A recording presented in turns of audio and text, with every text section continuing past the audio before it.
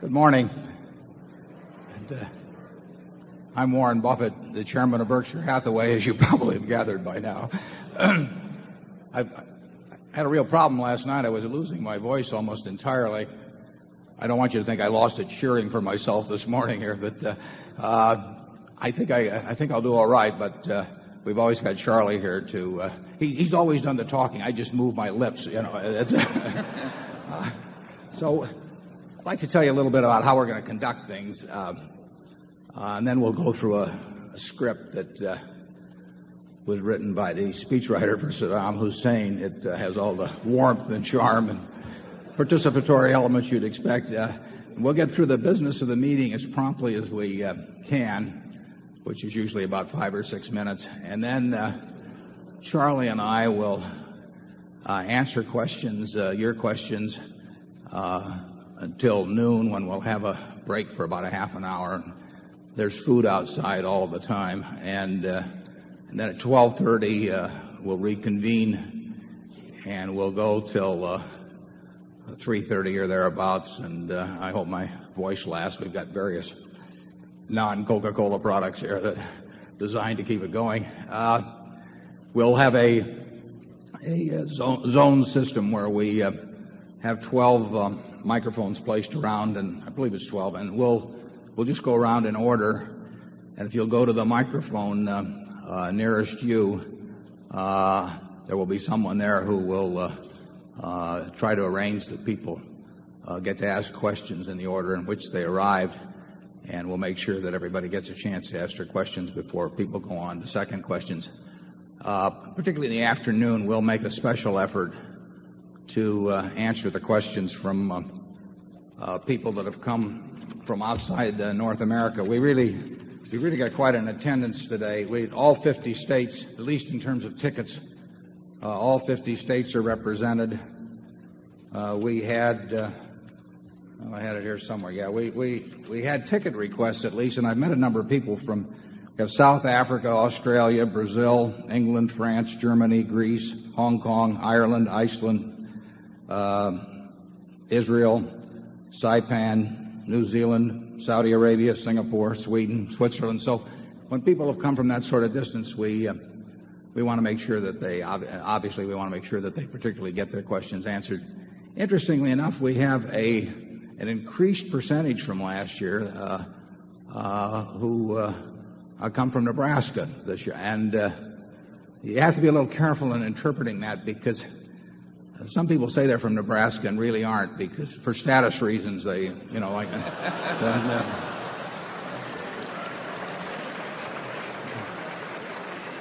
So make them produce their driver's license if they tell you they came from Nebraska. I think that's most of the preliminaries, so I'm going to get into this. We'll get the meeting over with here promptly with your cooperation, and I will go through this little script that's been prepared for me, and it says, the meeting will now come to order. I'm Warren Buffett, chairman of the board of directors of the company. I welcome you to this 1997 annual meeting of shareholders. I will first introduce the Berkshire Hathaway directors that are present in addition to myself. I've introduced you to Charlie already. And the other directors, I believe, are in the front row here. If they'd stand when I mention their names, you can withhold any applause until finished, and then it's optional. Howard Buffett. Howie, you want to stand up?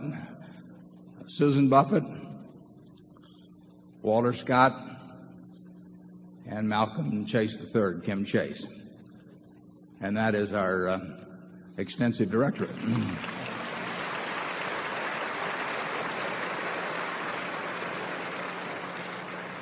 Give them a lot of applause, because they don't get much else for it. It's a rather low-paying board.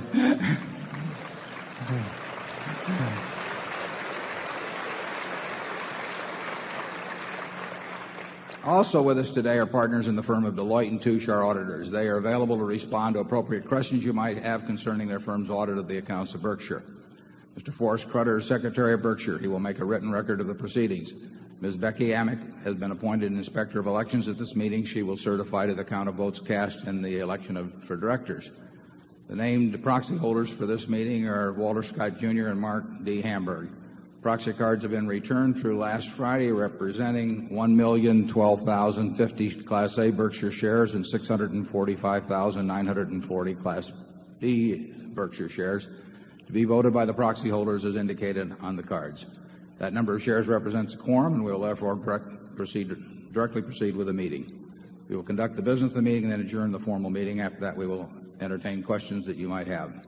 First order of business will be a reading of the minutes of the last meeting of shareholders, and I recognize Mr. Walter Scott, Jr. who will place the motion before the meeting. Move the reading of the minutes of the last meeting of shareholders be dispensed with. Do I hear a second?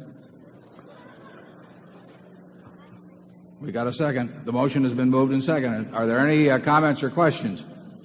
We will vote on this motion by voice vote. Those in favor say aye. Opposed? Say I'm leaving. The motion is carried. Does the Secretary have a report of the number of Berkshire shares outstanding entitled to vote and represented at the meeting? Yes, I do. As indicated in the proxy statement that accompanied the notice of this meeting that was sent by first-class mail to all shareholders of record on March 7, 1997, being the record date for this meeting, there were 1,205,078 shares of Class A Berkshire Hathaway common stock outstanding, with each share entitled to one vote on motions considered at the meeting, and 815,015 shares of Class B Berkshire Hathaway common stock outstanding, with each share entitled to 1/200th of a vote on motions considered at the meeting. Of that number, 1,012,050 Class A shares and 645,940 Class B shares are represented at this meeting by proxies returned through last Friday. Thank you. If a shareholder is present who wishes to withdraw a proxy previously sent in and vote in person on the election of directors, he or she may do so. Also, if any shareholder that is present has not turned in a proxy and desires a ballot in order to vote in person, you may do so. If you wish to do this, please identify yourself to meeting officials in the aisles who will furnish a ballot to you. With those persons desiring ballots, please identify themselves so that we may distribute them.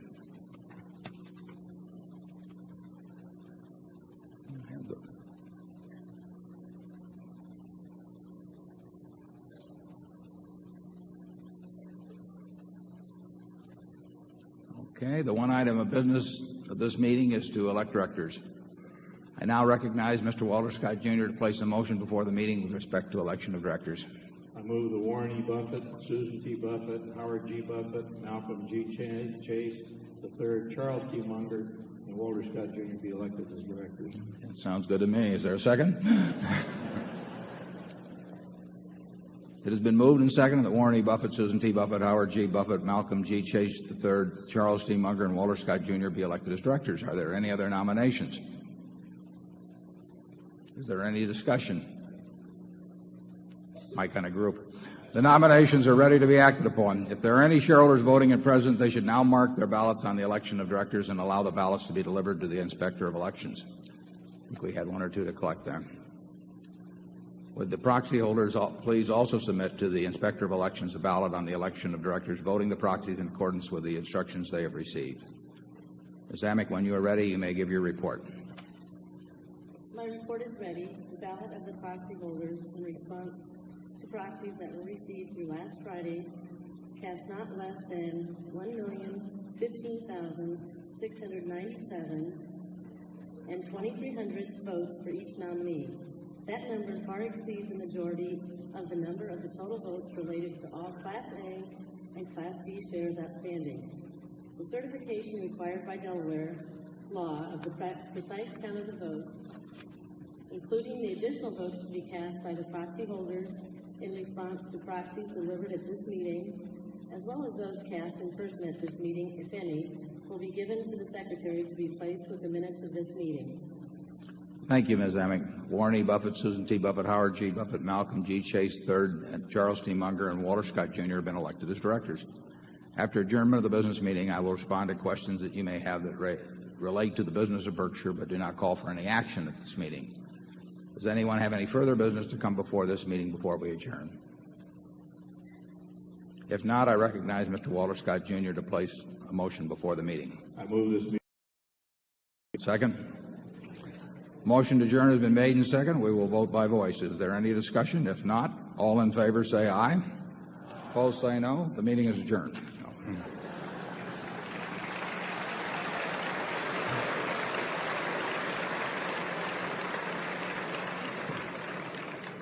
You're a very good group. You know, in that movie they said something about $350,000 an hour, and I see you're conserving your money here by moving this thing right along.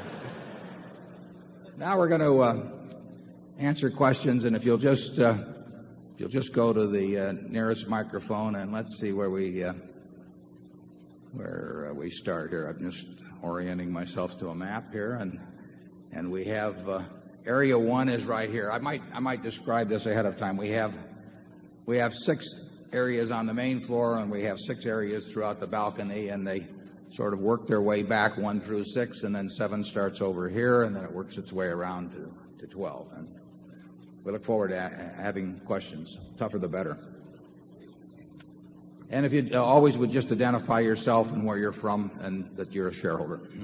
Yes, sir. My name is Tom Conrad, and I'm from McLean, Virginia, and I'm a shareholder. And I asked a question last year, Mr. Buffett, to you. I was struck with what you said, that it takes only 3 quality companies to invest in to be set for a lifetime.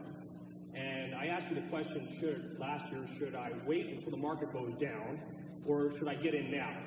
And you advised to get in now, and the 3 companies that I chose were Coca-Cola, Gillette, and Disney. And because of that advice, I was able to afford the ticket to come back this year to ask you a second question. And my question is this. I'm thinking of... you ought to quit while you're ahead, but go ahead. I'm thinking of expanding to a 4th company. The 4th company that I'm thinking of is McDonald's. And I see. I just wanted to ask you if you feel that McDonald's has the same ability to dominate the way Coca-Cola and Gillette has. And secondly, do you feel that if the answer is yes, that I should wait until the price comes down a bit or get in now? And that's my question. Yeah. Would you like it to the 1/8 of a point, or shall we round off? We in the annual report we talked about Coca-Cola and Gillette in terms of their base business being what I call the inevitables, but that related to obviously to the soft drink business in the case of Coca-Cola and the shaving products with Gillette. It doesn't extend necessarily everything they do, but fortunately in both those companies those are very important products. I would say that in the food business you would never get the total certainty of dominance that you would get in products like Coca-Cola and Gillette.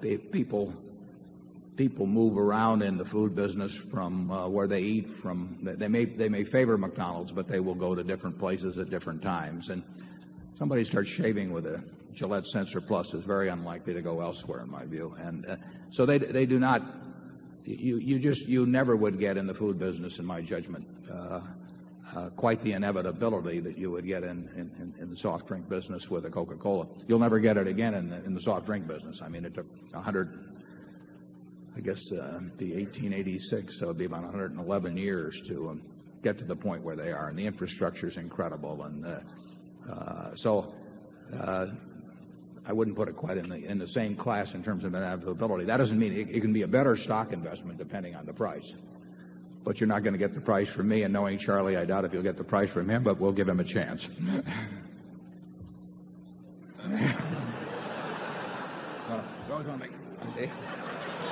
He's breathing, folks. He's breathing.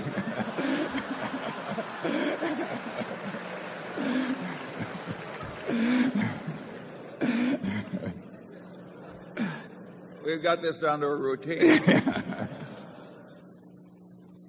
No, I have nothing to add, Warren. Okay. I didn't have anything to say either. I just took longer. How about area 2?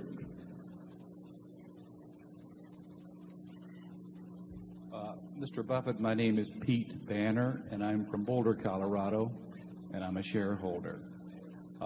Recently, Mr. Greenspan made his comments about exuberance, and it wasn't long thereafter that you came out in the annual report and made your comments that you felt the market was fully valued or something of that nature.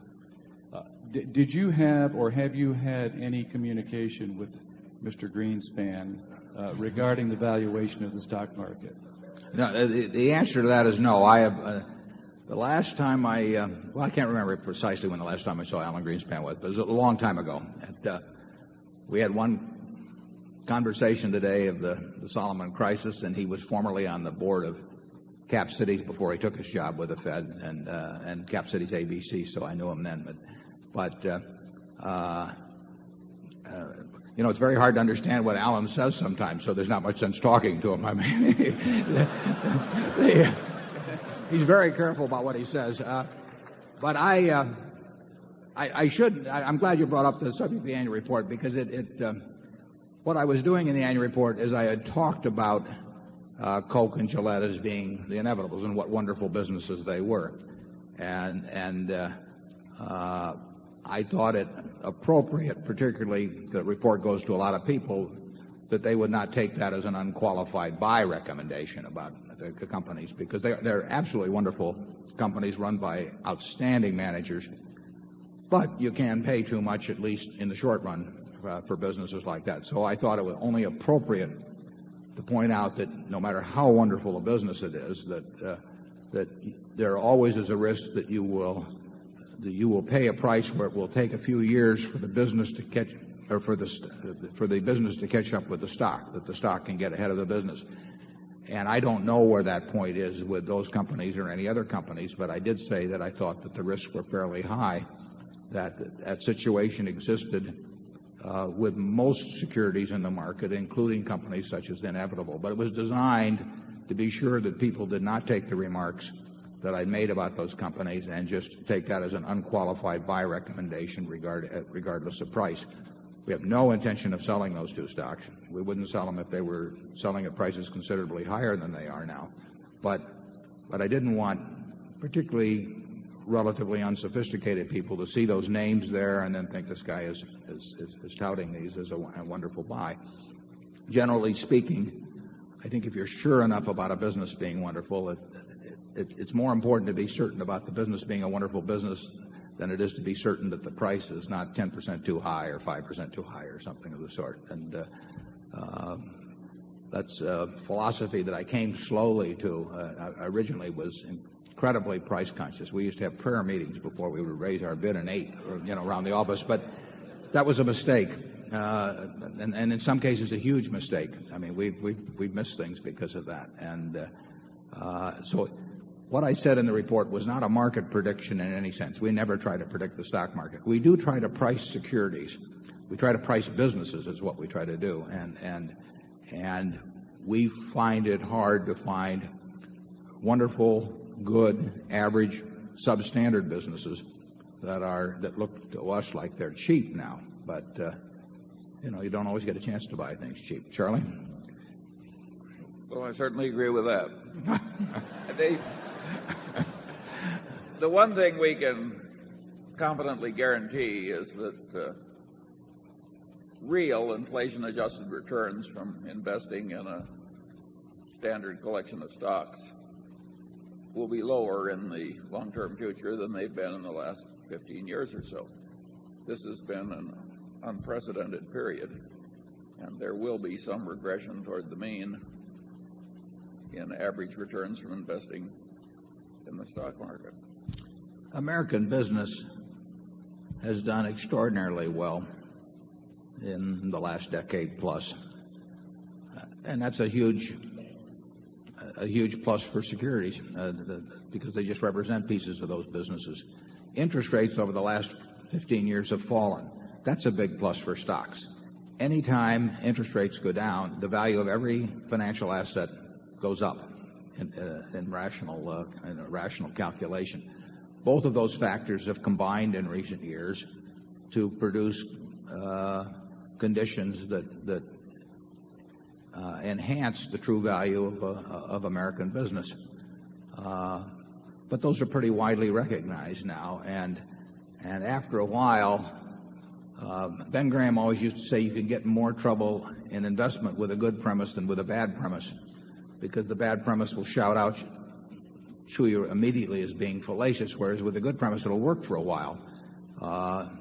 Businesses are worth more money if interest rates fall and stocks rise, but that eventually the market action of the securities themselves creates its own rationale for a large crop of buyers, and people forget about the reasons and the mathematical limitations that were implied in what got them excited in the first place. And after a while, rising prices themselves alone will keep people excited and cause more people to enter the game. And therefore, the good premise after a while is forgotten, except for the fact that it produced these rising prices, and the prices themselves take over.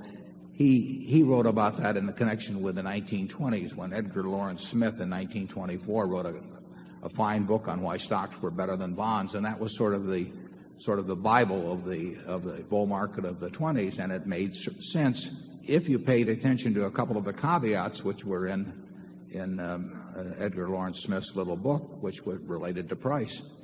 But people tend to forget about the importance of the price they pay, as the experience of a bull market just sort of dulls the senses generally. Zone 3. Mr. Buffett, my name is Lola Wells, and I come from Florida. I'm a very minimum stockholder, and I'm curious why stockholders whose stock is held in street name aren't eligible to make recommendations for your donations. The distinction really isn't whether their stock is held in street. Well, that's one distinction. The Class B shareholders, as was pointed out in the prospectus originally for the B shares, do not participate in the program. The A shares that are held by the beneficial owner do participate. We obtained a tax ruling, 1981 or thereabouts, that made sure that there would be no taxation as a constructive dividend of the amount that shareholders could designate. There always was that possibility that the IRS would take the position that by allowing shareholders to designate a contribution to a charity, that we were giving them something which first would be taxed as a dividend and then they would later give away. So we have a tax ruling, and that tax ruling applies to shares held by beneficial owners or by record holders themselves, and we followed that ruling subsequently. I might say it would be sort of a nightmare, too, frankly, if we got into street name holders. We're at the point now where we probably have 30 or 35,000 street name holders of the A, and with the B, it's probably 60,000 or some number like that. It would be quite a nightmare to do. And anyone, unless they have margin debt against their stock, they can put it in their own name. And we encourage people to do it. One reason we encourage people to do it is that they'll get their shareholder communications more promptly too. We find that it's quite erratic. That the distribution of reports is quite erratic when handled through brokerage houses to street name holders. So we really do encourage you to have your stock registered in your own name. You'll get the communications promptly, and if you get the A shares, you'll be able to participate in the contributions program.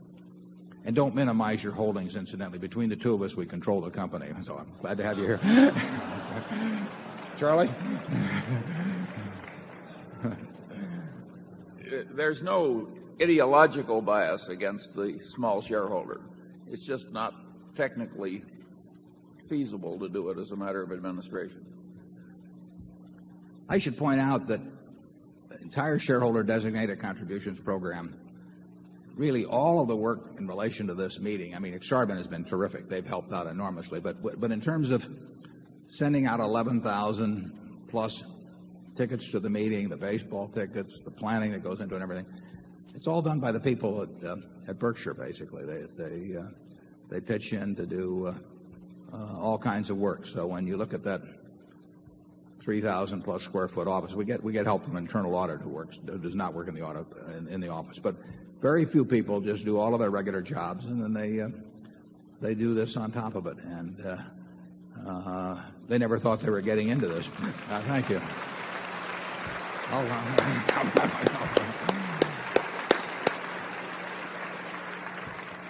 We could have a department of 50 people, and assigned to something like this. But the same way with we get thousands and thousands of requests for annual reports, and they all come in, and we've got just a few people, and they handle it with courtesy and cheerfulness, and I really tip my hat to them. Now, let's go to Zone 4, please. Good morning. I'm Marshall Patton from Bandera, Texas.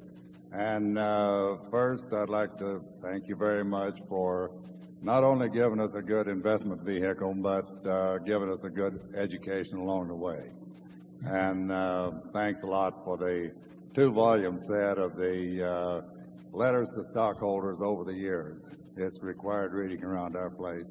And if you can contain your hostility, I'd like to thank Charlie Munger for the copy of his speech to the University of Southern California business school students back in 1994. It's also required reading. And I wanted to ask you, when are you going to write your book? Well, first of all, I'd like to comment on Charlie's talk here. I think every investor in the world ought to read that talk before they invest. I think that's a classic, and we have copies available we mailed it out a year or so ago to the shareholders at that time. But anybody'd like a copy of that talk, I'd be glad to supply it. There doesn't seem to be any need for me to write a book. Everybody else is doing it. We've got Janet Lowe here, who just wrote the most recent one. And, at one time or another, I've said everything I know and a good bit more. So I've never felt compelled to do. I really feel that the annual reports are sort of a book on the installment system.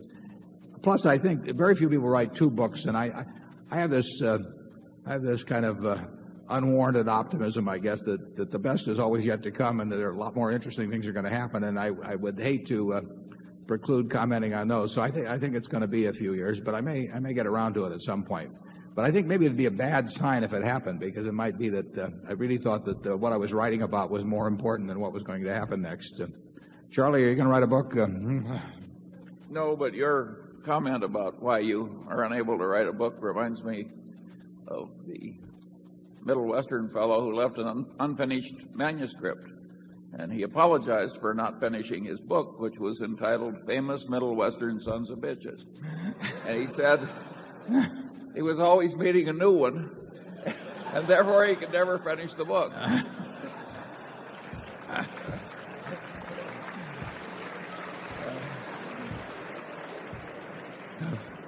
As a courtesy, Charlie and I are leaving each other out of the book that we write. Charlie grew up in Nebraska, and he's authentic. He has the credentials to prove it. We worked in the same grocery store at different times many years ago. Area 5, please. Mr. Buffett, my name is JP from Singapore. I flew 24 hours to get here. Mr. Buffett, throughout your life, you have repeatedly under-promised and over-delivered. For many recent years, for example, you have targeted Berkshire Hathaway's long-term book value growth at 15%, yet you have come through at about 24%. That is a big gap of 9% between your modesty and the outcome. Perhaps the biggest dose of modesty in corporate history. May I ask, why is there such a big gap between your modesty and the outcome? I don't think it was modesty. I think it was, for one thing, we've had a terrific market that has reappraised all businesses in the last 10 or 15 years. So when we really started worrying about future performance, the key factor was having larger amounts of capital. And there's no question that the larger the amount of capital you work with, the more difficult the job is.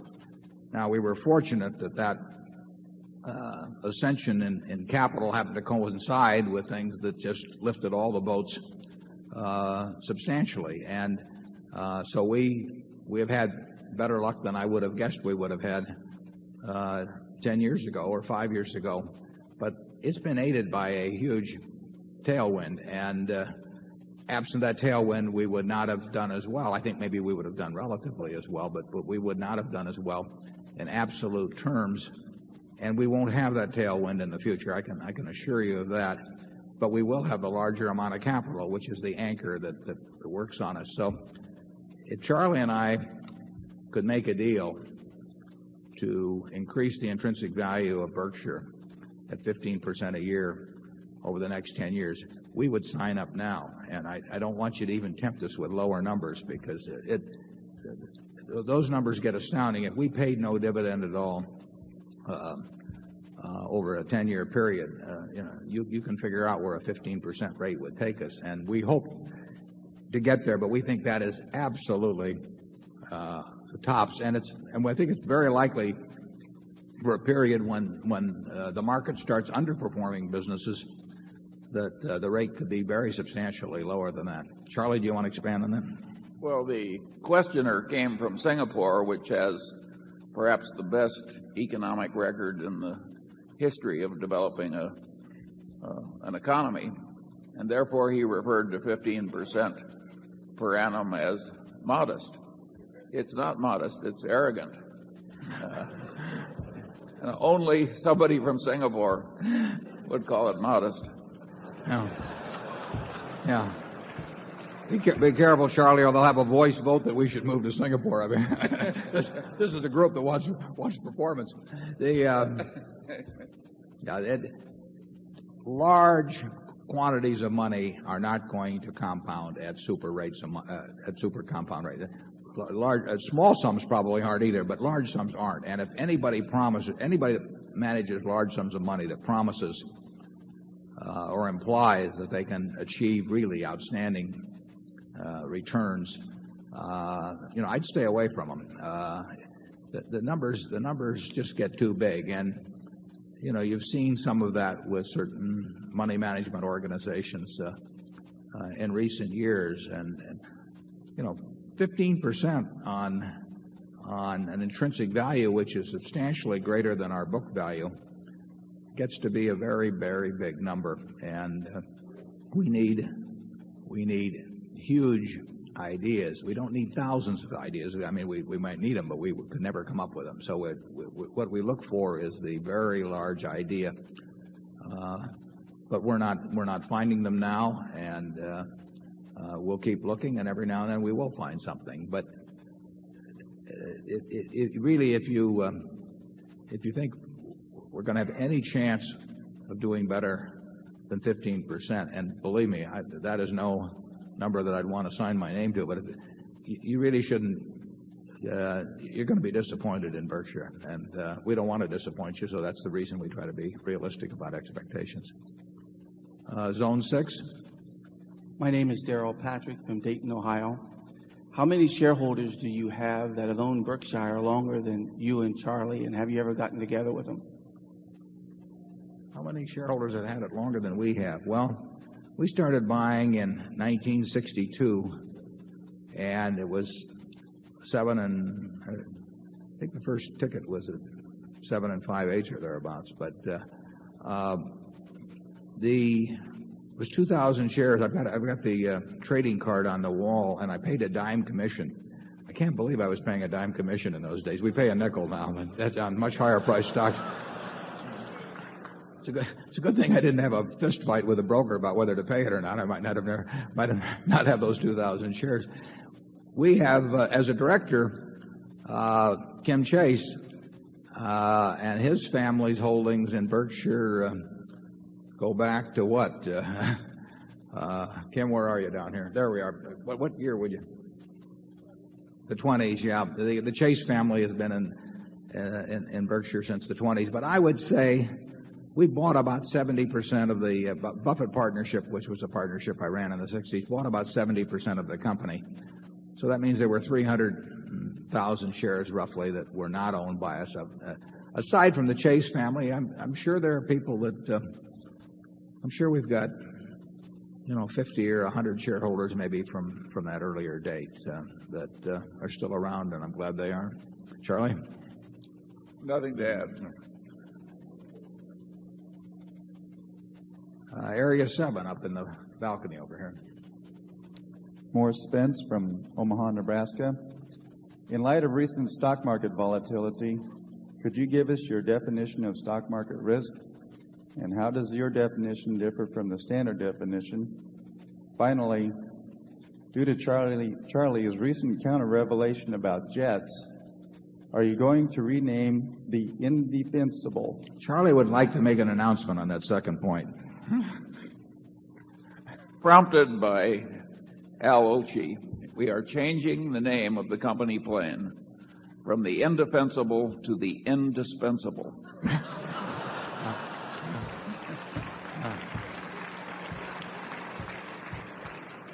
Yeah, it was Chateaubriand, who incidentally was a writer and philosopher in addition to being the father of a piece of meat. Chateaubriand wrote one time, I believe I'm correct on my attribution here, that events make more traders than ideas. And if you think about that in terms of Charlie's remark, that the purchase of flight safety caused Charlie to have this counter-revelation, and it's an experience that is duplicated many times in life, where people flip over very quickly to a new view based on their new circumstances. Now, what was that first question again? I might add that I have a friend who's a United Airlines pilot, and he has recently been promoted into the 747-400. Before he started carrying people like you around for hire, he had to train intensively for 5 weeks. 100% of his training was in a simulator. They're that good. So they better be that good. They cost us about $19 million. But they're fabulous. I mean, if you think about it, I think it's 85% of the problems that you can encounter in a plane, if you attempted to teach people by actually being in a plane, they wouldn't be here anymore. So there's you want to develop the instincts and responses that can react to 85% of the problems. The only place to learn them is in a simulator, and probably the other 15% the best place. Now let's go back to your first question. Give it to me again. The first part was, would you give us your definition of stock market risk and how it differs from the standard definition? Yeah, we don't think in terms of, well, we think first in terms of business risk. You know, the key to Graham's approach to investing is not thinking of stocks as stocks or part of a stock market. Stocks are part of a business. People in this room own a piece of a business. If the business does well, they're going to do all right as long as they don't pay way too much to join into that business. So we're thinking about business risk. Now, business risk can arise in various ways. It can arise from the capital structure when somebody sticks a ton of debt into some business, and so that if there's a hiccup in the business, that the lenders foreclose. It can come about just by the nature of the business. Certain businesses are just very risky. Back in when there were more commercial aircraft manufacturers, Charlie and I would think of making a commercial airplane, a big airliner, sort of as a bet your company risk, because you would shove hundreds and hundreds of millions of dollars out into the pot before you really had customers. And then if you had a problem with the plane, the company could go. There's certain businesses that inherently, because of long lead times, because of heavy capital investment, that basically have a lot of risk.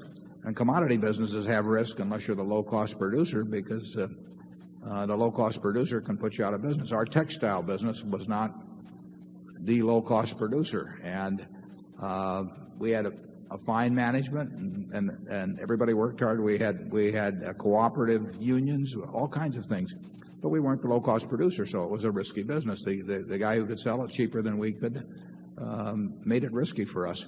So there's a lot of ways businesses can be risky. We tend to go into businesses that inherently are low risk and are capitalized in a way that low risk of the business is transformed into a low risk for the enterprise. The risk beyond that is that even though you identify such businesses, that you pay too much for them. That risk is usually a risk of time rather than loss of principal.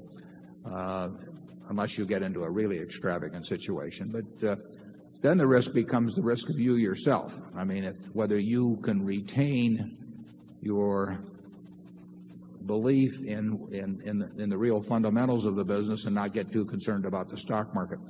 The stock market is there to serve you and not to instruct you, and that's a key to owning a good business and getting rid of the risk that would otherwise exist in the market. You mentioned volatility. It doesn't make any difference to us whether the volatility of the stock market, is averages 0.5% a day or 0.25% of a day or 5% a day. In fact, we'd make a lot more money if volatility was higher because it would create more mistakes in the market. So volatility is a huge plus to the real investor. Ben Graham used the example of Mr. Market, which is we've used it. I've copied it in the report. I copy from all the good writers.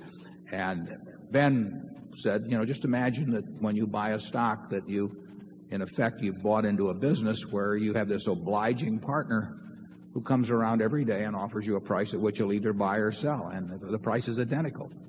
And no one ever gets that in a private business where daily you get a buy-sell offer by a party. But in the stock market, you get it. That's a huge advantage. And it's a bigger advantage if this partner of yours is a heavy-drinking manic depressive. I mean, the crazier he is, the more money you're going to make. So you should, as an investor, you love volatility. Not if you're on margin, but if you're an investor, you aren't on margin. And if you're an investor, you love the idea of wild swings because it means more things are going to get mispriced.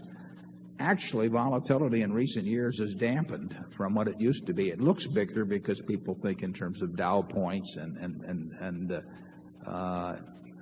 so they see these big numbers about plus 50 or minus 50 or something. But volatility was much higher many years ago than it is now. And you had the amplitude of the swings was really wild, and that gave you more opportunity. Charlie? Well, it got to be the occasion in corporate finance departments of universities where they developed a notion of risk-adjusted returns. And my best advice to all of you would be to totally ignore this development. Risk had a very good colloquial meaning a substantial chance that something would go horribly wrong. And the finance professors sort of got volatility mixed up with a lot of foolish mathematics. And to me, it's less rational than what we do. And I don't think we're going to change. Finance department teach that volatility equals risk. Now they want to measure risk, and they don't know any other way. They don't know how to do it, basically. And so they say that volatility measures risk. And I've often used the example that the Washington Post stock, when we first bought it, had gone in 1973, had gone down almost 50%. From a valuation of the whole company of close to, say, 180 or 175 million down to maybe 80 million or 90 million. And because it happened very fast, the beta of the stock had actually increased, and a professor would have told you that the company was more risky if you bought it for 80 million than if you bought it for 170 million, which is something that I've thought about ever since they told me that 25 years ago, and I still haven't figured it out. Incidentally, I should make an announcement on that because I think that I've made a certain amount of fun of finance departments over the years.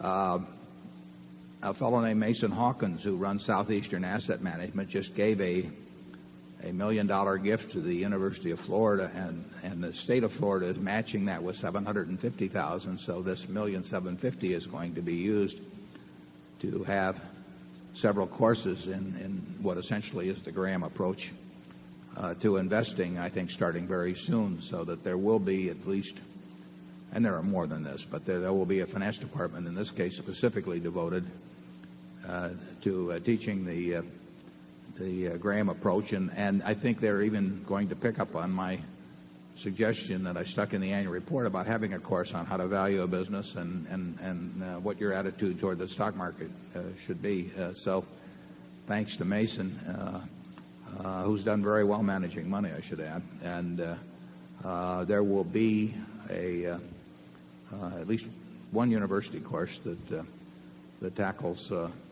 what I think are the important questions in investing. Zone 8, please. Gentlemen, my name is Richard Surser from Tucson, Arizona. Let's give him a hand. This is the gentleman that led to the flight safety purchase.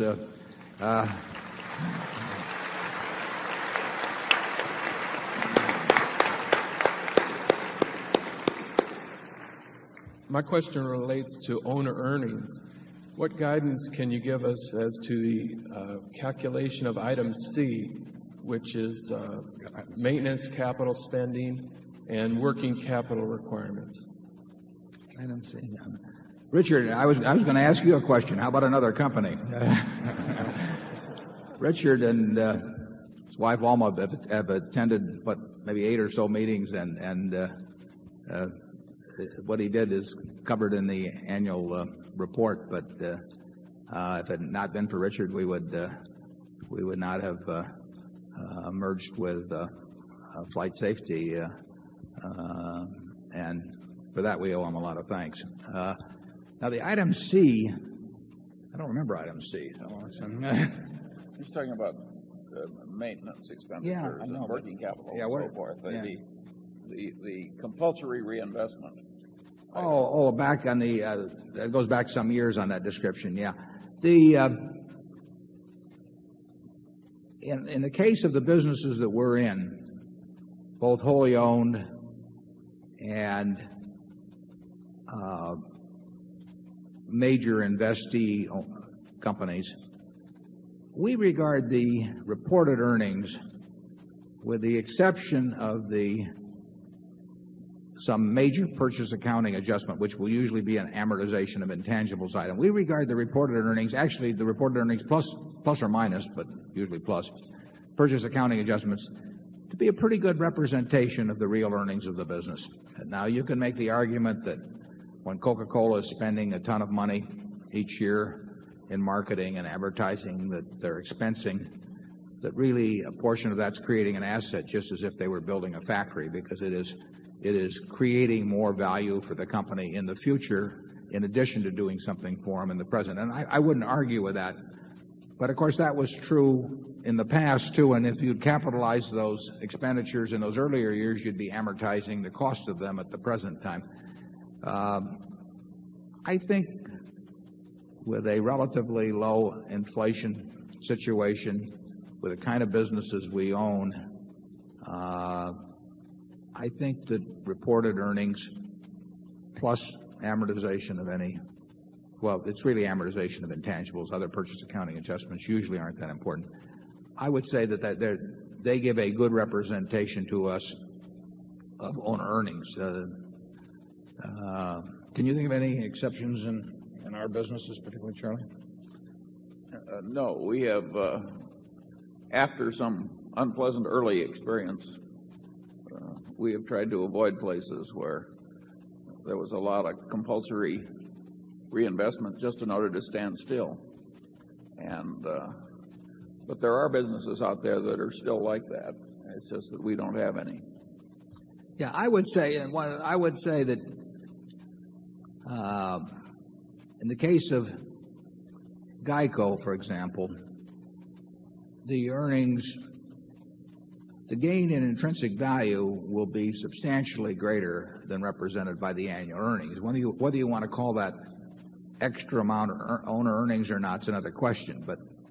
But as we build float from that business, as long as it's represented by the same kind of policyholders that we've had in the past, there is an added element to the gain in intrinsic value that goes well beyond the reported earnings for the year. But whether you want to really think of that as earnings or whether you just want to think of that as an increment to intrinsic value, I sort of leave to you. But I would say that there's no question that in our insurance business, where our float was $20 million or so when we went into it in 1967, and where it is now, that there have been earnings in effect through the buildup of the float that have been above and beyond the reported earnings that we've given to you. I think our look-through earnings they're very rough, and we don't believe in carrying things out to 4 decimal places where we really don't know what the first digit is very well. So I never want you to think of them as too precise, but I think they give a good rough indication of the actual earnings that are taking place attributable to our situation every year. And I think the pace at which they move gives you a good idea as to the progress or the lack of progress that we've made. The only big adjustment I would make in those is that in the super cat insurance business, we're going to have a really bad year occasionally, and you probably should take something off all of the good years, and you probably should not regard, when the bad year comes, you should not regard that as something to be projected into the future. Charlie? No more. No more. Zone 9, please. Mr. Buffett, I'm Rick Fulton from Omaha, really. Recently I was in Washington, D.C. with my wife on a business trip, and I wanted to tell Mrs. Graham, I know she's here, what a pleasure it is to get up in the morning to a good newspaper like the Washington Post. Also, I have a question about cap cities and now Disney. And is Mr. Murphy keeping busy now that ABC is owned by Disney? Also, every week you read in the paper the Nielsen ratings, and does it matter that ABC now, it seems that less people recently are watching? Does it matter to the Disney's bottom line? Thank you. Well, the first question about Mr. Murphy is that if we could hire Mr. Murphy, we would. I mean, there is no one in this world that is a better manager than Tom Murphy, or a better human being as far as that's concerned. So I think he's keeping pretty busy. He has been responsible for NYU Hospital. He wouldn't say that, but he's been the chairman of it for some years, and that's an $800 million a year or thereabouts organization. Charlie runs a hospital, so he knows how busy it can keep you. And but I would say this, that I would love to find a business that I could entice Murph to come back and run, because they don't get any better than he is. Charlie, you want to add anything on Murph? Or? Well, I'd like to, because you're absolutely right. And what was the other part of the question?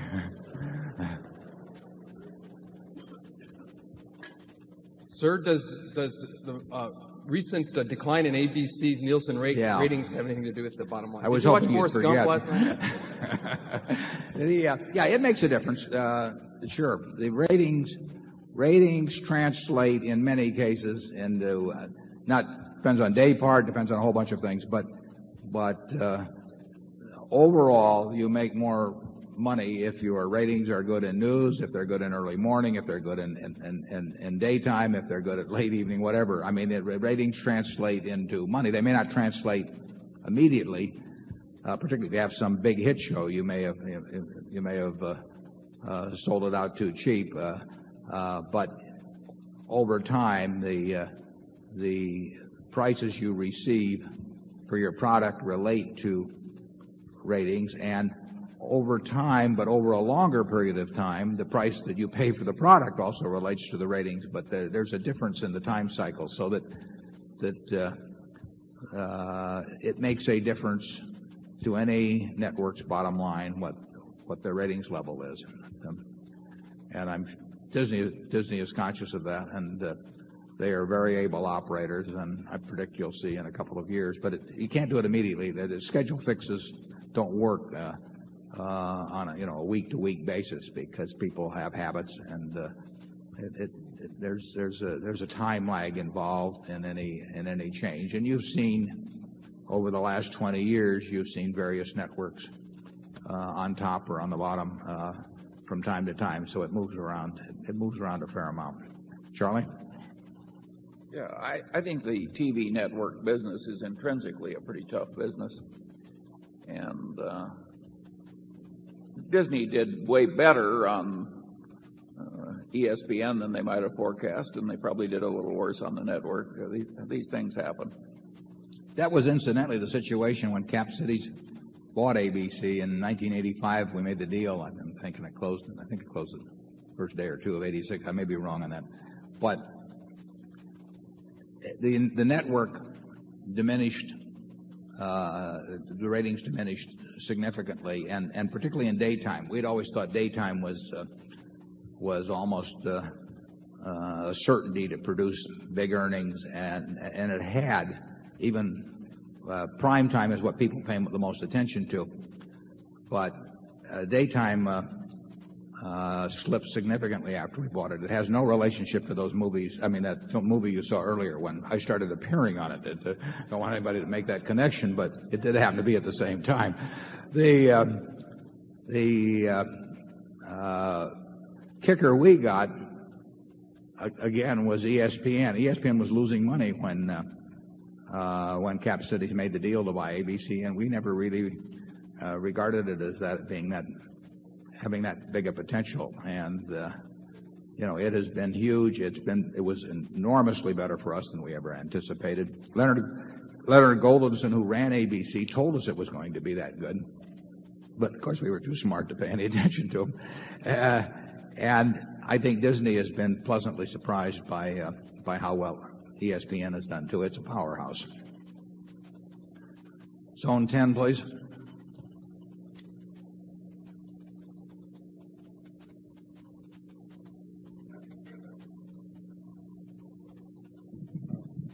My name is Bill Turan. I'm from Des Moines, Iowa, and I'm a stockholder. It would appear that there's going to be a capital gains tax cut. If it does materialize, would you consider a stock split? Secondly, is there an extra copy of your annual report available on the premises? My guess is we'll get you an annual report. In fact, if someone could take it up to Zone 10, we'll be glad to get it to you. I don't think.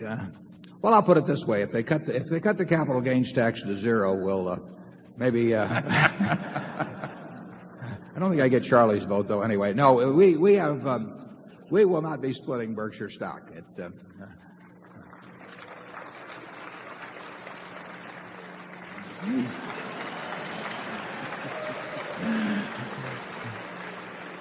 Incidentally, we do not consider splitting the stock a pro-shareholder move. If we did, we'd do it. I mean,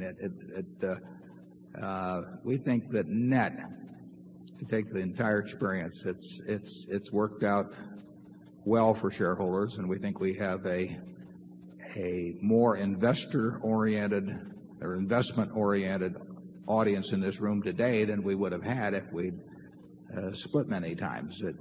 It is a way of enticing certain types of investors and perhaps discouraging others. And so it's worked well. But I will say this too: we got pushed into, in effect, issuing the Class B shares last year. Wouldn't have been something we would have done except for the possible formation of the unit trust. And I would say that's worked out very well from our standpoint. So we're happy that it happened, and we're happy that the Class B shareholders have joined us, and we now have something that's denominated at a much lower level.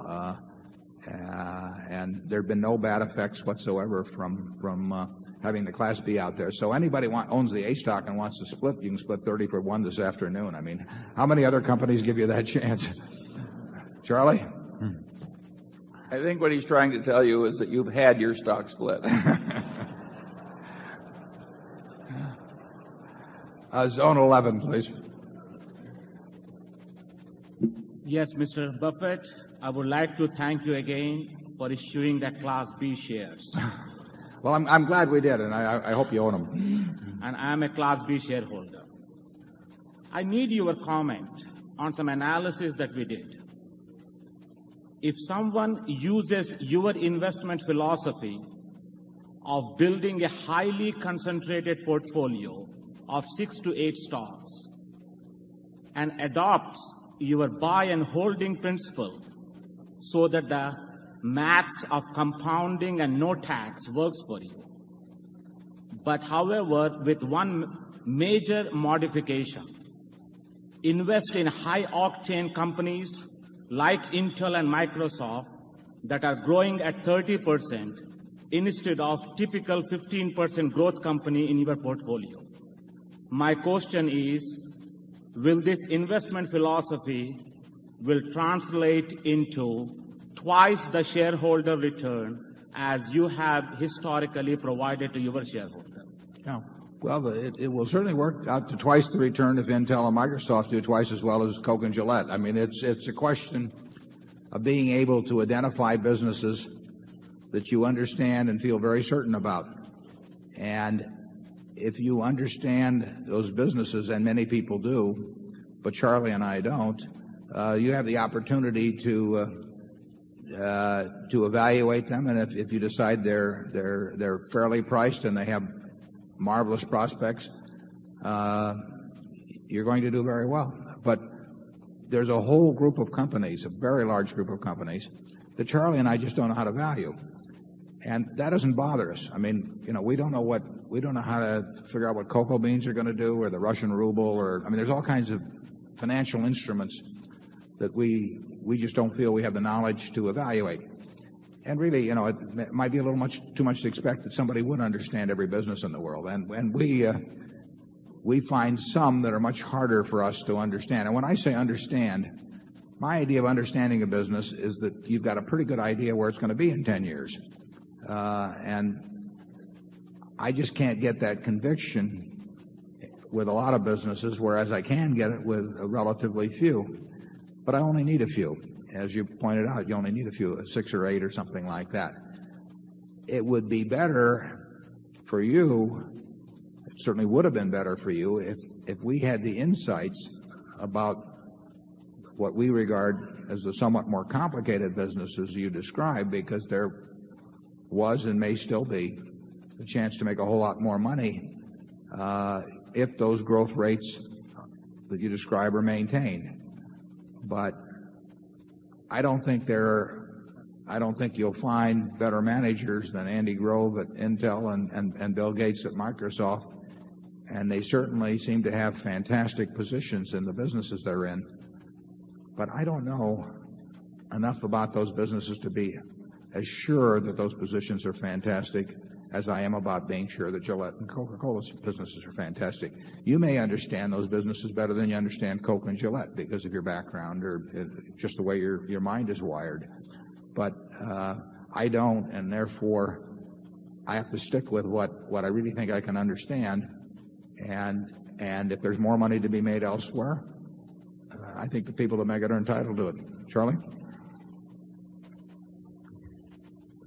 Well, if you take a business like Intel, there are limitations under the laws of physics which eventually stop your putting more transistors on a single chip. And at 30% per annum or something like that, I don't think those limitations are still a good distance away, but they're not any infinite distance away. That means that Intel has to leverage its current leadership into new activities, just as IBM leveraged the Hollerith machine into the computer.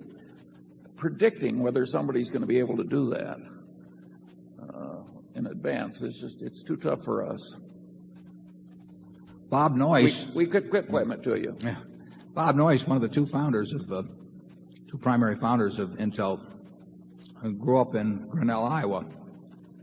I think he's the son of a minister in Grinnell, and went to Grinnell College and was chairman of the board of trustees of Grinnell when I went on the board of Grinnell back in the late 60s. And when he left Fairchild to form Intel with Gordon Moore, Grinnell bought 10% of the private placement that funded was the initial funding for Intel. And Bob was a terrific guy. He was very easy to talk to.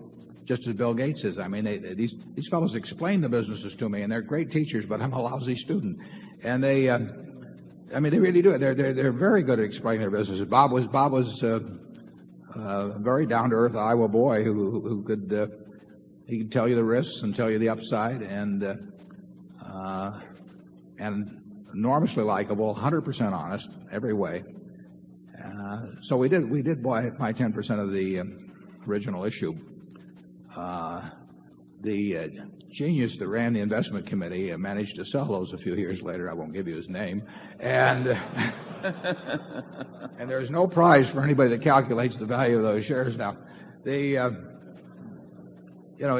Incidentally, one of the things Bob was very keen on originally, in fact, he was probably the keenest on it, was he had some watch that Intel was making, and it was a fabulous watch according to Bob.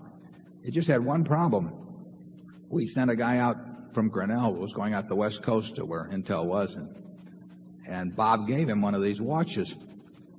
And when he got back to Grinnell, he wrote up a report about this little investment we had, and he said these watches are marvelous. He said without touching anything, they managed to adapt to the time zones as they changed as we went along. In other words, they were running very, very fast, as it turned out.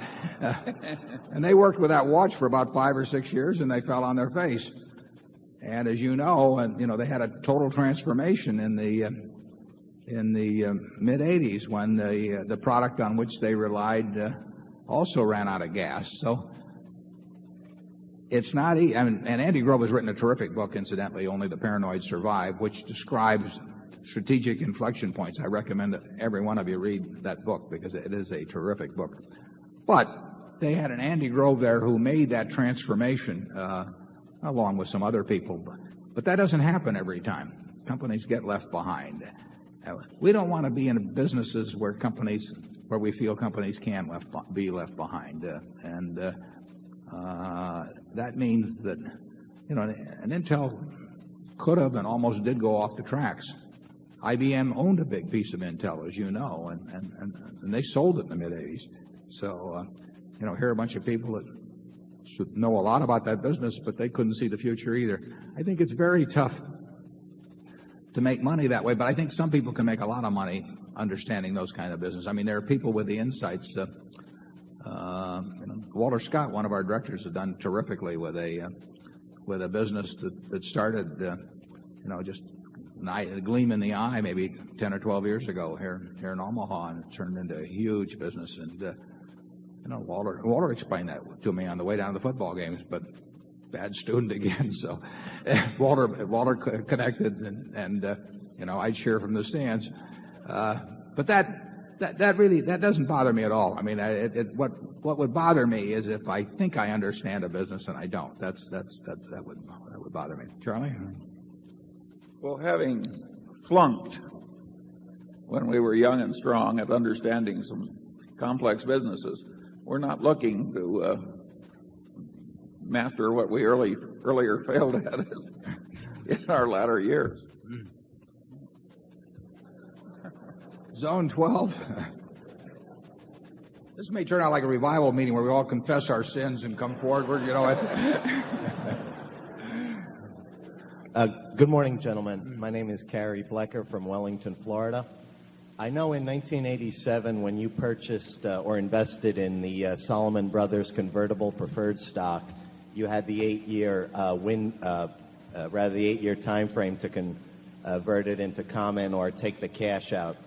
I know in 95 you took cash out, which was not a vote of confidence for Salomon Brothers. Any feelings on that in the future? Yeah, as the gentleman mentioned, we bought it in 1987, and starting in 1995, we have every year for five years. We either have to take cash or convert to common 20% of the original issue of $700 million. And we don't have to make those decisions ahead of time. So in 1995, we elected to take cash. In 1996, we elected to take stock. And, we see no reason ever to swing at the ball while it's still in the pitcher's glove. We just soon wait till it gets to the plate to make the decision. So the ball will get to the plate on October 31st of 1997, I believe, for the next 20%, and we'll decide whether to swing at that point. But we don't need to make that decision today. I would say that, the odds are overwhelming that we'll convert, but we'll wait until that time to make the final decision. We have terrific confidence in the people that run Solomon.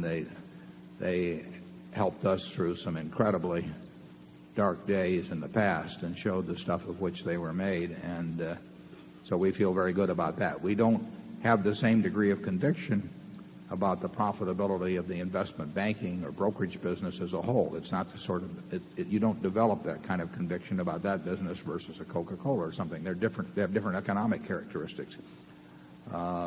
So we will see how the industry evolves, but we feel very good about the management, and the odds are extremely high that we will convert, but we will swing at the ball when it gets to the plate. Charlie? No more. Okay. Let's see, we did 12. We're back at 1 again. My name is Ted Vogelai from Corpus Christi, Texas. And I would like to ask a question to you. Companies are purchased from time to time, and the purchasing company will give shares instead of cash, and their shareholder will receive new shares. Can an individual investor transfer non-Berkshire to Berkshire with or without going through a broker? And if not, how does Berkshire do this with another company? And if possible, I would like to also receive a copy of the annual report. Okay, we'll get you a copy of the annual report. The only way I know of, and maybe Charlie knows some other way, the only way you can switch your shares in one company into shares of another company is to have a tax-free merger, and the Internal Revenue Code has specifications about that. You can have a transaction as we had with Flight Safety, where a portion of the shareholders can take cash and a portion can take stock, and it's still tax-free for the people who elect stock. You can't have too many people take cash and have that happen. There are a lot of technical rules about what's tax-free, but there's no way that you can own General Motors and transfer it into General Electric stock without a tax and a broker. Well, you don't have to have a broker if your neighbor happens to own it. You can make a deal privately, but the easiest way usually is through a broker. But there's no way you can do it without tax unless General Motors and General Electric decide to merge at some point. So the opportunities to switch from one security to another without tax are really limited to merger.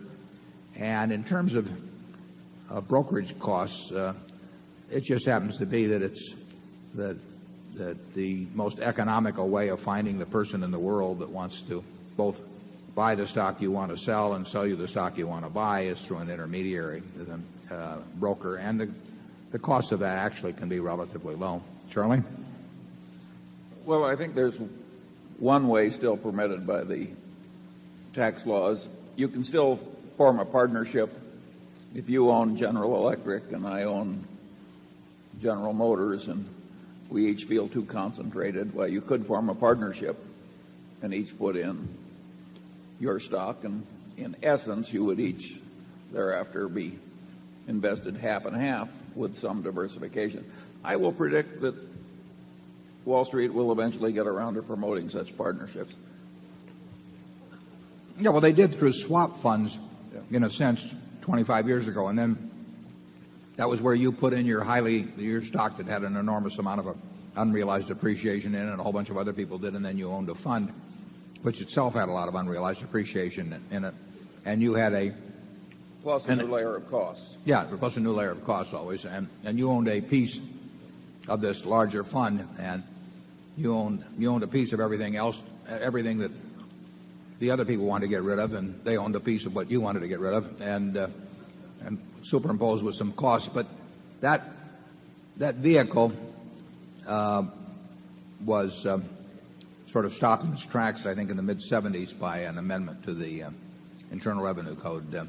But as Charlie said, you could replicate the effect of a swap fund by doing it with a partnership. It'd be kind of awkward, but it can be done. Zone 2. Gentlemen, I'm Mark Ravenel from Australia. I am a shareholder. I had a question really related to our own businesses and how they're going and where you're looking to be in 10 years' time.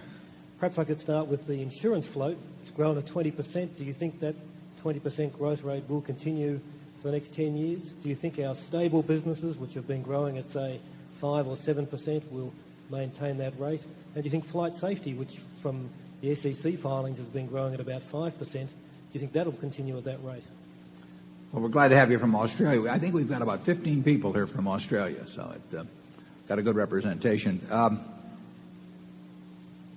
I don't think the insurance flow can grow at 20% a year. That's been helped by some acquisitions and things. It's done way better, obviously, than we ever thought it would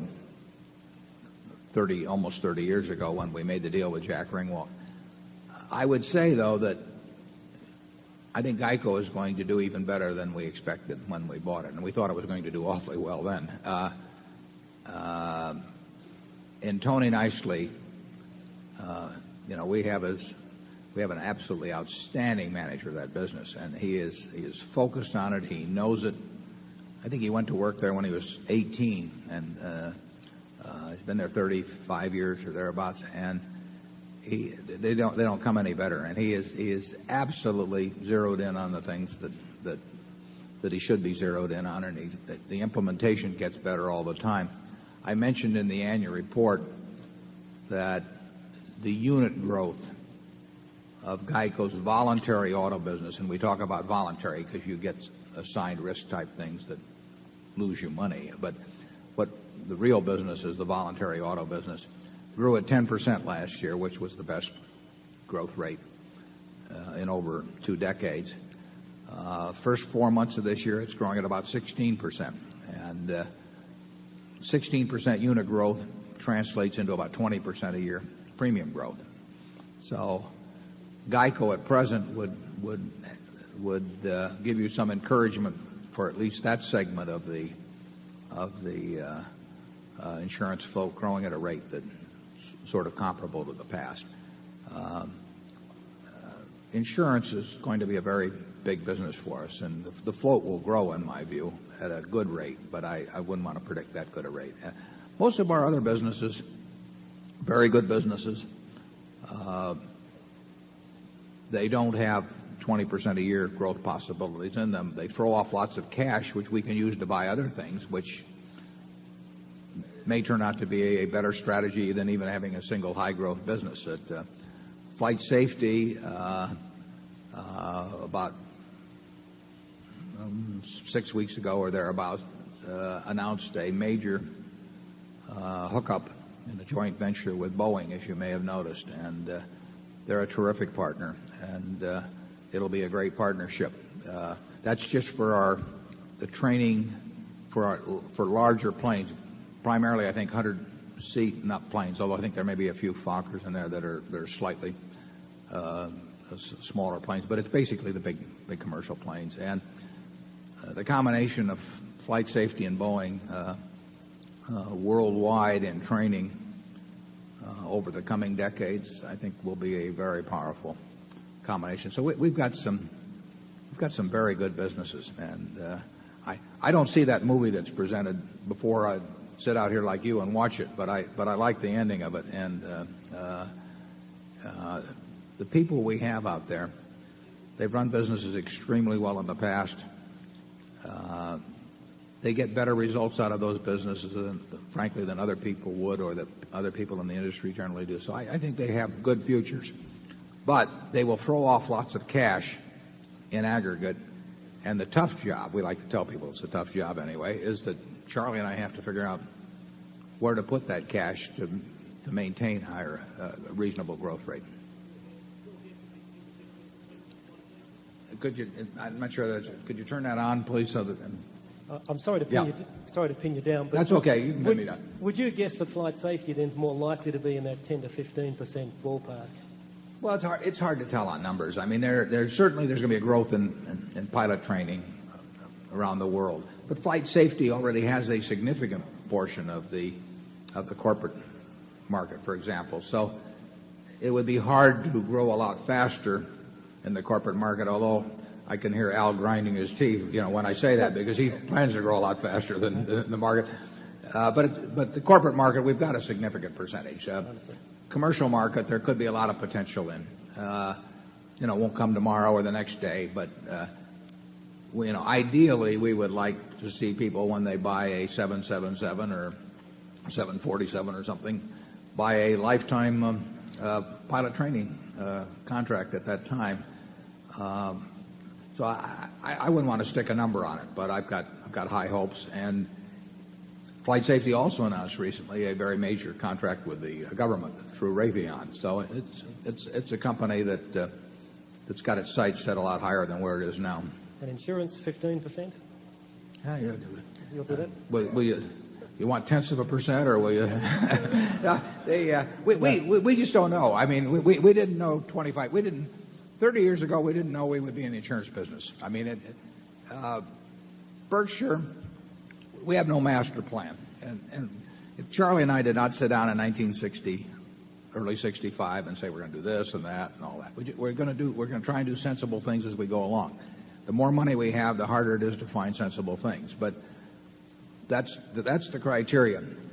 Insurance is certainly a major area of opportunity for us. It's been a major opportunity. We have, in certain fields, we have a terrific advantage for the three reasons I laid out in the annual report. But I mean, we have capital strength and a willingness to take on risk and a speed of action and a certainty of payment that in aggregate no one matches. Now, how much demand there is for that depends on circumstances and in the business, and how much supply there is at lower prices that we think don't make sense is another question. But I think we'll do okay in insurance over time. Zone 3. Mr. Buffett, Mr. Munger, I'm Tim Medley from Jackson, Mississippi. We're glad to have you back, Tim. Tim, how many years have you come? This is my 11th. Good. They've been 11 great years. Thank you very much. At this meeting 4 or 5 years ago, you commented that money managers in the aggregate have not done better than various market indices, and you attributed this in part to the frictional cost inherent in an actively managed portfolio. I wonder if today you would update your thoughts on this, and do you think that this underperformance compared to index funds will continue?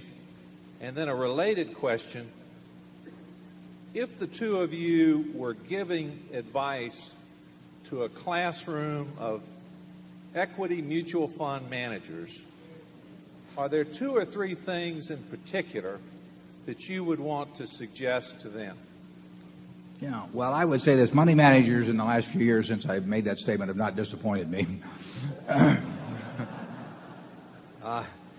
In aggregate, they have underperformed index funds, and it's the nature of the game. They simply cannot overperform in aggregate. There are too many of them managing too big a portion of the pool.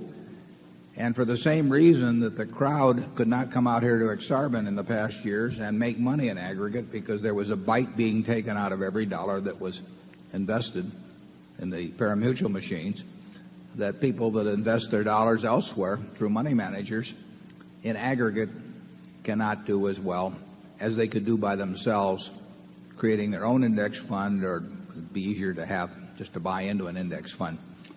It's they say in this world you can't get something for nothing, but the truth is money managers in aggregate have gotten something for nothing. I mean, they've gotten a lot for nothing, and investors have paid,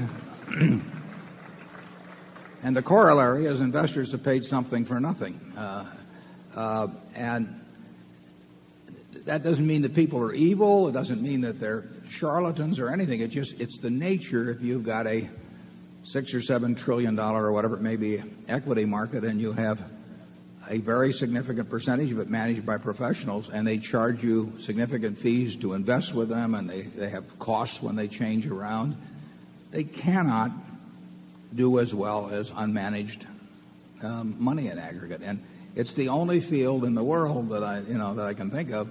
Charlie will think of some others, but where the amateur, as long as he recognizes he's an amateur, will do better than the professional does for the people whose money he's handling.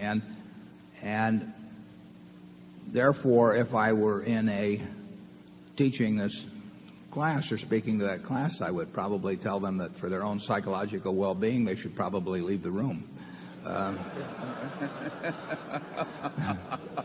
Charlie? Well, I pretty well said what I had to say on this subject in that talk I gave at USC. And anybody that wants to read that, can read it. I will say that one of the things I like about the annual meeting is I get to interface with a whole lot of people that have even lower annual investment management expenses than Berkshire Hathaway, the company, does. I mean, if you stop to think about it, we've got our costs almost to zero, and many of you have gotten it to zero. Yeah, Charlie and I would be glad to take any money management organization in the world that manages just been handed a note. It says, unfortunately, we don't have extra annual reports on site. Those shareholders desiring one should call us or write. So, and we're also on the internet. You can run it off there too. So I apologize for not having them on the here, but they're easy to get. Just dial 346-1400, and there's an annual report line, and you'll have one sent to you. We would be willing to take any money management organization in the world managing $10 billion or more, and in the case of brokerage houses who have their brokers in aggregate handling $10 billion or more, and we would be willing to bet that their aggregate investment experience over the next 5 years or 10 years for the group that they advise will be will be poorer than that achieved by a no-load, very low-cost index fund. And we'd put up a lot of money to make that wager with anybody that would care to step forward. Gambling may be illegal, but now you can do it through something called derivatives, you see. And we could create an instrument that would allow that, even though it might be against the laws of the state of Nebraska. Charlie, would you join me on that? Or? Well, I certainly agree with you. I always say that exactly 1/5 have to be in the bottom 20%. And there are certain fundamental forces at work here but it is a very peculiar profession where you have to be in a state of psychological denial to shave in the morning if you do the work. I don't think that's true for a handful of investment managers. I think we know investment managers who add value, but it's a comparatively rare and small percentage. Yeah, we have identified in the past, even, on a prospective basis, not retrospective, managers who have added value, and there's a couple of them in this room. Well, and there's Lou Simpson of Geico. Yeah, well, he's one I had in mind. You can do it. You can't do it with unlimited amounts of money, and a good record tends to attract money. Even a mediocre record presented by a good salesperson tends to attract money. But there are people working with smaller amounts of money that where the probabilities are that they will do better than average. Excuse me. Where the probabilities are that they will do better than average, but they're very rare. Incidentally, I apologize on this voice. I had to leave Garot's early last night, and there were a number of you I was hoping to see, but it was gone entirely last night, and then I managed. I'd like to tell you I did it by cherry Coke, but I managed to nurse it back to where it's working again in reasonable shape. Zone 4. I'm Martha Copeland from San Francisco. My question involves the headwinds which face U.S. Air Are you considering redeploying assets, or how will your management plan to improve this company?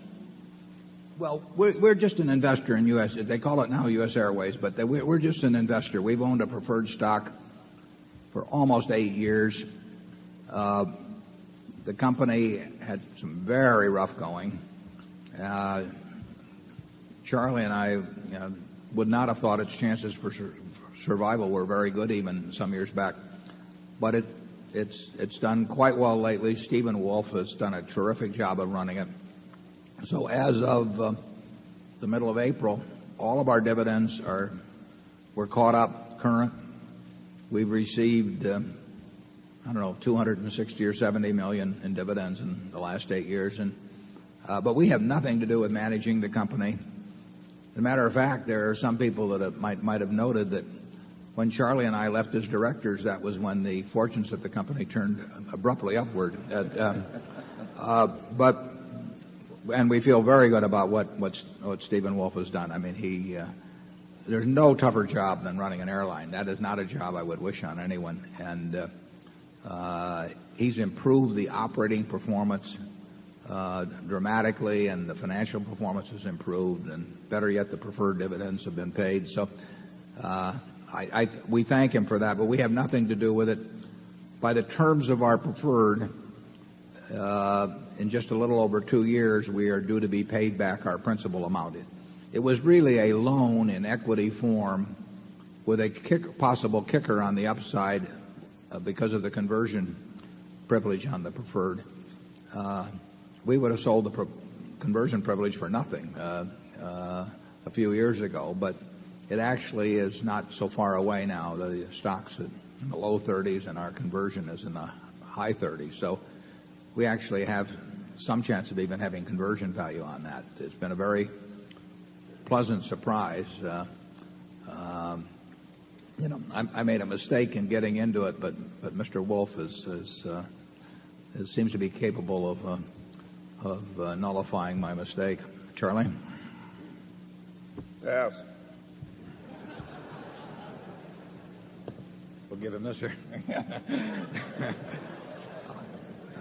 Zone 5, please. I'm Eric Butler from Menlo Park, California. A couple of questions, one serious, one not quite. Considering Berkshire Hathaway is well run at low cost and is diversified, why should anyone do anything but put all their money into Berkshire Hathaway instead of maintaining a diversified portfolio? And in some of these hagiographic kind of biographies, it is apparent that you have other investments yourself beyond Berkshire Hathaway. The second question I had, is there any significance to the fact that the Omaha World Herald does not include Berkshire Hathaway in its stock tables on any day? Is this a sign that they do not honor profits? No, they have a separate little table called Midlands. I think it's entitled Midlands Investment, but they pick out about 50 stocks that are of particular interest to people in this area, and they lift those from the regular table and put it in this separate table, which is usually on a second page, right following the main stock table. So they give us our just due on that, but you should look in a different table for that. Second question about putting all your money in. I've got 99% of my money in Berkshire, but it was bought at a different price. And Charlie's was bought a little cheaper too, I think. So, we like the idea of having it all in there, but we don't recommend that people do that because you will get very low cost management. What we hope is that from this point forward that cost does not reflect its value. But the price at which you enter is very important. You do get a great group of businesses. You get a lot of great operating managers. You get very reasonable costs. But that is fairly widely recognized now compared to the past, and people pay more for it than they used to. I'm still very comfortable with it, and I think Charlie's comfortable with it too. But everyone has to make up their own mind about price. Charlie? Yeah, eventually, if the success continues and we have more of this hagiography, the stock will get such a high price that it's no longer sensible at all to buy. We hope we dampen that process as we go along, and of course there's always the very substantial chance that we'll just fail to meet expectations due to the vicissitudes of life. Falling on our face is what we call it. Yeah. Zone 6. My name is Michael Hooper. I'm from Grand Island, Nebraska. I applaud Berkshire for starting the Class B shares. My question deals with tobacco stocks, which have been beaten down lately. Does Berkshire own any tobacco stocks, and are some of these stocks attractive now that prices are down on some of them, and in particular a company called UST? Thank you. Yeah, we have owned, we won't comment on what we own now, but we have owned tobacco stocks in the past. We've never owned a lot of them, although we may have made a mistake by not owning a lot of them. But we've owned tobacco stocks in the past, and I've had people write me about whether we should do it or not. We own a newspaper in Buffalo. It carries tobacco advertising. We don't. Well, actually, Charlie's the director of a sensational warehouse chain called Costco, which used to be called Price Costco. You know, they sell cigarettes. So we are part of the distribution chain with 100% owned subsidiary in the Buffalo News, and so we have felt that if we felt they were attractive as an investment, we would invest in tobacco stocks. We made a decision some years ago that we didn't want to be in the manufacture of chewing tobacco. We were offered the chance to buy a company that has done sensationally well subsequently, and we sat in a hotel in Memphis and in the lobby and talked about it and finally decided we didn't want to do it. Can I give you some... It wasn't because we thought it wouldn't do well. We knew it was going to do well. We knew it was going to do well, but now why would we take the ads for those companies, or why would we own a supermarket, for example, that sells them, or a 7-Eleven, or a convenience store that sells them, or something of the sort, and not want to manufacture them? I really can't give you the answer to that precisely, but I just know the one bothers me and the other doesn't bother me, and I'm sure other people would draw the line in a different way. So the fact that we've not been significant holders of tobacco stocks has not been because they've been on a boycotted list with us. That it just means that overall we were uncomfortable enough about their prospects over time that we did not feel like making a big commitment in them. Charlie? Yeah, I think each company, each individual has to draw its own ethical and moral lines, and personally I like the messy complexity of having to do that. It makes life interesting. I hadn't heard that before. Well, we'll make him in charge of this decision. No, but I don't think we can justify our call particularly. We have to draw the line somewhere between what we're willing to do and what we're not, and we draw it by our own lights. We owned a lot of bonds at one time of RJR Nabisco, for example, some years back. And should we own the bonds and not own the stock? Should we own should be willing to own the stock but not be willing to own the business? Those are tough calls. Probably the biggest distributor the biggest seller of cigarettes in the United States is probably Walmart. Just because they're the biggest seller of everything. They're the biggest seller of Gillette products, and they're huge. And do I find that morally reprehensible? I don't. If we owned all of Walmart, we'd be selling cigarettes at Walmart. But other people might call it differently, and I wouldn't disagree with them. Zone 7. Gentlemen, I'm John Tarsney, a shareholder from Omaha, Nebraska. People have already any sophisticated question that I might have, so I'm reduced to my simple ones. I first became a shareholder through flight safety, and at that time I wasn't sure that I wanted to be bought out. However, I decided that any man who could agree with me on flight safety might be a good man to go along with. Well, that's one way of doing it.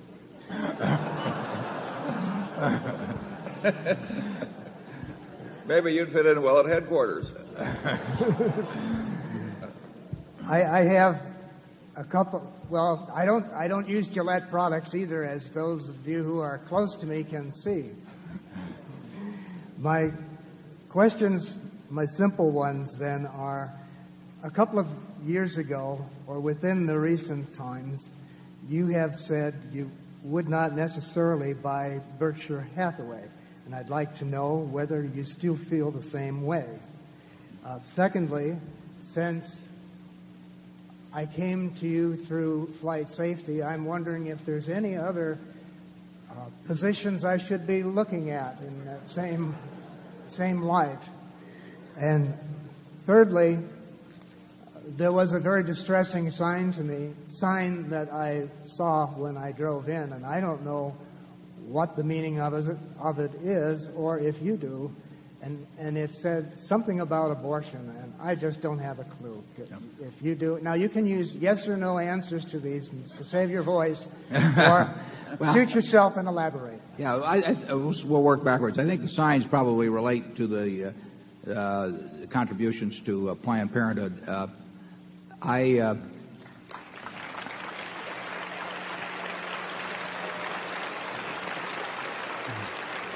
see. We follow a policy, as you know, at Berkshire, of corporate contributions being designated by shareholders. We have some made by our operating companies to their local communities, and the local managers do what they think appropriate within their communities and with their own businesses. So Tony Nicely at GEICO, I have no idea what GEICO contributes to, but they make those decisions at GEICO. But in terms of the parent company, we let the shareholders designate the contributions. We have a number of shareholders who designate Planned Parenthood. We have other shareholders who designate organizations that would be opposed to the ideas of Planned Parenthood. We make no judgment about those.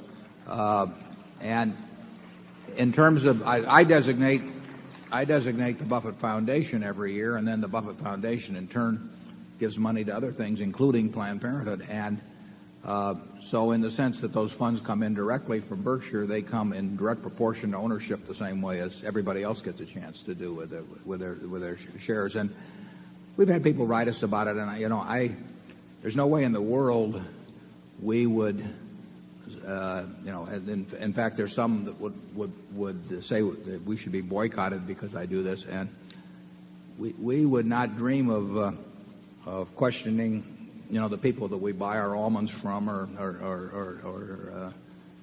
walnuts from, or chocolate from, as to what their beliefs were, before we bought that, or whether we would hire somebody that they'd have to agree with our beliefs. So it seems to me that perfectly appropriate for people to express their views on it, and they probably don't like. Well, clearly they don't like what I do on that, but it's where my reasoning and my own judgment leads me. So, but they're out there.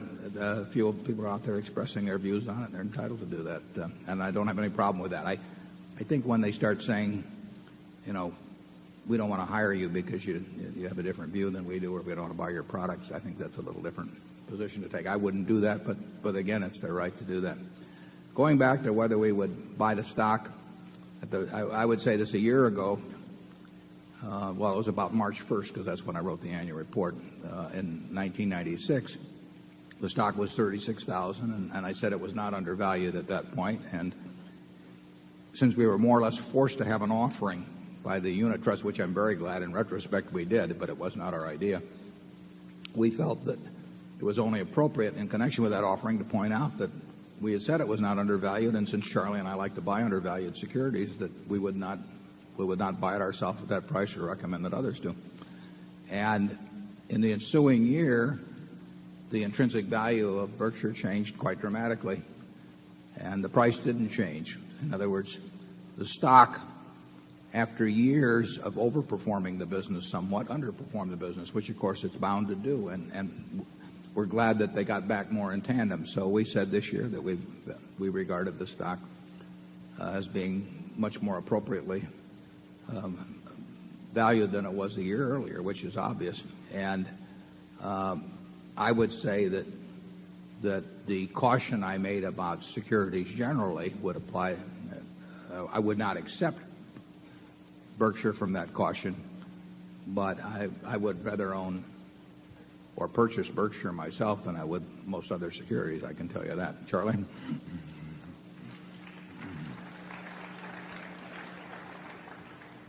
Charlie gives to Planned Parenthood, too, so he has to.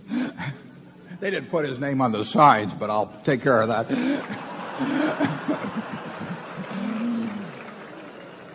I am perfectly willing to have that limelight pass, as well as the opportunity to say more on the subject. Did I miss one question up there? I think there were three of them, and I addressed two of them. About any other area I should be looking at. That's the reason I skipped it. Yeah, we don't direct people to any specific investments. Zone 8, please. Good morning, Mr. Buffett and Mr. Munger. This is Nancy Jacobs from Omaha, a shareholder for about 4 years now. Before I leave today, I'm planning to purchase the World Book on CD-ROM for my 10-year-old daughter. And I'd like a few words from either one of you or both of you about why I'm making the right choice. And second, does purchasing World Book over a competitor give her a somewhat improved chance of becoming a brilliant billionaire investor? Practically guarantees it, but go ahead. Okay. I'm buying then. Charlie, you want to? You love to talk about World Book. Well, I think World Book is clearly the class of the field. They have every word in the English language graded for reading comprehensibility, and the articles are cleverly written, so the difficulty of comprehension rises slightly as you go through it. And it's very user-friendly to young people. And since it's something you want to encourage, making it user-friendly is wonderful. I also find that with whatever intellect I have, it's more user-friendly to me. And so I think it's a hell of a product, either for the young people or the old. And for a quick reference system, I don't think there is anything better. Personally, I like the reading version, being an old-fashioned fellow. And I can hardly imagine a world where the wise people don't do a lot of reading. Now, maybe we're going to have wise people in the future who spend all their time in front of screens in the course of getting that wisdom, but I doubt it. So I think you may have bought a wonderful product, but I would have the other one too. The product you see there was the joint development and was launched in January of this year in conjunction with IBM. IBM has been our partner in that product. I believe it's being bundled into all the IBM PCs now being sold. So they've worked very well with us. Frankly, there's a book even that deals with this. Bill Gates did a very good job of developing a product that was bundled with millions and millions and millions of PCs. It's called Encarta. It's actually Funkin' Wagnalls. He hates it when that comes out, but he changed the name to Encarta, which was smart of him. And there are a few people in this room who are witness to a demonstration 4 or 5 years ago in Bermuda, where, in connection with Encarta, it showed the moon and the Earth, and the moon bumped into the Earth in this. And I don't know why it sticks in my mind. I thought I ought to mention it today. But his is doing very well. So apparently there are a number of people that don't care about the fact the moon and the earth collide. But in the World Book, the moon and the earth never bump into each other. He's done extremely well with Encarta, incidentally. I mean, it was a masterpiece of moving into an area and pushing hard. And I tip my hat to him. But now we're going to. Yeah, we've copied him. Yeah, we copied him. Okay, Nancy, be sure to buy the print version too, so Charlie will respect you. Zone 9. Good morning, gentlemen. My name is Patrick Byrne. I'm here today from Hanover, New Hampshire. I've searched for a couple questions upon which I might get the two of you to disagree. First, what level of taxation, and I direct these as much to Mr. Munger, therefore, as to you, Mr. Buffett. First, what level of taxation on capital gains is most conducive to the long-term economic health of a society? And is that also the fair or just rate? In other words, is the just rate of taxation on capital gains precisely that rate that creates the most economic stuff, or is there some other goal the state might pursue? And as a not so subtly related question, I work in a New Hampshire factory that makes industrial torches. As CEO, I might add, Patrick. Say again? As CEO of that workings made it sound like you were down there on the floor. I just wanted people to. Patrick writes me letters from chairman to chairman, so I think we got to get him back at it. Continuing. Well, it's a small company. I do work as CEO, but it's not much of a hierarchy.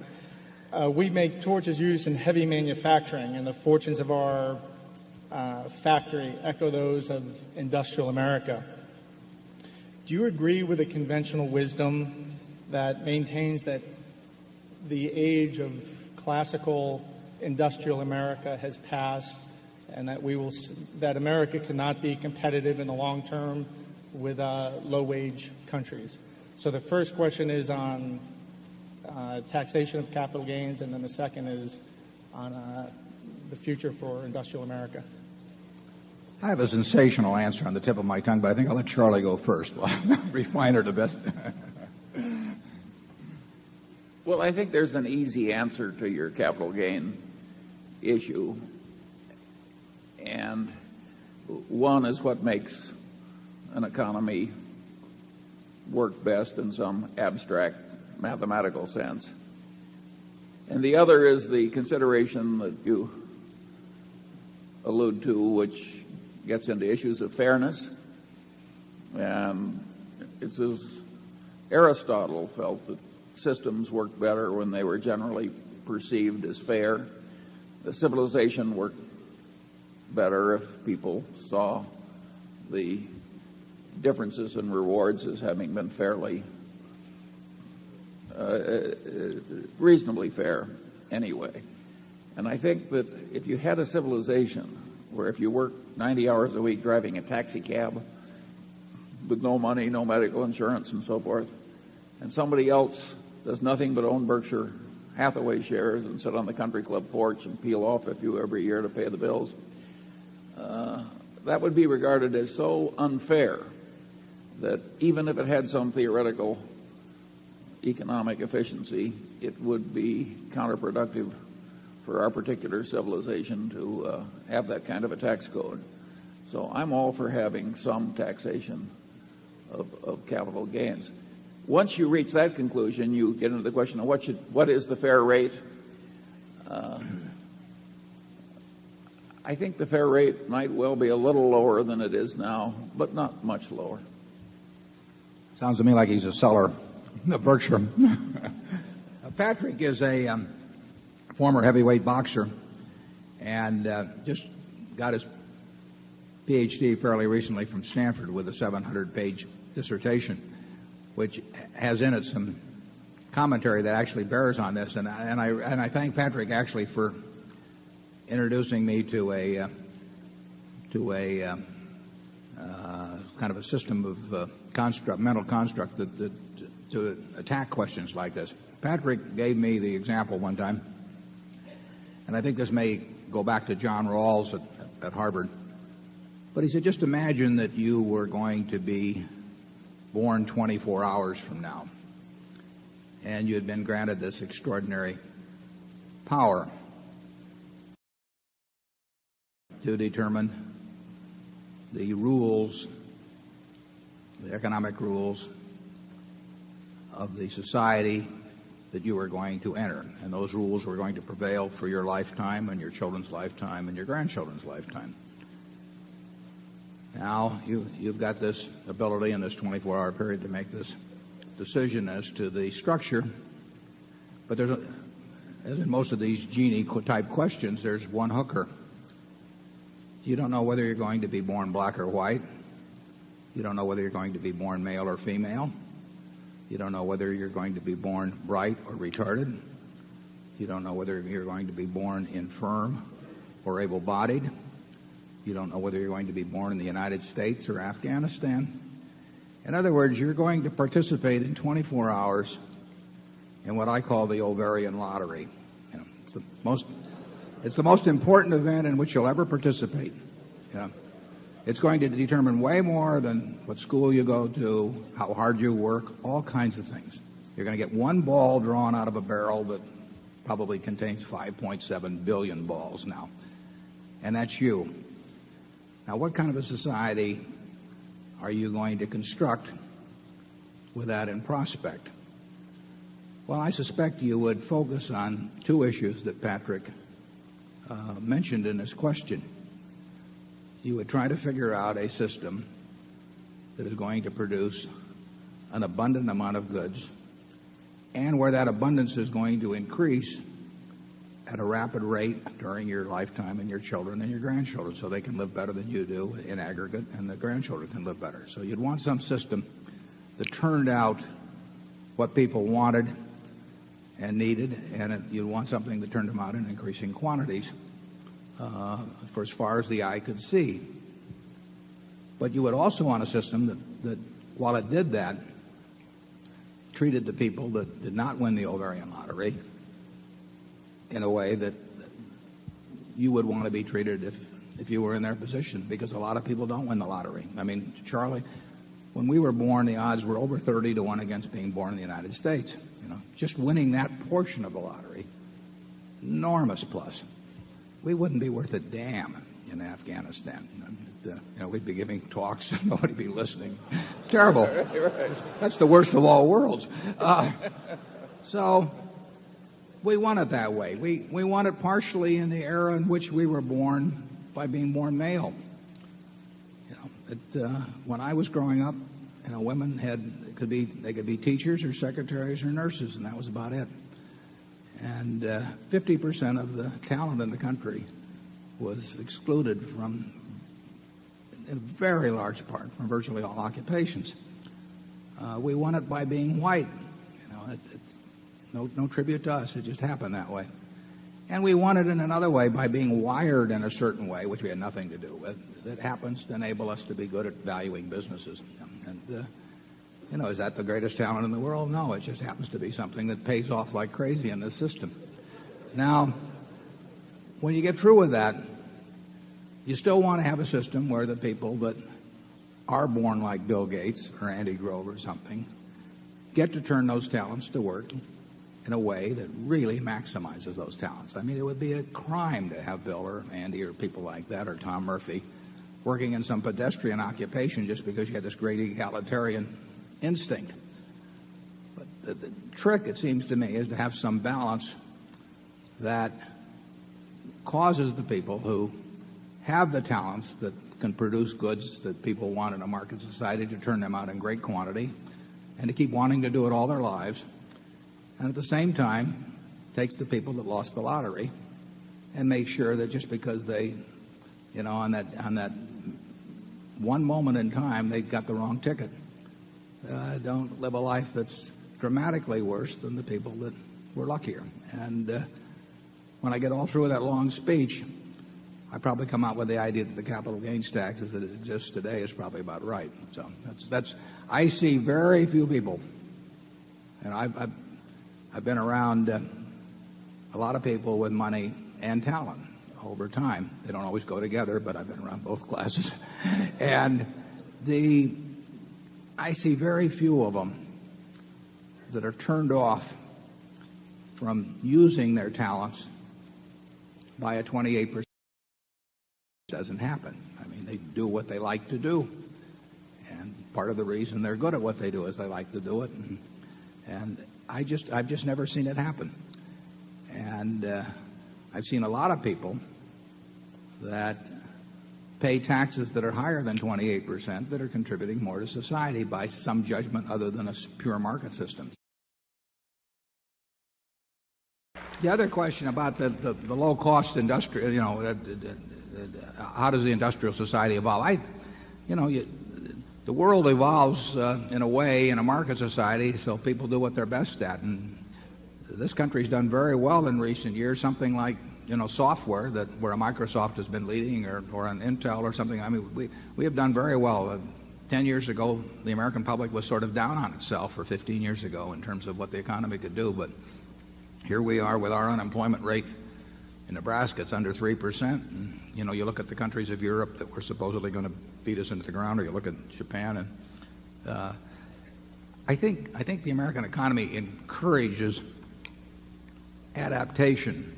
I mean, Singapore may be better, but in terms of major, large economies, I think the American economy does awfully well in encouraging adaptation to what people want, delivering it to them, and in ever-increasing amounts. And I view that as all to the good. So I don't regard any industry as sacred. I regard innovation and freeing up the able people to able in terms of production of goods in a market economy to spend 12 hours a day all the time. I don't see Andy or Bill letting up at all in terms of where Intel and Microsoft are now. I don't see Roberto Goizueta at Coca-Cola or Michael Eisner at Disney or any of those people. They don't work 40-hour weeks. They work 70 or 80-hour weeks. And I think that system works very well in this country, and I don't worry particularly about the specific products that are turned out. Charlie? I would not like the conclusion that both Warren and I have reached, that issues of fairness are properly to be considered in the tax laws, to cause anyone here to believe that I have a great respect for Harvard University's philosopher John Rawls. He is perhaps the world's best-known living philosopher. And personally, I think he's had a pernicious influence on human thought. He doesn't know enough science. He doesn't know enough economics. He doesn't know enough about how systems work to be really good at figuring out what's fair in systems. And he studied too much philosophy and too little of everything else. So if anybody thinks we love John Rawls, well, you can count me out. Yeah. No, I wasn't endorsing his conclusions. I was endorsing his thought, his original construct. Charlie, how about the industries part of the question that Patrick asked? Well, if Patrick isn't the smartest person in the room, there can't be many in his class. You are getting questions from a very able man, and he's deliberately made them very difficult.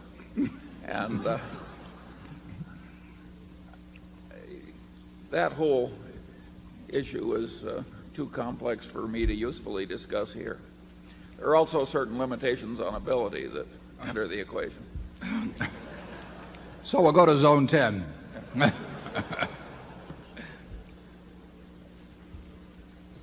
Good day, gentlemen. My name is Bill Rodenberg from Dayton, Ohio. I'm a shareholder, and my daughter, Sarah, who is 13, is also a shareholder. She chose not to join me in the limelight. I think the hot dogs had a higher appeal to her. And I would like to say that it's very reassuring to know that Uncle Warren and Uncle Charlie are taking care of her college fund, and it's easy to sleep at night. I have two questions, one related to a question my wife asked me, which I was unable to fake a good answer to, and the second one related to my daughter's one share of Berkshire A. My wife asked me, in the annual report, you stated that if anyone out there has a good company like Flight Safety, please let you know, and you'd be glad to look it over and give an answer within 5 minutes or less. And her question is, how can he do that? Where does he get the information to make that decision, and how does he know that that information is valid? My second question has to do with my daughter. She's 13. In 5 years, she'll be off to college, perhaps UNL, perhaps not. In any case, she's going to face a significant capital gains when she sells that one share of stock. I hope so. You mentioned earlier, and I believe this is correct, you said that you could trade one share of A for 30 shares of B this afternoon. And I thought, wait a minute, I thought there was a limited window on that. We happened to be out of the country at the time that exchange took effect, and we missed it. No, the exchange exists forever. You can always exchange a share of A for 30 shares of B. You cannot do it in reverse. You cannot shift 30 shares of B into one share of A. But there was no window or timetable on that. The A stock is forever exchangeable for 30 shares of B. I don't recommend that she does it because it's always an option, and in the meantime she gets the shareholder designated contribution, and there's always a chance that the A will sell at a price slightly above 30 shares of B. It doesn't do it very often, and it won't be very much if it does, but there's no, we didn't want to create an incentive for people to exchange A for B, but they will always have the right to do so.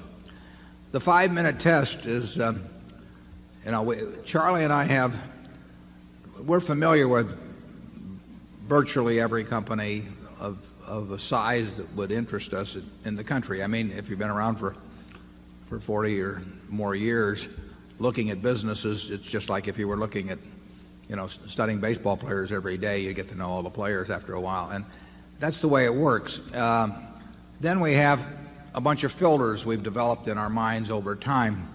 We don't say they're perfect filters. We don't say that those filters don't occasionally leave things out that should get through. But they're efficient, and they work just as well as if we spent months and hired experts and did all kinds of things. So we really can tell you in 5 minutes whether we're interested in something. We had never owned shares in Flight Safety, but we've been familiar with the company for at least 20 years. Wouldn't you say, Charlie? Sure, I had a partner who bought a lot of it. 20 years ago. Yeah.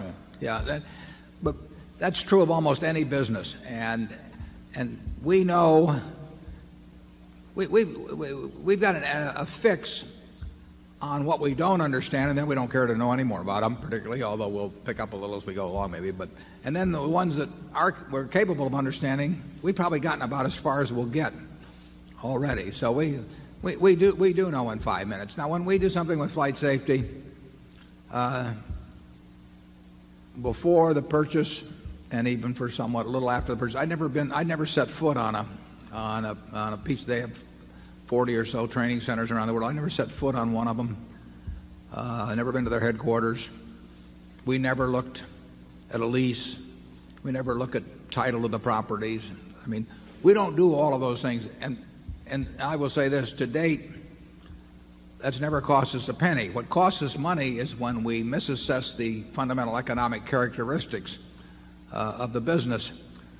But that is something we would not learn by what people generally consider due diligence. We could have lawyers look over all kinds of things, but that isn't what makes a deal a good deal or a bad deal. And we don't kid ourselves by having lots of studies made and lots of reports made. And they're going to support whatever they think the guy that pays them wants anyway. So it doesn't mean they don't mean anything. They're nonsense. But we do care about being right about the economic characteristics of the business, and that's one thing we think we've got certain filters that tell us in certain cases that we know enough to assess, and then we make some mistakes. Charlie? I've got nothing to add to that except that people underrate the importance of a few simple, big ideas.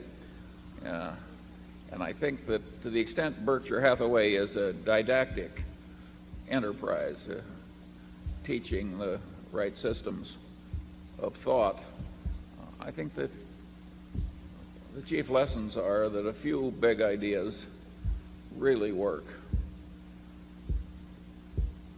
I think these filters of ours have worked pretty well. And because they're so simple. Yeah, I think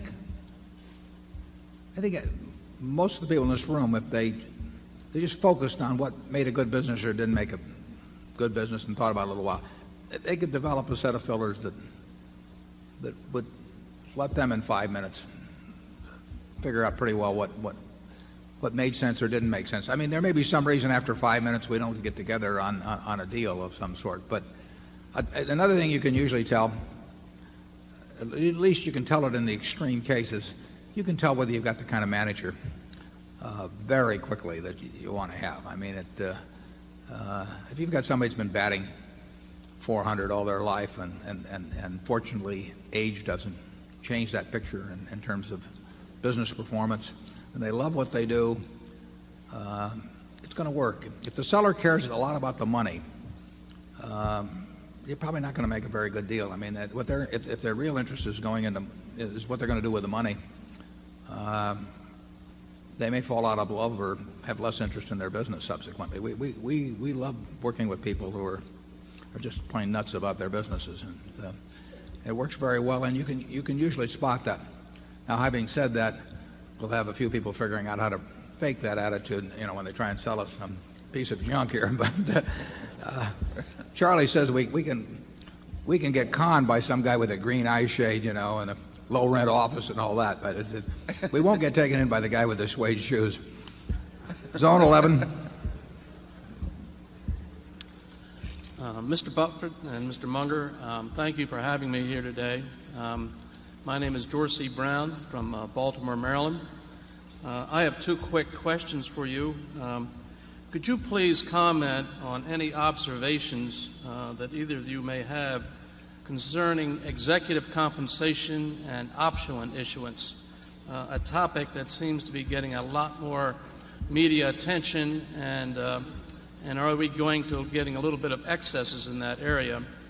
And my second question to you, Mr. Buffett, could you just give us some idea of what a normal day, how you would like to spend a reasonable normal day, and working on the investment side of the equation, or analysis, or reading, or just to give us some flavor of that?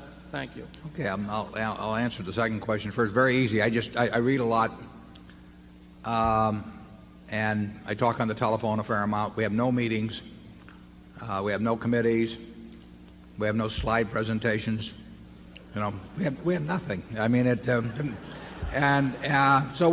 I read a lot. I read annual reports. I read business publications. I could do it in way less time, but I enjoy doing it, so I make it last. I mean, like some other activities in life.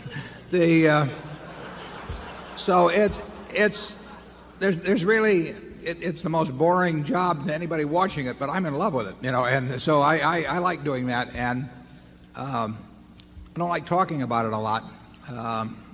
I just like to kind of keep up with what's going on. Like I say, by this point in life, I could filter out so much of that. I just don't need to do that much of it. But I kind of enjoy just seeing what's going on vicariously through doing a lot of reading. And I spend some time on the phone, and I'm on the computer a lot playing bridge, and I get to do what I like all the time. We'll let Charlie describe what he does, which is even more bizarre. And then we'll talk about compensation and options. Well, there's a little more foolishness in my life than Warren's. And including being chairman of a large hospital.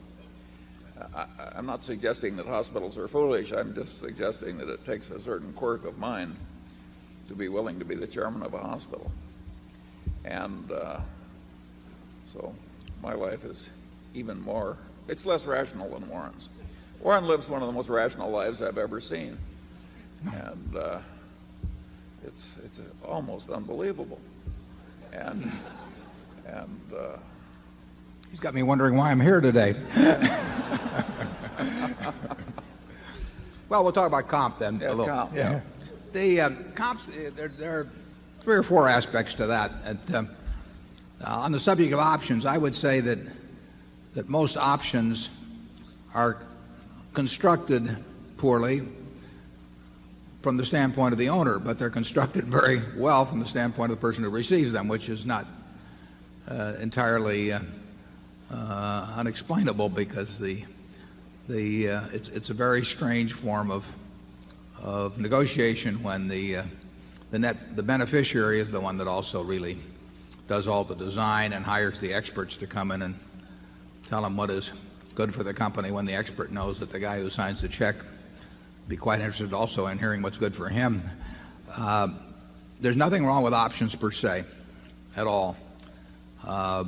Frankly, in terms of Berkshire, it would have been perfectly appropriate if a properly designed option had been given to me or to Charlie. I mean, we have responsibility for the whole enterprise, and we believe that any kind of incentive for performance should be related to the area in which you have responsibility. We feel that if you want a typist to type 100 words a minute, that you ought to pay for typing 100 words a minute, not what the earnings per share were last year. We feel if a salesman gets paid for how many of the product is sold, he should get paid for that and not for some production quotas met. So we believe in tying incentive comp to performance for which you have responsibility, and there's certain areas of a business that don't lend themselves to that staff performance and so on. But that would lead to the corollary that the people that are responsible for the entire results of the business, it's perfectly appropriate to compensate them by options that in some way reflect the performance of that entire business. Now, the trouble is that stock prices reflect other things than the performance of the business. For one thing, over a period of time, they reflect simply the reinvestment of earnings. You know, I have pointed out in the past that if you gave me an option on your savings account to manage your savings account and you reinvested all the interest, I would take away a significant payment at the end of 10 years simply because you left the interest. And with a company that pays no dividend like Berkshire, if you're going to leave all your capital in every year, for me to get a fixed price option for 10 years would mean that I was getting a royalty on the money that you left with me, and I made the choice to have you leave it with me. So that does not strike me as equitable. So I think any option should have a step up in price that reflects the fact that money is reinvested by the shareholders annually. That if somebody wants to pay out 100% of the earnings every year, then I say that you can have a fixed priced option. If you give me the money every year and you do more with the money that's left with you in the original sum, that's fine. But if money is left with someone for 10 years, there's going to be some increase in value even if they spend every day golfing, and to give a piece of that away simply to have a royalty on the passage of time for them is a mistake. I think options ought to be granted basically at the fair value of the business at the time they're granted. Sometimes that's the market price, sometimes it isn't the market price, but certainly the management of a company would not give an option on their business to some third party at a market price they felt was way too low. So I find it a little disingenuous when management say that when they get a takeover bid, they say that the company's really worth twice that much, but they're perfectly willing to issue options to themselves at this price, which they say is totally inadequate when the owners get the option elsewhere. But options properly structured for people with responsibility for the business, I think, can make sense. And I think that if something happened to me and to Charlie, that in terms of the manager of the business subsequently, if it was structured properly, I would not see anything wrong with an option arrangement. We carry this philosophy down to our subsidiaries, where they generally have incentive arrangements that relate to the operation of their business, but they don't have incentive arrangements that relate to Berkshire overall, because if Chuck Huggins does a wonderful job at See's Candy, as he has done, and I fall on my face in terms of allocating capital, Berkshire stock will go no place despite what Chuck does. And to penalize him or to tie his rewards to something over which he has no control, I think is kind of silly. So we tie it instead to the operations of the candy business. In terms of overall level of compensation, the real sin is having a mediocre manager. I mean, that is what costs owners very significant amounts of money over time. And if a mediocre manager is paid a relatively small sum, it's still a great mistake. And if they're paid huge sums, it's a travesty, and that happens sometimes. It's almost impossible to pay the outstanding manager a sum that's disproportionate to the value of that outstanding manager when you get a large enterprise. Coca-Cola had a market value of $4 billion when Roberto Goizueta took over. It had stagnated during the previous decade under an earlier management, despite having the same product and those great Mean Joe Green commercials you saw. That was Mean Joe Green was in the 70s. The Teach the World to Sing commercial was in the 70s. All these great commercials, but the company didn't do much. Roberto, if we'd bought the entire Coca-Cola company, I wish we had, in 1981 or 2, whenever he came in for $4 billion, and we now had a business worth $150 billion, Roberto would have earned more money with us than he's earned under the present arrangement. I mean, having the right person in place is just enormously important. How much they should take is another question. That's more a philosophical question. Tom Murphy, best manager, in the world, he just didn't feel like taking a lot of money out of it, and I tip my hat to him, but I don't think that necessarily makes it wrong for somebody else to take more money for doing the job. But I think it ought to be related to doing the job. When I ran a partnership in the 1960s, I took a quarter of the profit, over 6% a year, and I didn't get paid any salary, but I could make a lot of money doing that. And that thought occurred to me as I ran the place from day to day, and I think it probably helped a little. So I don't think it's a terrible thing to have somebody get paid for making money for the shareholders, but they ought to get paid for really making it, not simply because the shareholders reinvest money with them. They ought to make it based on the fair value of what they had when they took over, and they ought to make it really for just excellent performance. Charlie? Well, we have remarked in previous Berkshire Hathaway meetings that we regard present mandated corporate accounting with respect to stock options as weak, corrupt, and contemptible. And it is. Otherwise, we're undecided. If something is so wonderful as a standard technique of compensation, why does it have to be masked under weak, corrupt, and contemptible accounting? I think it is no credit to our civilization that we've drifted into this particular modality. And you can get, if you overuse stock options, where the whole thing is sort of a chain letter. I mean, in Silicon Valley, there's one company that practically paid everybody in options. And as long as the chain letter galloped, it worked as far as the income account because nothing went through expense. And then once everybody is issuing stock options, everybody else feels that he has to do it, and the practice spreads. So I am not totally wild about the extreme prevalence of the stock option modality in American corporate life. Personally, I would vastly prefer different modalities, which would probably involve stock instead of stock options.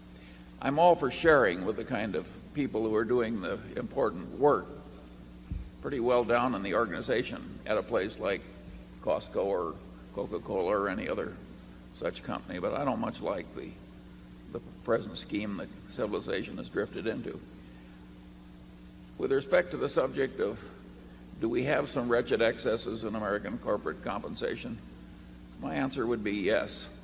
I don't think the excess is necessarily the guy who got the most money. In many cases, I agree with Warren, the money has been deserved. But such is the envy effect that the practice spreads to everybody else, and then the taxi driver and everybody starts thinking the system is irrational, unfair, crazy, and I think that's what causes some people, as they rise in American corporations, to, at a certain point of power gaining and wealth gaining, they start exercising extreme restraint as a sort of moral duty. And that's what Warren was saying about Tom Murphy. And I would argue that the Tom Murphy attitude is the right attitude. And it goes way, way back in the history of civilization. The word liturgy comes from a Greek word which is just the same. I mean, if you were an important citizen of Athens, it was a lot like being an important person in Jewish culture. I mean, you had duties to give back and to act as a certain example. And the civilization had social pressures that enforced those duties. And I would argue that the Berkshire Hathaway compensation system, considering what the people at the top already have, it would be better if we saw a little more of it. I think Warren and I do all right. Few years ago, I think an added problem is the sort of, in terms of the accounting, the sort of hypocrisy that it pushes people into, and then which becomes accepted and sort of a norm, particularly when leaders do it. And, you had a situation a few years back when there's no question that any manager would say that stock options are a form of compensation. They would say that compensation is a form of expense, and they would say that expense belongs in the income account.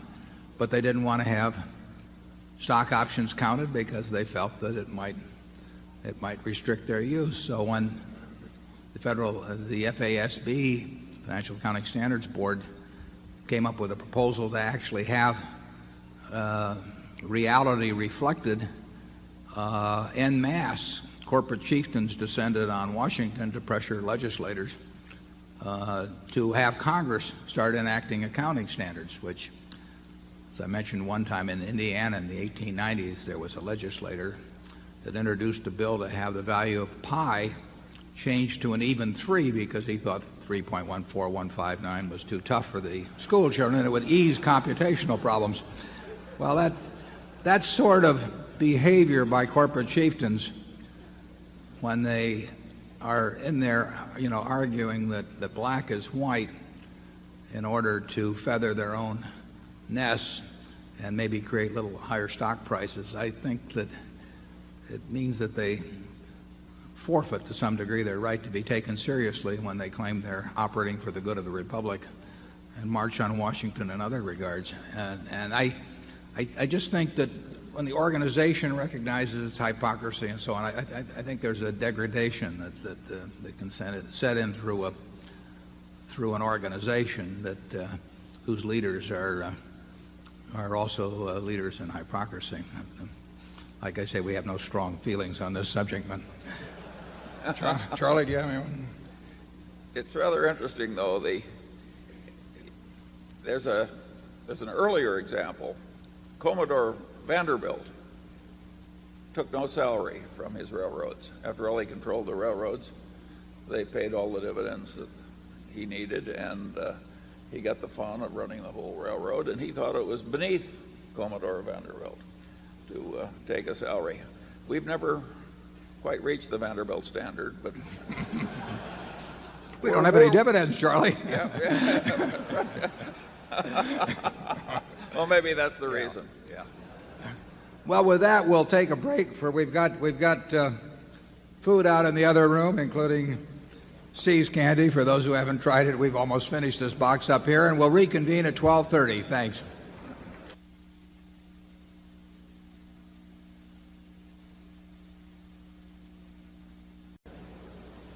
Okay, if we're live now, what we might do is maybe have I think maybe we only need 4 microphones for the afternoon session. So we'll have 2 on each side, one toward the back, one toward the front, and we'll just go around in 4 microphones. Are we okay on that?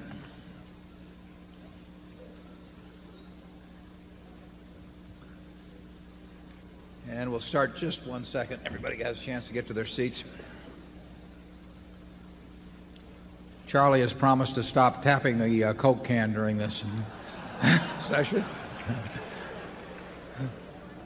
I only did that when somebody else was talking. Number 2? Okay, sure. I used to have a friend that was a stock salesman many years ago, and when you'd have lunch with him, he would just keep going like this.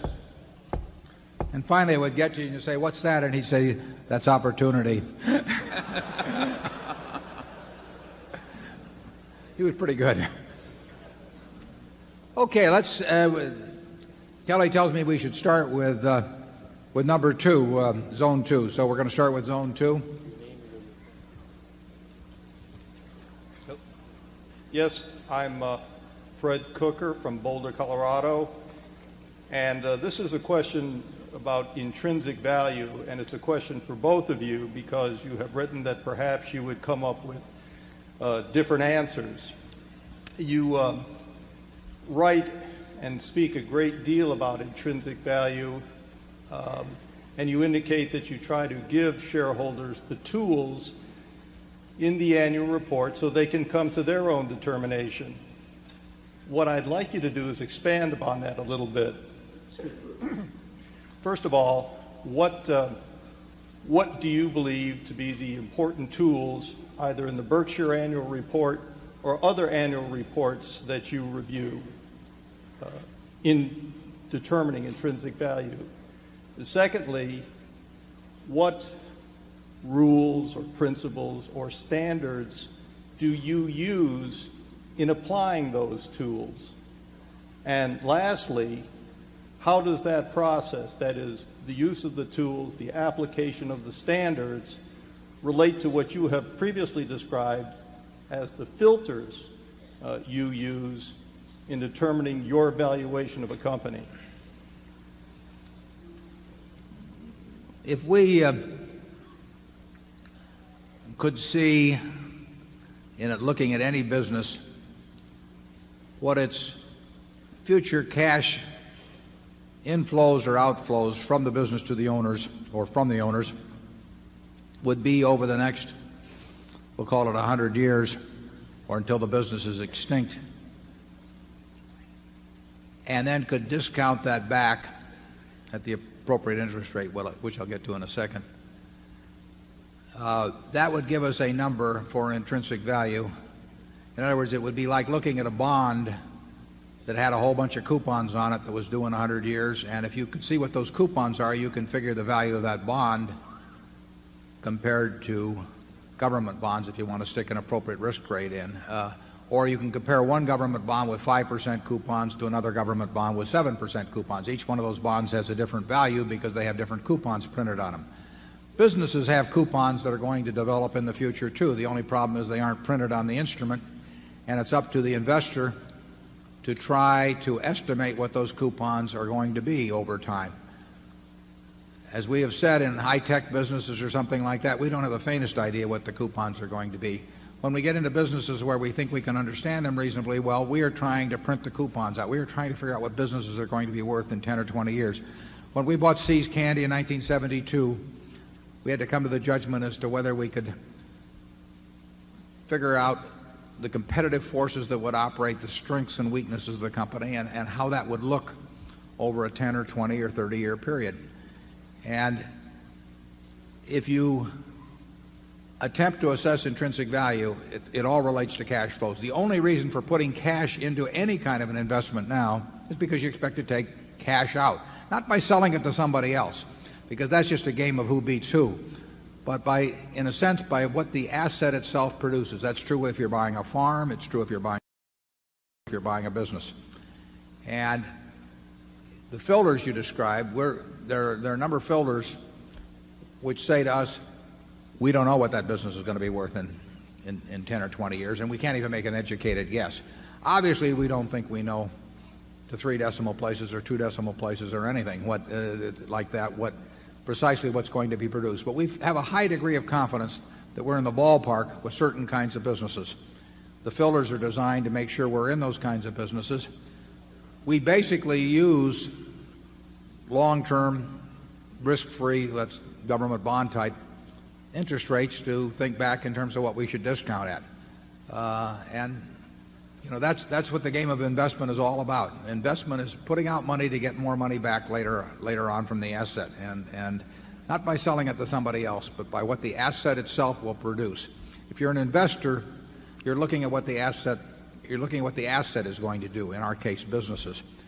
If you're a speculator, you're primarily focusing on what the price of the object is going to do, independent of the business, and that's not our game. So we figure if we're right about the business, we're going to make a lot of money, and if we're wrong about the business, we don't have any hopes. We don't expect to make money.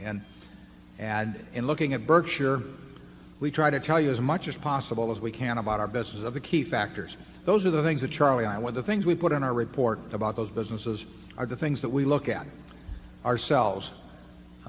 So if Charlie had nothing to do with Berkshire, but he looked at our report, he would probably, in my view, he would come to pretty much the same idea of intrinsic value that he would come to from being around it, for X number of years. The information should be there. We give you the information that if the positions were reversed, we would want to get from you. And in companies like Coca-Cola or Gillette or Disney or those kind of businesses, you will see the information in the reports. You have to have some understanding of what they're doing, but you have that in your everyday activities. You'll get that kind of knowledge.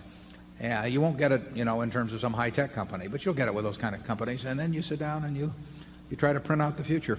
Charlie? I would argue that one filter that's useful in investing is the simple idea of opportunity cost.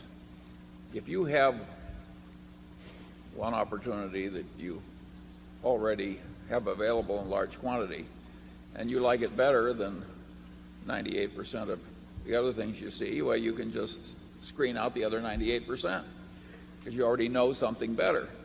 So that people who have a lot of opportunities tend to make better investments than people that don't have a lot of opportunities, and people who have very good opportunities, and using a concept of opportunity cost, they can make better decisions about what to buy. With this attitude, you get a concentrated portfolio, which we don't mind. That practice of ours, which is so simple, is not widely copied. I do not know why. Now, it's copied among the Berkshire shareholders. I mean, all you people have learned it. But it's not the standard in investment management, even at great universities and other intellectual institutions. Very interesting question. If we're right, why are so many eminent places so wrong? There are several possible answers to that question. Yes.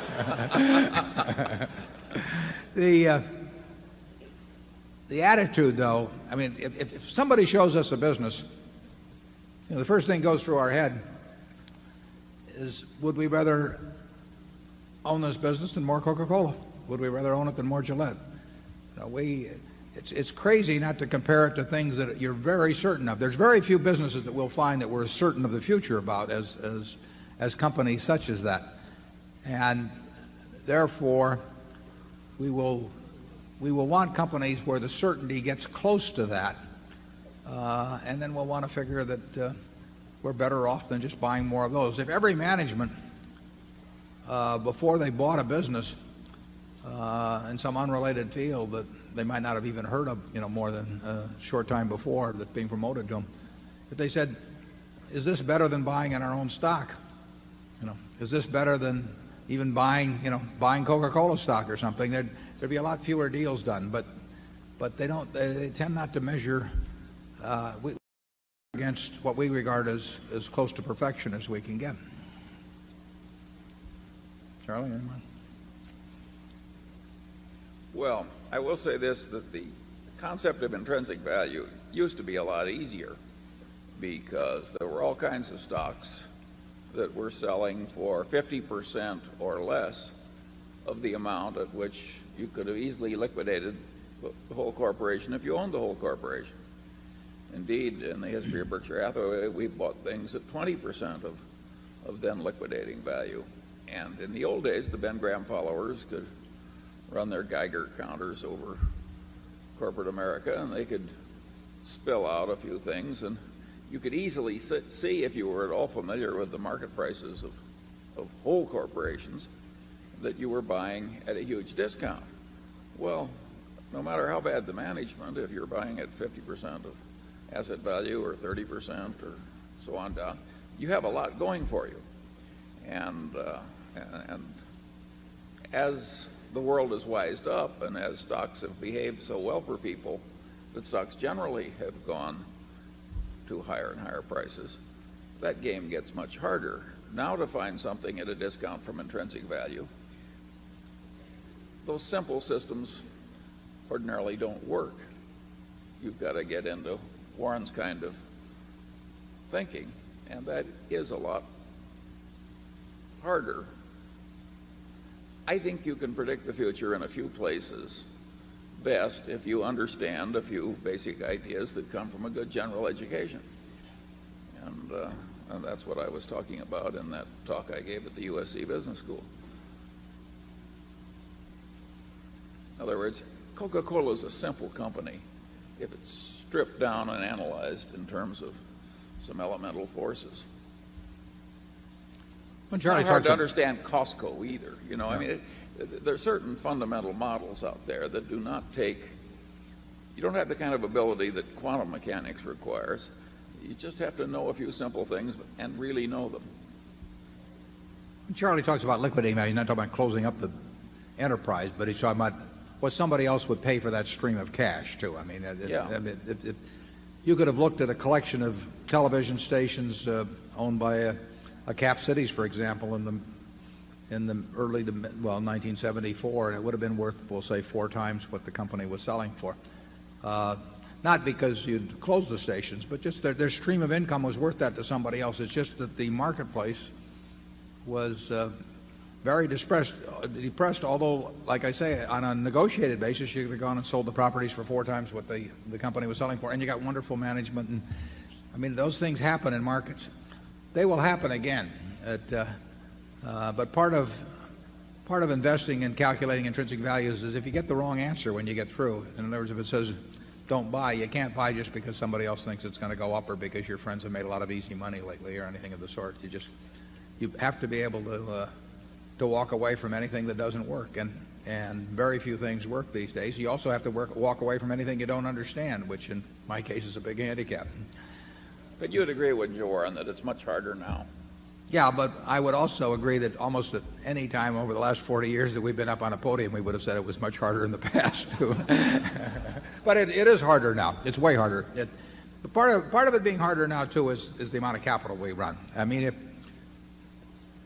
we were running $100,000, our prospects for returns would be, and we really needed the money, our prospects for return would be considerably better than they are running Berkshire. It's very simple. Our universe of possible ideas would expand by a huge factor.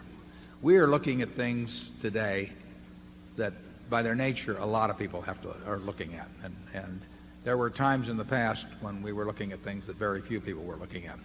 But there were other times in the past when we were looking at things where the whole world was just looking at them kind of crazy, and that's a decided help. Zone 3. My name is Bakul Patel. I am from upstate New York. I have got a few questions, and I need your permission to ask each question separately and wait for the answer. Well, we'll take a couple, but Yeah. I got through college, only answering 3 or 4 questions, so I don't want to go through that again. They are unrelated questions. Okay. We'll give you a couple, and then we'll let other people have a chance. How about 2? Okay? Fine. Mr. Market is valuing Dow Jones at above 7,000 and S&P at above 800.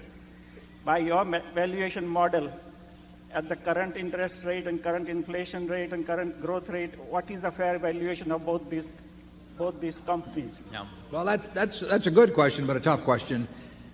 But I would say that if you believed the American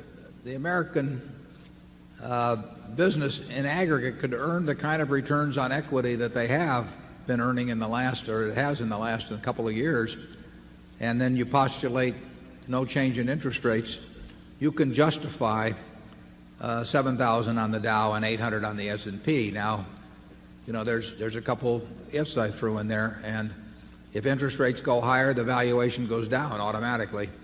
And more importantly, if the returns on equity of American industry, which are at historic highs, and which sort of classical economics would tell you would be hard to maintain, if those returns go down on average, that also would pull it down. But if you're willing to accept the current level of returns on equity as being typical of the future case for American business, and you're willing to assume present interest rates are lower, then you can justify a valuation on the Dow and S&P. And it's interesting,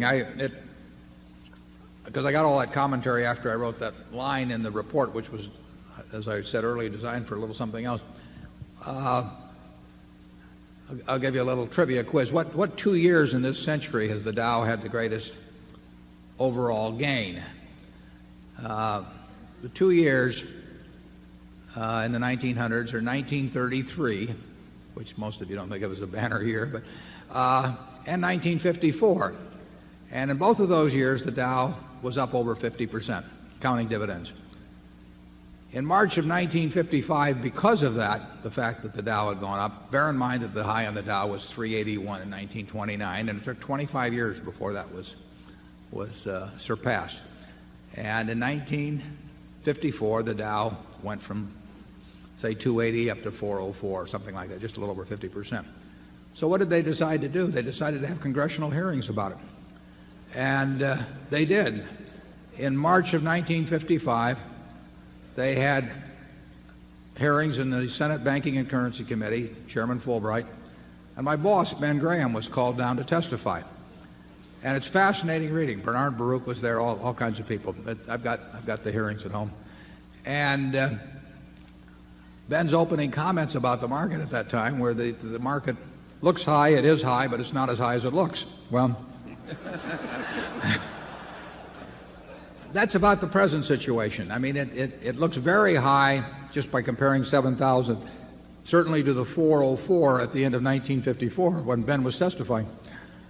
But there have been huge changes in earnings and return on equity on American business in general, and then you've had this big move in interest rates. Now, those are underlying fundamentals that have powered a huge bull market. After a while, as I mentioned earlier, people get captivated simply by the notion of rising prices without going back to the underlying rationale, and that's when you get very dangerous conditions in terms of possible bubbles. And it would, I have no idea where markets will go, but you had the kind of conditions that could cause real excesses, just like you had excesses in 1973 and 4, going back to when you could buy things at 20 cents on the dollar. You had excesses in the other direction. The country didn't disappear or anything. It's just people behave in extreme ways in markets. And over time, that's very good for people that keep their heads. Charlie? I've got nothing to add. Okay, get one more.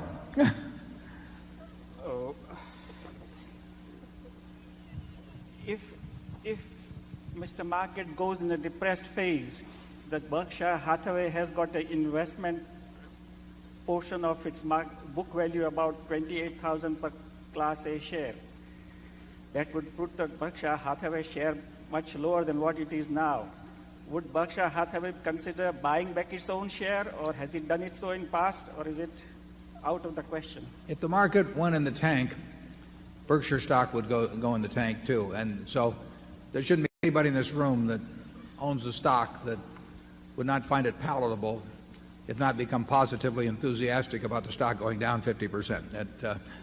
It would not bother Charlie, it wouldn't bother me, because we would have very intelligent things then to do with whatever capital we came into, and we would be generating capital as we went along. We wouldn't have sold our Coke, we wouldn't have sold our Gillette, we wouldn't have sold our businesses. So most of our capital would have ridden that down, but at least we would have intelligent things to do with the money.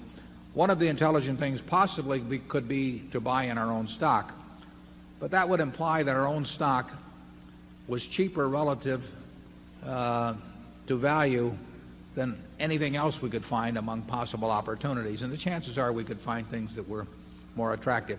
Back in 1973 or 4, when we were buying Washington Post at a fraction of what it was worth, Berkshire stock may have been cheap then, but it wasn't as cheap as the Washington Post. In 1987 or, well, it was in 1988 and 89, Berkshire stock may or may not have been cheap, but it wasn't as cheap as Coca-Cola. And it's unlikely that among the thousands of possible investments that Berkshire will be the most attractive at any time. But if it were, obviously we would buy in our own stock. But I think if the Dow went down 50%, we would have plenty of interesting things to do, and we would not be unhappy. Charlie? Yeah, we don't have any rule against it. If opportunity cost is the game around here. Zone 4.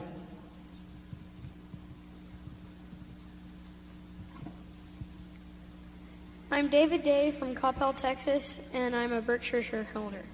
Mr. Buffett, what is your opinion of investing in foreign company stocks?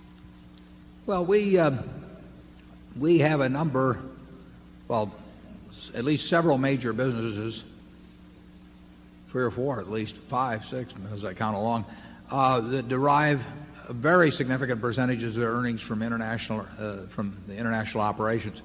Coca-Cola earns 80% or more from international operations. Gillette would earn 2/3 or more from international operations. So if you look to where our look-through earnings are coming from, we get a lot from international companies. They don't have to be domiciled outside the United States.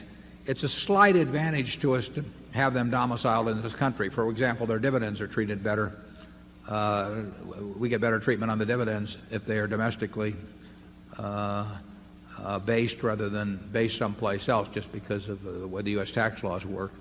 But if Coca-Cola were domiciled in Amsterdam, or Gillette were domiciled in London, they had the same basic businesses, we would be attracted to them to virtually the same degree we are as having them domiciled in Atlanta and Boston.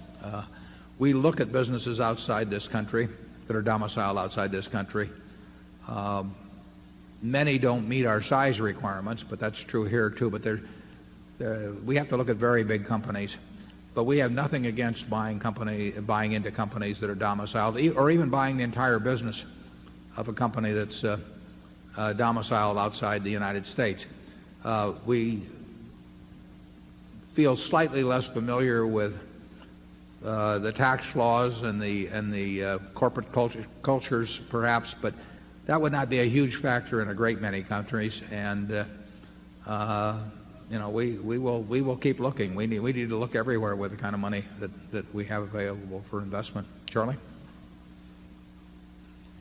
Again, we've had a wonderful way of playing the rapid development of economies outside the United States, and so far we haven't seen anything that attracted us as being better. And if you can sell Coca-Cola, do you really want to get into steel in Malaysia or something? We sold a substantial number of Kirby units outside of the United States last year, and that business has grown very significantly in recent years, and I think it promises to grow more. We're always looking for opportunities. Some things travel very well, and some things don't. I mean that Gillette travels, Disney travels, McDonald's travels, Coke travels. See's candy doesn't travel as well. It might if you spent 50 years working on it, but it's not an easy thing to travel. Actually, candy bars themselves don't travel very well. If you look at the top-selling candy bars in France or in England, in Japan, you don't find the similarity that you find in terms of the best-selling soft drinks or movies or fast food hamburgers or razor blades. And except Snickers. For some reason, Snickers. Well, travels very well. Don't ask me why. Yeah. Well, Charlie's had a lot of experience as he goes around the world. You don't want to eat where we eat. You may want to invest where we invest, but okay. Section 1. I'm Richard Tompkins from Gallatin, Tennessee, and I have just two quick questions. Could both of y'all discuss the Kansas Bankers business and its competitors, how big of a moat Kansas Bankers has in the industry, and if they're going to expand, outside of the 22 or 20 states that they're currently in? That's A. And then secondly, just clue us in a little bit more on the 5-year discount notes that you did that were tied to the Solomon stock, and was that a way to unload it, or just kind of give us a little more than what we saw in the annual? Sometimes in the insurance business you have a choice between being a good business or a big business, and fortunately Don Toll, who runs Kansas Bankers Surety, is chosen for a good business.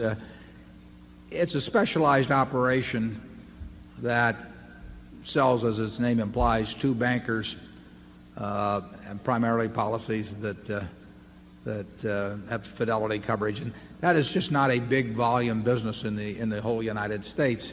They do it exceptionally well. Don knows every he knows every account, he knows every claim. He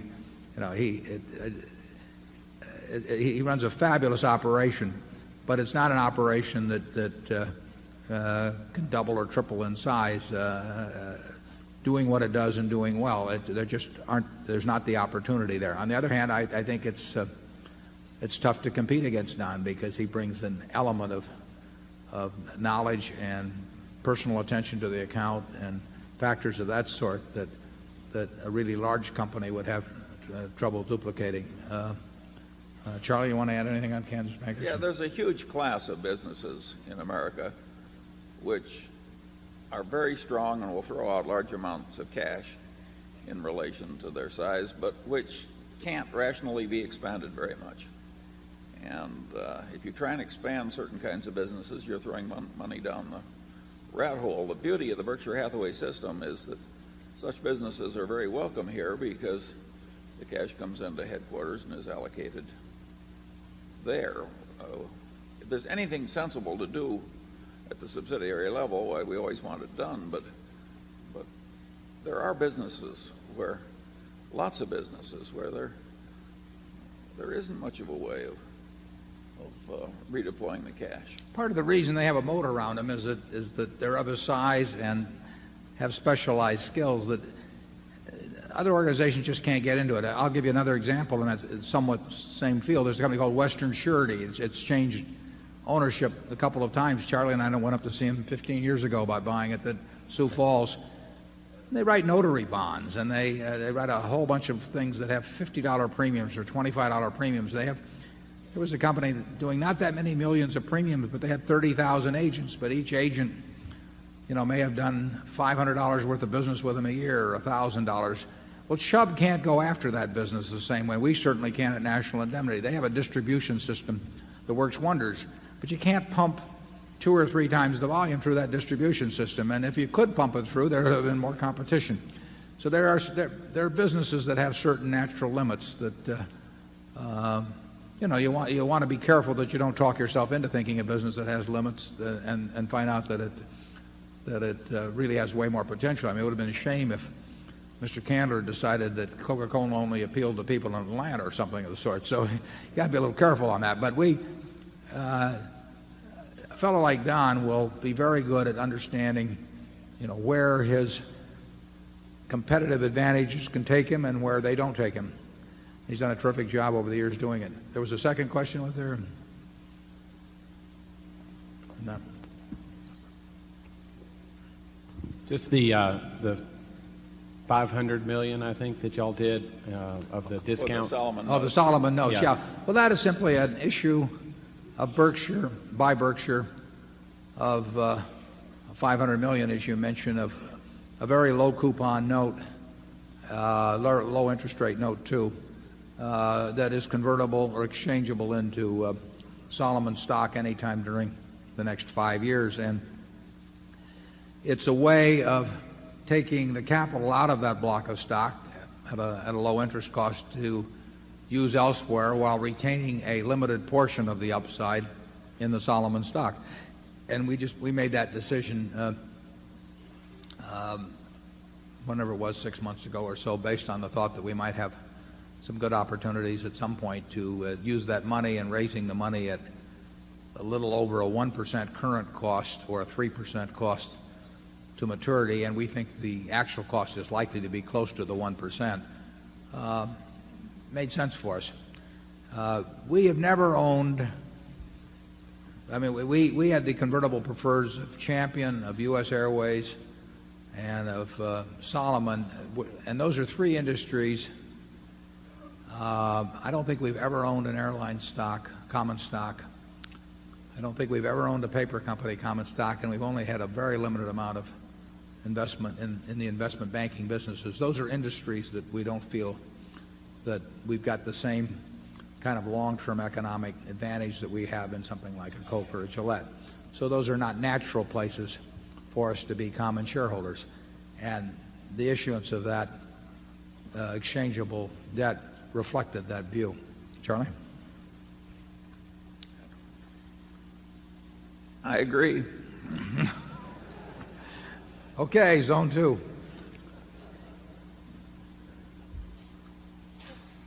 My name is Kristen Schramm. I am from Springfield, Illinois. I am a proud shareholder of Berkshire Hathaway. In light of the upcoming capital gains tax reduction, do you envision any increased selling pressure, such as buying opportunities for Berkshire stock? Oh, that's a good question, Christine. We're proud to have you, too. A very high percentage of Berkshire shares is owned by people with a very low tax basis, so that if I had to guess, I would say that probably 80% at least of the shares are owned by people whose cost is less than $100 a share on the A stock. And that undoubtedly contributes to some people's reluctance to sell, particularly if they're older.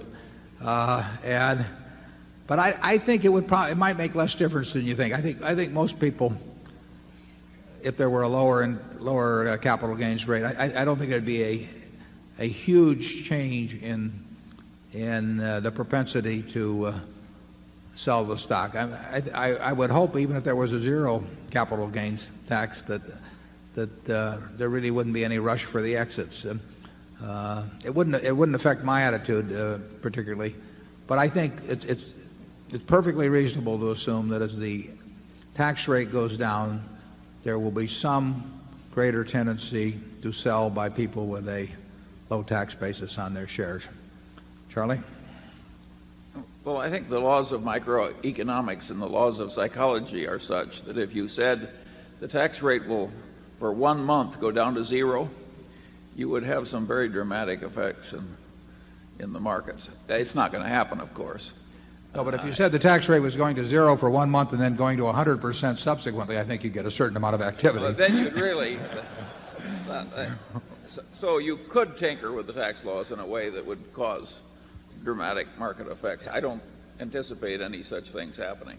We had something similar back when they, what was it, 86?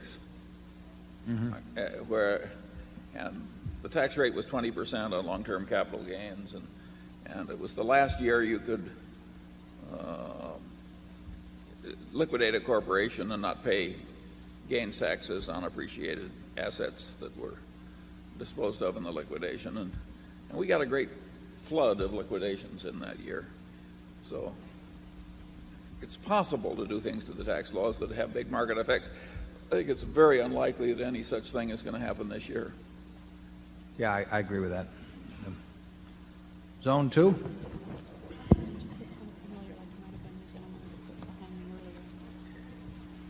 What number is this?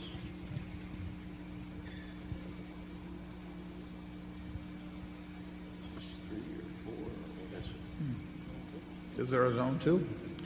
Is this it? The microphone working? Oh, zone 3? Well, we'll go to zone 3 then. That's what they I am Charles Parcells from Grosse Pointe, Michigan. Very glad to be here. I'm a recent stockholder of Berkshire. I'm sorry to say that, but it does not diminish my admiration for past performance or my confidence in future performance. I heard recently a remark by, I think, a very successful investor, whom I think worked with the Bass family in Texas for a while. And one of his comments, if I understand it correctly, said something like this. Hurricane Andrew destroyed the super cat industry. And that's about all he said, and I know we're into it. I'm interested in its importance to Berkshire and your comments on it, Mr. Buffett and Mr. Munger. Yeah, I guess I would say I don't fully understand why he would, or even partially understand why he would say that. I mean, we are in business, in the super cat business, and I should explain, super cat business is very much like it sounds. I mean, we write insurance for other insurance companies, other reinsurance companies, to protect them, to pay them at a time when something really big comes along, a super catastrophe. And Hurricane Andrew was certainly a super catastrophe. But that's the reason people do business with us. So we pay off infrequently, but we pay off big. And we paid off about $120 million at Hurricane Andrew. But if Hurricane Andrew happened today, well, at least one of the policies in SEPs we have, we would certainly be paying off at least, $600-700 million, something like that. And if it happens 5 years from now, we'll pay off a lot more than that because we will undoubtedly be writing more business at that time. So it's just part of the game. And there will be super cats of various kinds. There will be, huge quakes. There will be more hurricanes than huge quakes. And when that time comes, we will write a big check. But that doesn't, prices may be firmer after such an event. They may not be. They didn't firm as much as you might expect after Andrew happened. Andrew was a huge surprise to people. As a digression, people in the insurance business thought that they all had these models, and some of them were prepared by reinsurance brokers and some of them by various research institutes, as how much they would lose under certain kinds of circumstances. And they couldn't have been further off with an Andrew or with the Northridge earthquake. Fortunately, we don't rely on those. I don't know what exactly we do rely on, but we don't rely on those. And the Hurricane Andrew was, that's part of business with Berkshire, and we will have another one, and we'll have another one after that. So every 3 or 5 or 7 years, or who knows what, we will lose significant money in the super cat business, and we expect that over 20 or 25 years we will make more money than we lose. We bring some real advantages to that business, as I wrote about in the report, and it makes sense for us to be in it. It only makes sense for us to be in it when the premium prices are right.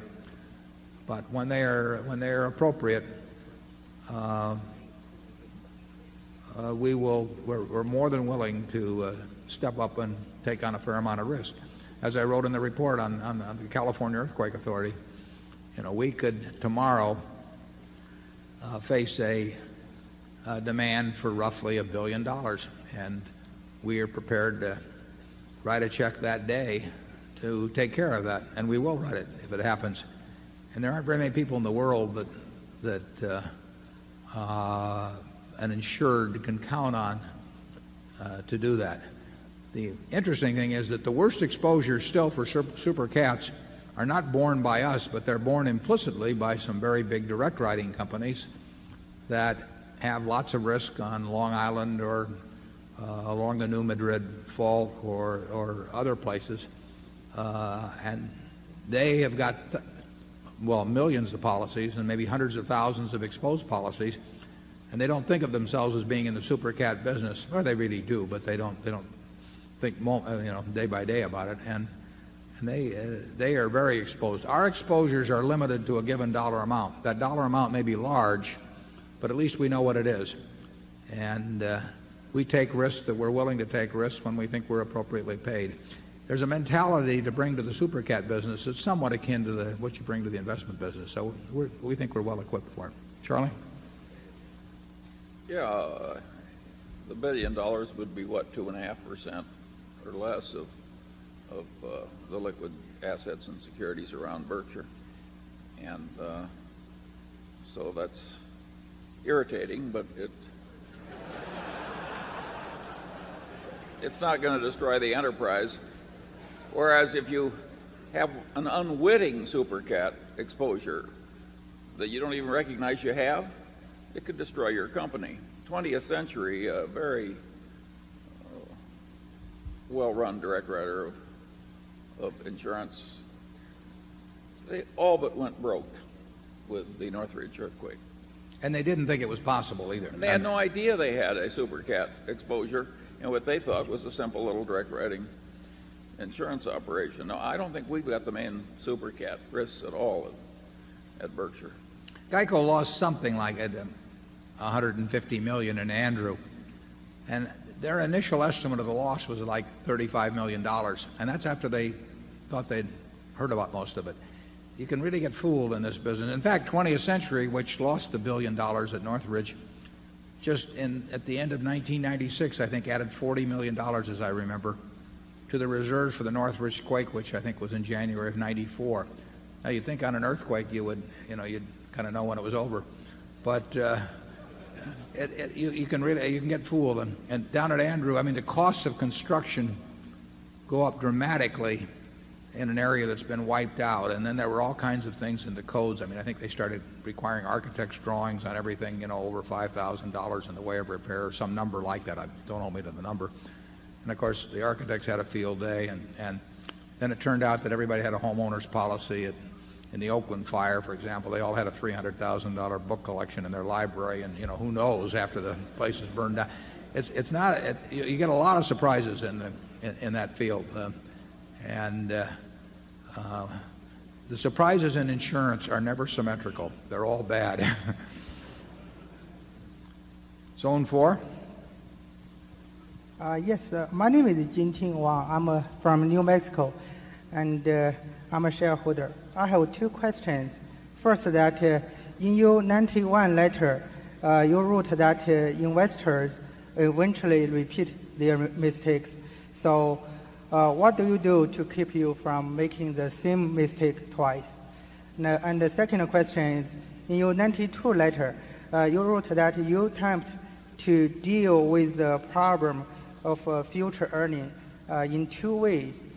First is the business you understand, and the second is the margin of safety. And you said they are equally important. But if you cannot find the happy combination of faster growth at a low PE, which one do you think is more important, faster growth or low PE? That's my two questions. I think we were told by some higher authority which one was more important there for a second. Well,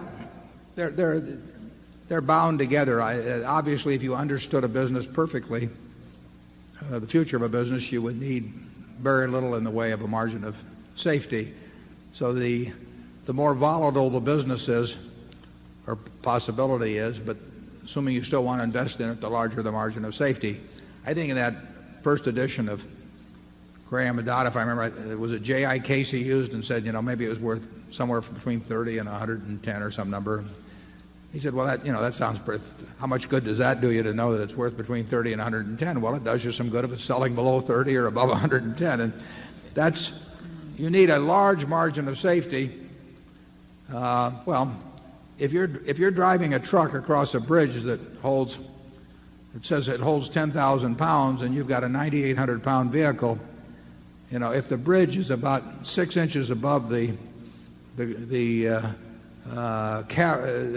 crevice that it covers, you may feel okay. But if it's over the Grand Canyon, you may feel you want a little larger margin of safety in terms of only driving a 4,000 pound truck or something across. So it depends on the nature of the underlying risk. We don't get the margin of safety now that we got in a 1973-4 period, for example. The biggest thing to do is understand the business. If you understand the business and get into the kind of businesses where surprises, by the nature, surprises are few. And we think we're largely in that type of business. The earlier part about, I've said about learning from your mistakes, the best thing to do is learn from other guys' mistakes. I mean, it's like, Patton used to say, it's an honor to die for your country. Make sure the other guy gets the honor, So our approach is really to try and learn vicariously, but there's a lot of mistakes that I've repeated. I can tell you that. The biggest one, probably the biggest category over time, is being reluctant to pay up a little for a business I knew was really outstanding, or to continue to buy it at higher prices when I knew it was outstanding. So the costs of that have been in many, many billions, and I'll probably keep making that mistake. The mistakes are made when there are businesses you can understand and they're attractive and you don't do something about it. I don't worry at all about the mistakes that come about because when I met Bill Gates, I didn't buy Microsoft or something. That's not my game. But the mistakes are made most of our mistakes have been mistakes of omission rather than commission. Charlie? Yeah, I think most people get very few what I call no-brainer opportunities, where it's just so damned obvious that this is going to work. And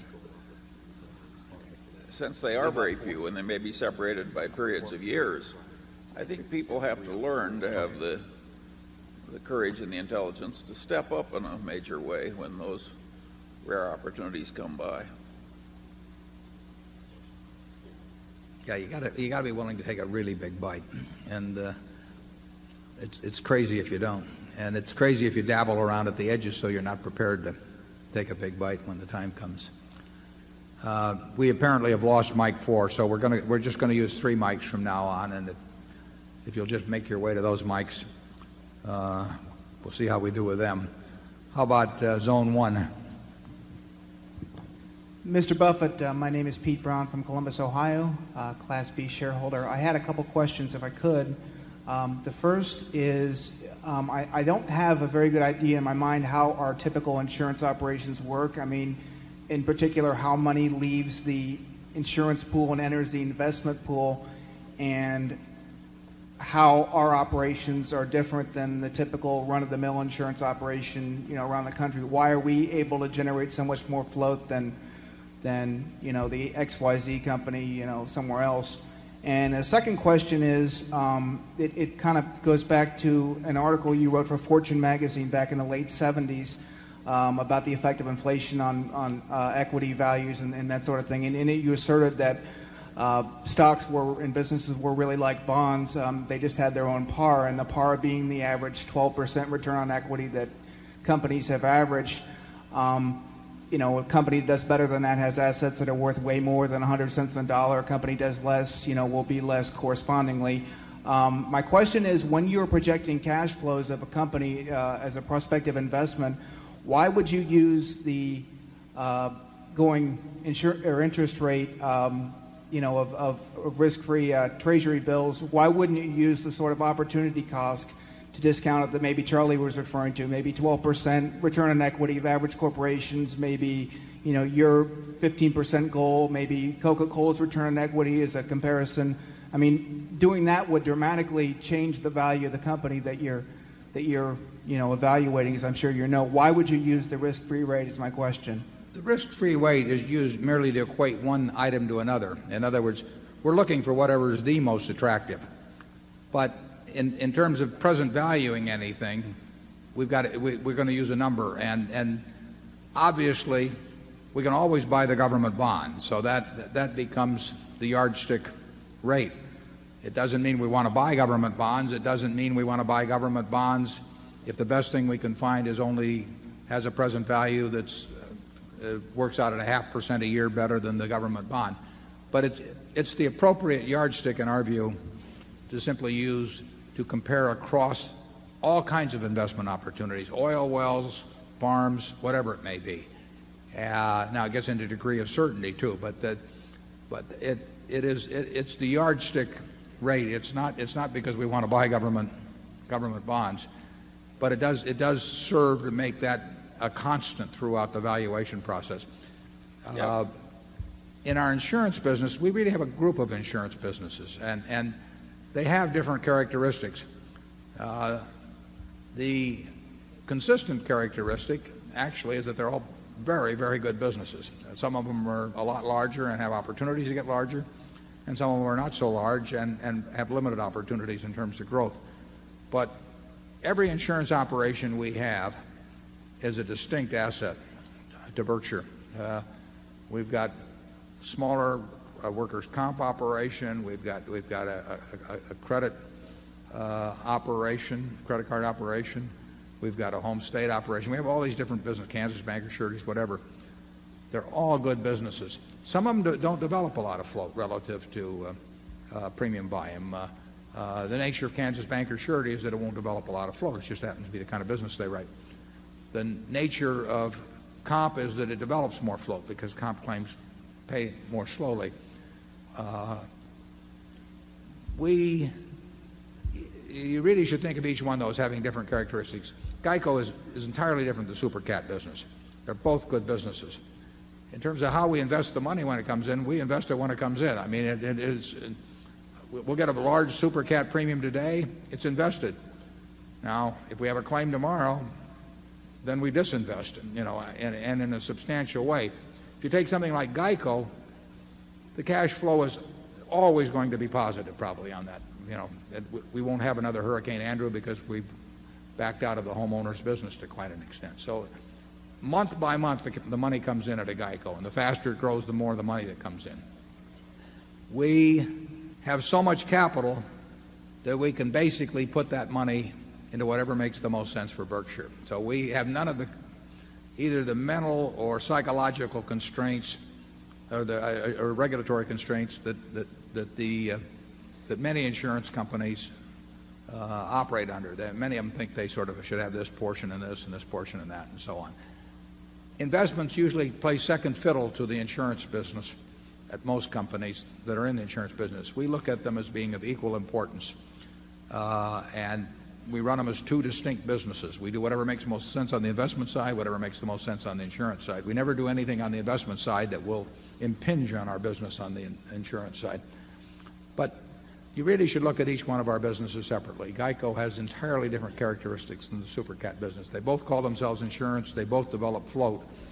But in economic terms and in terms of competitive strengths and that sort of thing, they're two very different businesses. And our smaller businesses are different businesses. Some of those may grow reasonably well. We'll keep working on it. Charlie? Yeah, if you look at a corporate stock, it's obvious you can buy any maturity of government bond you want.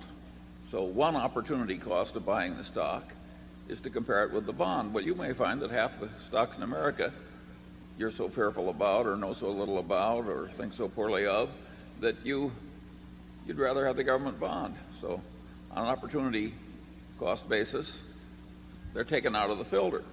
Now you start finding corporations where you like the stocks way better than government bonds. You've got to compare them one against the other, and when you find one that you regard as the best opportunity, that you can understand as the best opportunity, now you've got one to buy. It's a very simple idea. It uses nothing but the most elementary ideas from economics or game theory. It's child's play as a mental process. Now, it's hard to make the business appraisals, but the mental process is a cinch.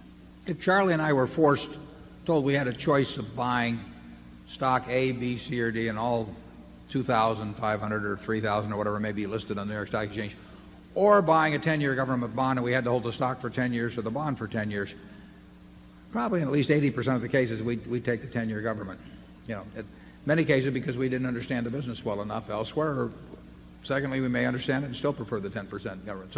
But we would measure everything that way. And I don't know, did you come up with 80% or where, Charlie? Desert Island, 10 years? Get to fondle a stock certificate or fondle a government bond? Which one are you going to choose? But anyway, I think life is a whole series of opportunity costs. You got to marry the best person who is convenient to find who'll have you. Investment is much the same sort of a process. I knew we'd get in trouble after lunch. Zone 2. Hello, Martin Wiegand, Bethesda, Maryland, stockholder. For myself, my family, and other small business owners, I want to thank you for the annual reports. They help a lot in helping us make business decisions and life decisions. My question is, many people come here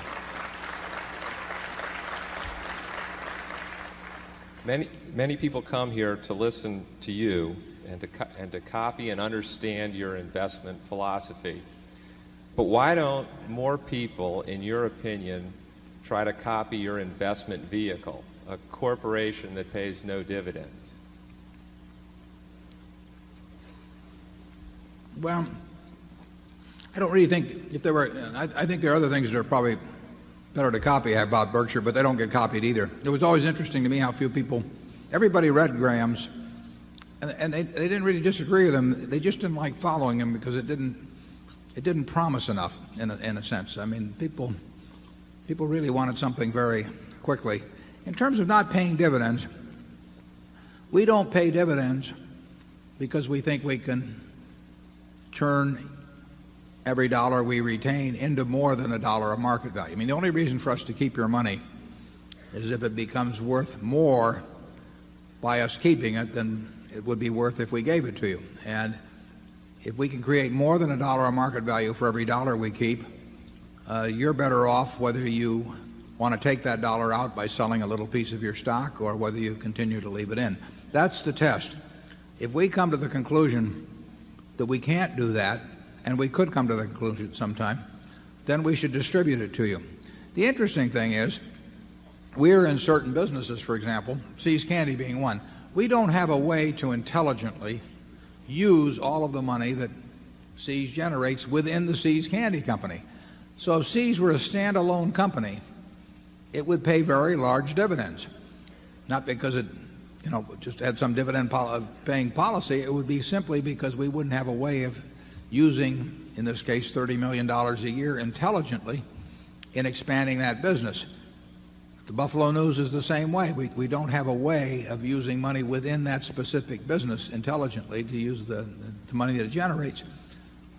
We hope that in the overall Berkshire Hathaway scheme of things, that we can intelligently use the money that the companies in aggregate generate for us. And we think so far we have, and we think the prospects are reasonably good that we can continue to do that.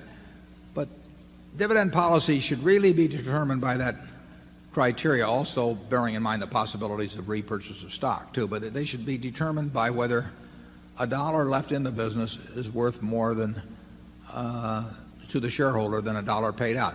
Someplace like Coca-Cola, if Coca-Cola had paid no dividends and simply repurchased shares and developed the bottling system and done the things that they have, the shareholders probably would have been even better off. They've been sensationally well off as it is, but they probably would have been even better off than they have been with the dividend policy they have had. And that's Gillette and Disney and companies of that sort that have got these terrific opportunities to use capital within the business or to repurchase shares of a company that simply can't be replaced. If that usually is the best use of capital, it's probably better than dividends. And we have written some about that, Martin, but people usually keep doing what they've been doing. They're hard to change. Charlie? Well, it's interesting that you take that simple standard. You should retain money if you can make it worth more than it is by retaining it. That is not the standard thing that's taught in the corporate finance departments of our major universities. Why do we have this simple idea and they have another one? Time after time we find that so. I've tried to understand why they think the way they do, and I have great difficulty with it.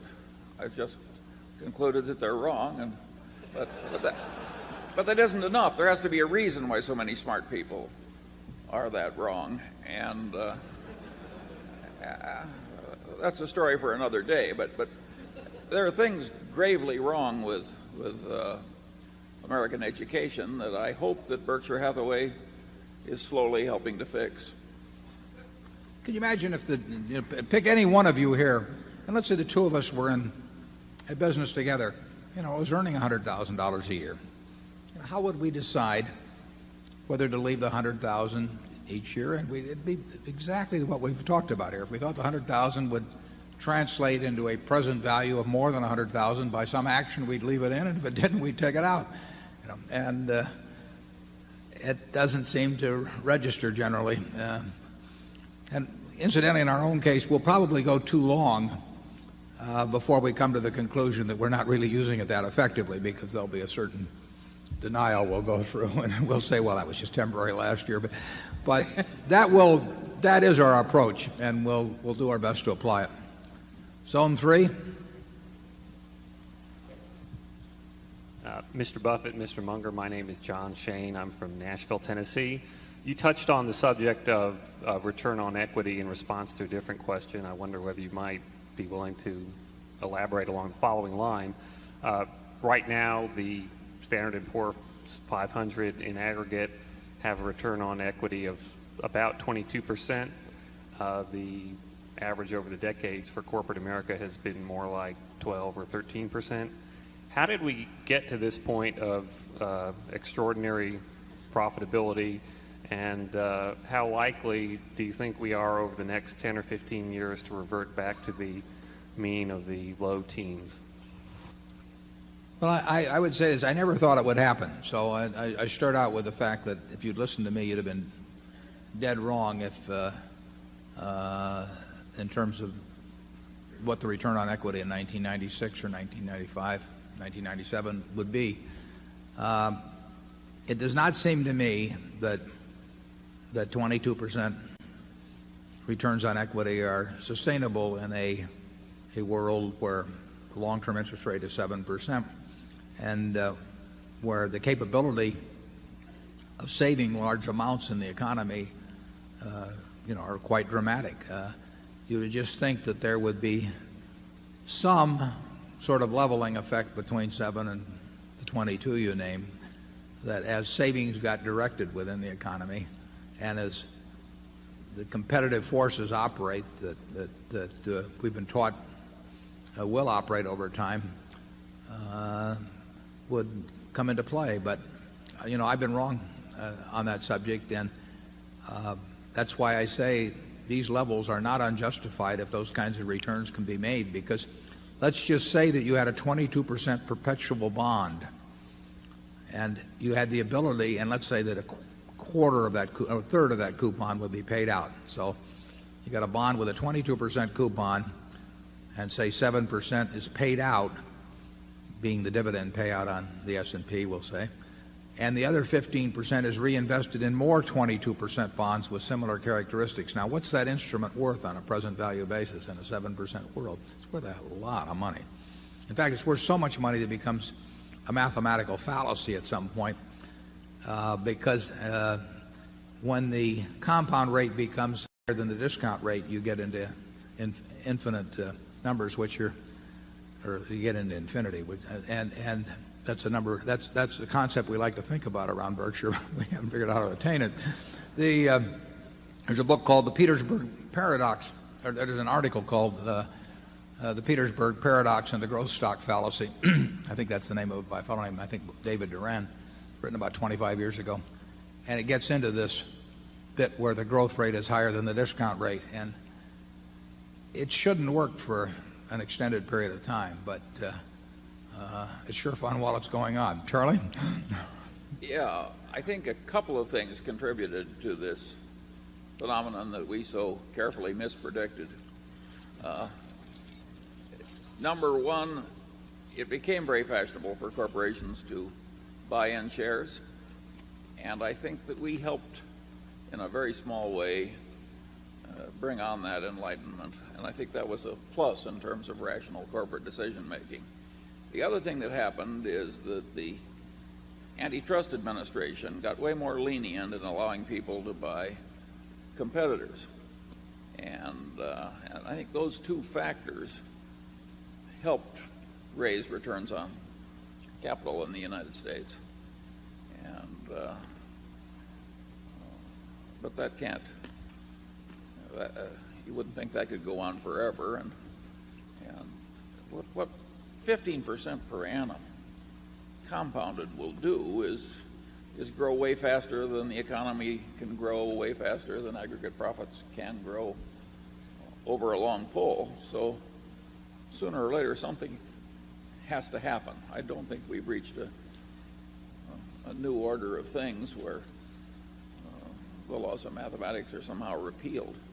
If real output in this country grows at, say, 3% a year, call it real GDP grows at 3% a year, and the capitalized value of industry in the country grows at 10% a year, at some point you get into mathematical absurdities. I mean, at the low inflation rates, you can't have if we have an economy that's 7 or 8 trillion now in GDP and 7 or 8 trillion in equity valuation, that may or may not make sense.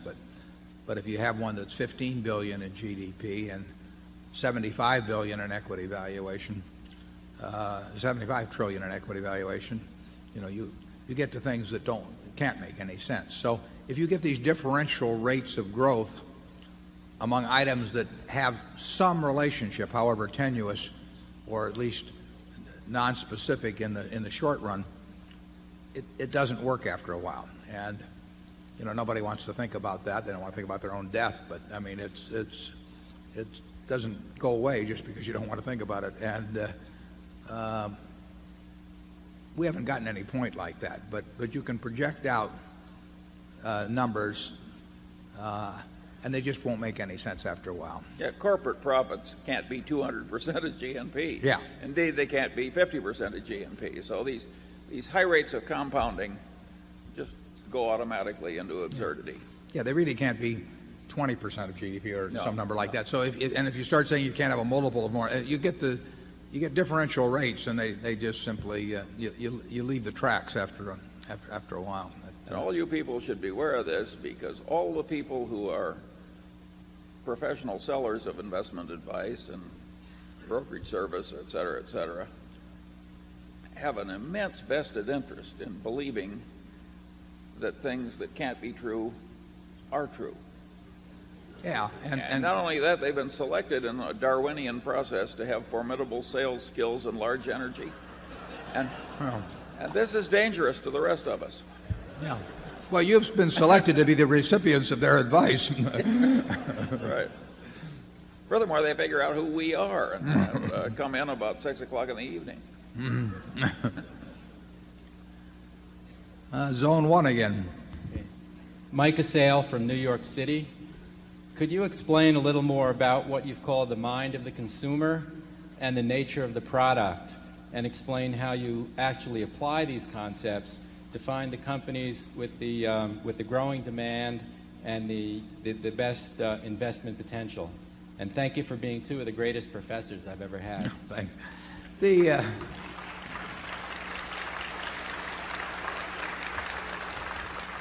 What you really, when you get into consumer products, you're really interested in finding out or thinking about what is in the mind of how many people throughout the world about a product now and what it's likely to be in their mind 5 or 10 or 20 years from now. Now, virtually every person in the globe, maybe, well, let's get it down to 75% of the people in the globe, have some notion in their mind about Coca-Cola. They have, the word Coca-Cola means something to them. RC Cola doesn't mean anything to virtually anyone in the world. But, does with the guy who owns RC, but, and the bottler, but everybody has something in their mind about Coca-Cola. And overwhelmingly, it's favorable. It's associated with pleasant experiences. Now, part of that is by design. I mean, it is where you are happy. It is at Disneyland, at Disney World, and it's at ballparks, and it's every place that you're likely to have a smile on your face, including the Berkshire Hathaway meeting, I might add. And that position in the mind is pretty firmly established. And it's established in close to 200 countries around the world with people. A year from now, it will be established in more minds, and it will have a slightly different overall position. And 10 years from now, the position can move just a little bit more. It's share of mind. It's not share of market. It's share of mind that counts. Disney, same way. Disney means something to billions of people. And if you're a parent with a couple of young children and you got 50 videos in front of you that you can buy, you're not going to sit down and preview an hour and a half of each video before deciding what one to stick in front of your kids. You have got something in your mind about Disney, and you don't have it about the ABC video company, or you don't even have it about you don't have it about 20th Century, or you don't have it about Paramount. So that name to billions of people, including lots of people outside this country, it has a meaning. And that meaning overwhelmingly is favorable. It's reinforced by the other activities of the company. And just think of what somebody would pay if they could actually buy that share of mind, of billions of people around the world. You can't do it. You can't do it by $1 billion advertising budget or a $3 billion advertising budget or hiring 20,000 super salesmen. So you've got that. Now, the question is, what does that stand for 5 or 10 or 20 years from now? There'll be more people. There'll be more people that have heard of Disney. And that there will always be parents that are interested in having something for their kids to do. And that kids will love the same sort of things. And, whoops. He emphasizes the key points when we get to those. But that is what you're trying to think about with the consumption product. That's what Charlie and I were thinking about when we bought See's Candy. I mean, here we were in 1972. We think we know a fair amount about candy. I know more than when I sat down this morning. I mean, I had about 20 pieces already. But, does their face light up on Valentine's Day, when you hand them a box of candy and say, it's some nondescript thing and say, here, honey, I took the low bid, or something of the sort. And no, I mean, you want something, you've got tens of millions of people, or at least many millions of people that remember that the first time they handed that box of candy, it wasn't that much thereafter that they got kissed for the first time or something. So it's the memories are good, the association's good. Total process isn't just the candy. It's the person who takes care of you at Christmas time when they've been on their feet for 8 hours and people have been yelling at them because they've been in line with 50 people in line and that person still smiles at them. The delivery process, it's the shop in which they get all kinds of things. The treat we give them, it's all part of the marketing personality. But that position in the mind is what counts with a consumer product. And that means you have a good product, very good product. It means you may need tons of infrastructure because you got to have that I had a case of cherry coca waiting me at the top of the Great Wall when I got there in China. Now that you've got to have something there so that the product is there when people want it. And that happened in World War II. General Eisenhower, said to Mr. Woodruff that he wanted a Coca-Cola within arm's length of every American serviceman in the world, and they build a lot of bottling plants to take care of that. That sort of positioning can be incredible. It seems to work especially well for American products. I mean, people want certain types of American products worldwide. Our music, our movies, our soft drinks, our fast food. You can't imagine, at least I can't, a French firm or a German firm or a Japanese firm having that selling 47 or 48% of the world's soft drinks. I mean, it just doesn't happen that way. It's part of something you could broadly call an American culture, and the world hungers for it. And Kodak, for example, probably does not have quite the same. George Fisher's doing a great job with the company. This goes back before that. But Kodak probably does not have the same place in people's mind worldwide quite as it had 20 years ago. I mean, people didn't think of Fuji in those days, we'll say, as being in quite the same place. And then Fuji took the Olympics, as I remember, in Los Angeles, and they pushed their way to more of a parity with the Kodak. And you don't want to ever let them do that. And that's why you can see a Coca-Cola or a Disney or companies like that doing things that you think, well, this doesn't make a hell of a lot of sense. If they didn't spend this $10 million, wouldn't they still sell as much Coca-Cola? But,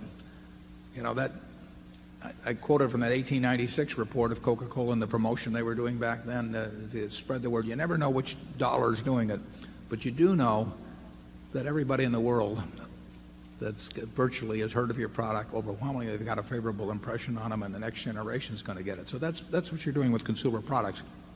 With See's Candy, we are no better. We want to no better than the last person who's been served their candy with the last product they've been served. But as long as we do the job on that, people can't catch us.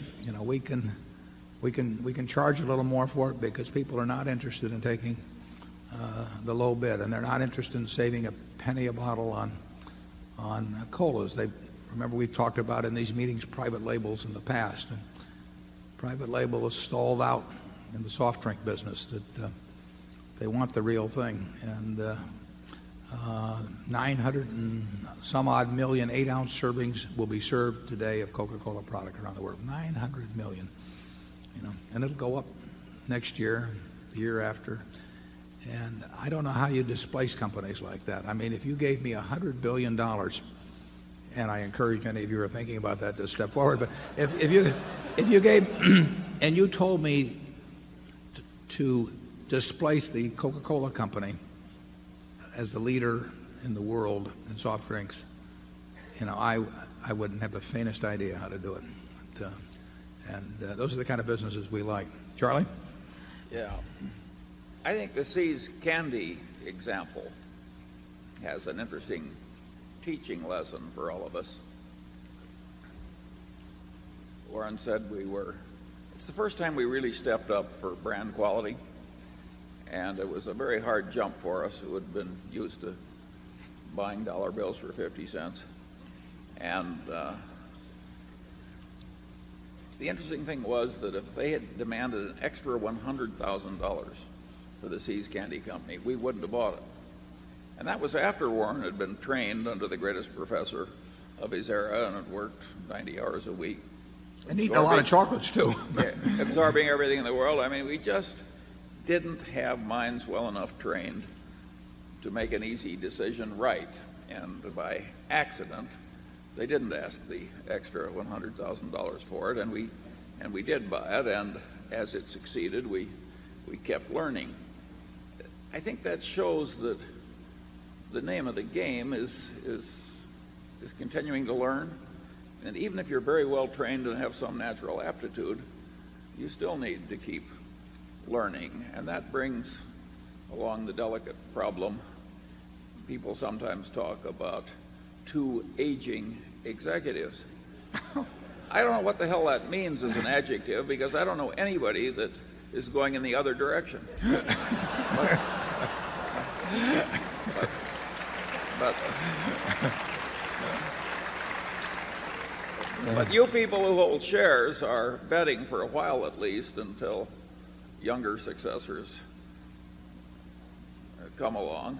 You're betting to some extent on what we'll now tactfully continue to call aging executives continuing to learn. If we hadn't bought Seas with some subsequent developments after that, because that made us aware of other things, we wouldn't have bought Coca-Cola in 1988. I mean, you can give Seas a significant part of the credit for the, I guess, $11 billion plus profit we've got in Coca-Cola at the present time.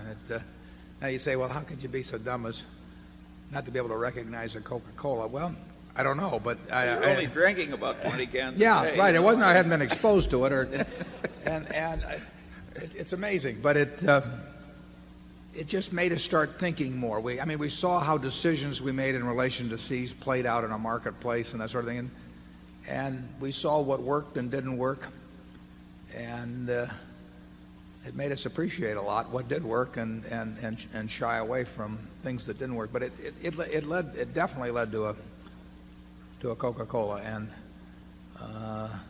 we've had the good luck to buy some businesses themselves in their entirety that taught us a lot. We bought, and this worked in the other direction. I mean, we were in the windmill business one time. I was. Charlie stayed out of the windmill business, but I was in the windmill business and pumps and third level department or second level department stores, and I just found out how tough it was and how you could apply all kinds of energy to them, and it didn't do any good.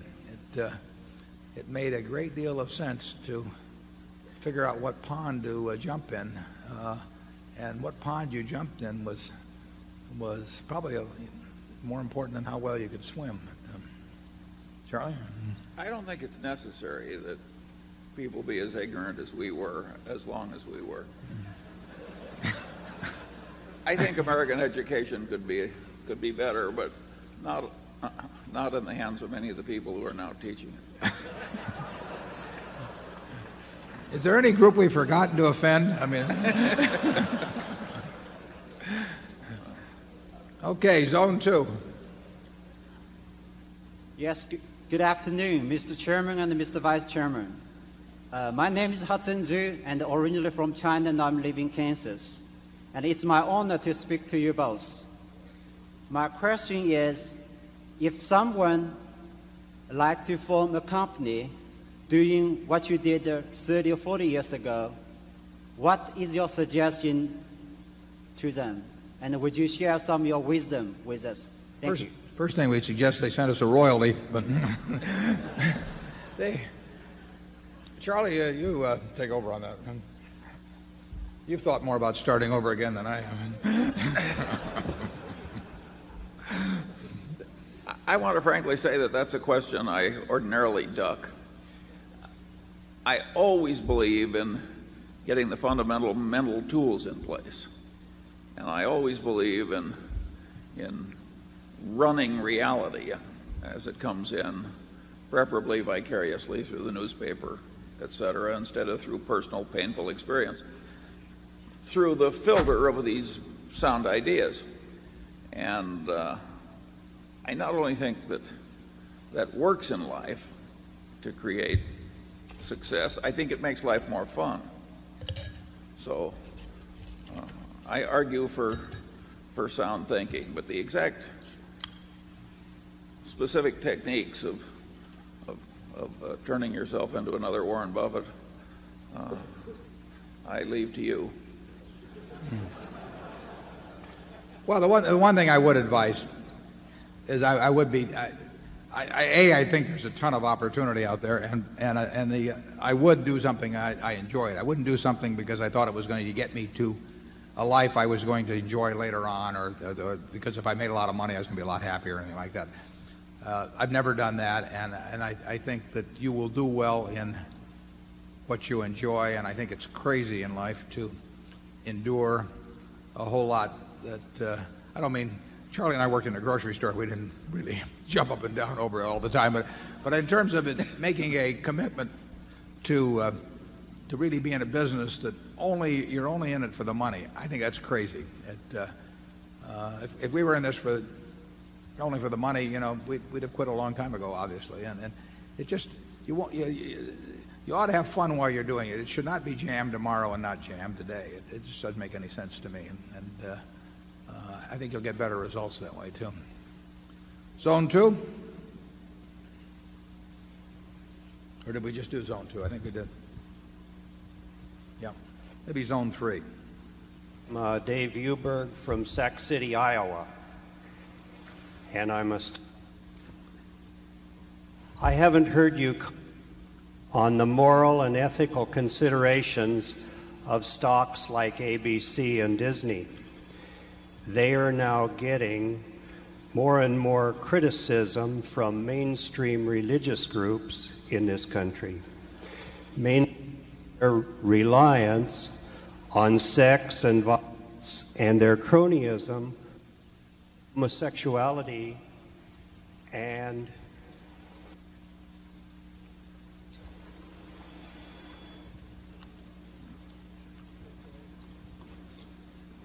did they hear it?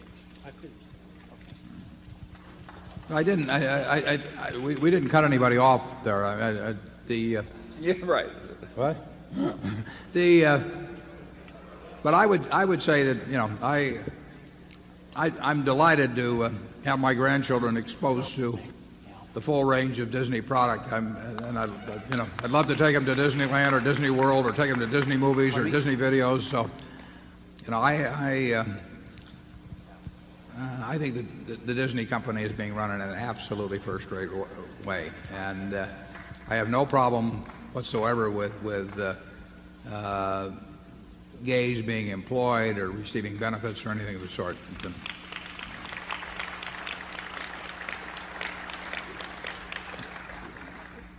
Zone 1.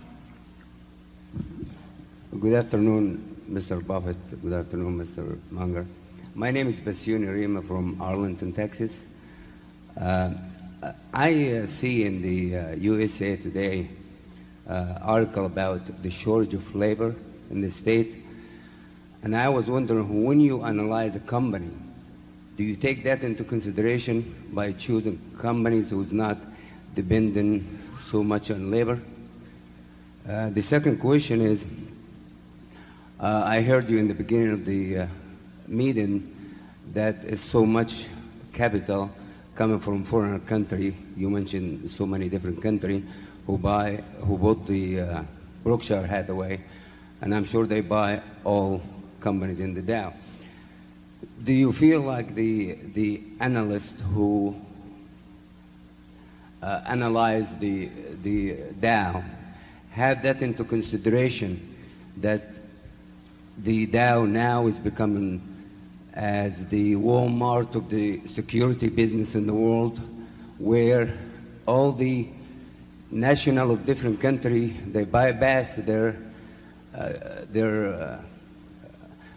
market and they come in and buy in the United States, and as a result that the idea of Mr. Greenspan as far as exuberant, it's mute, because if you remember how the Japanese, when they start to buy the real estate in America, they force us to pay high premium for the price, and I think that's what's going to happen in the market.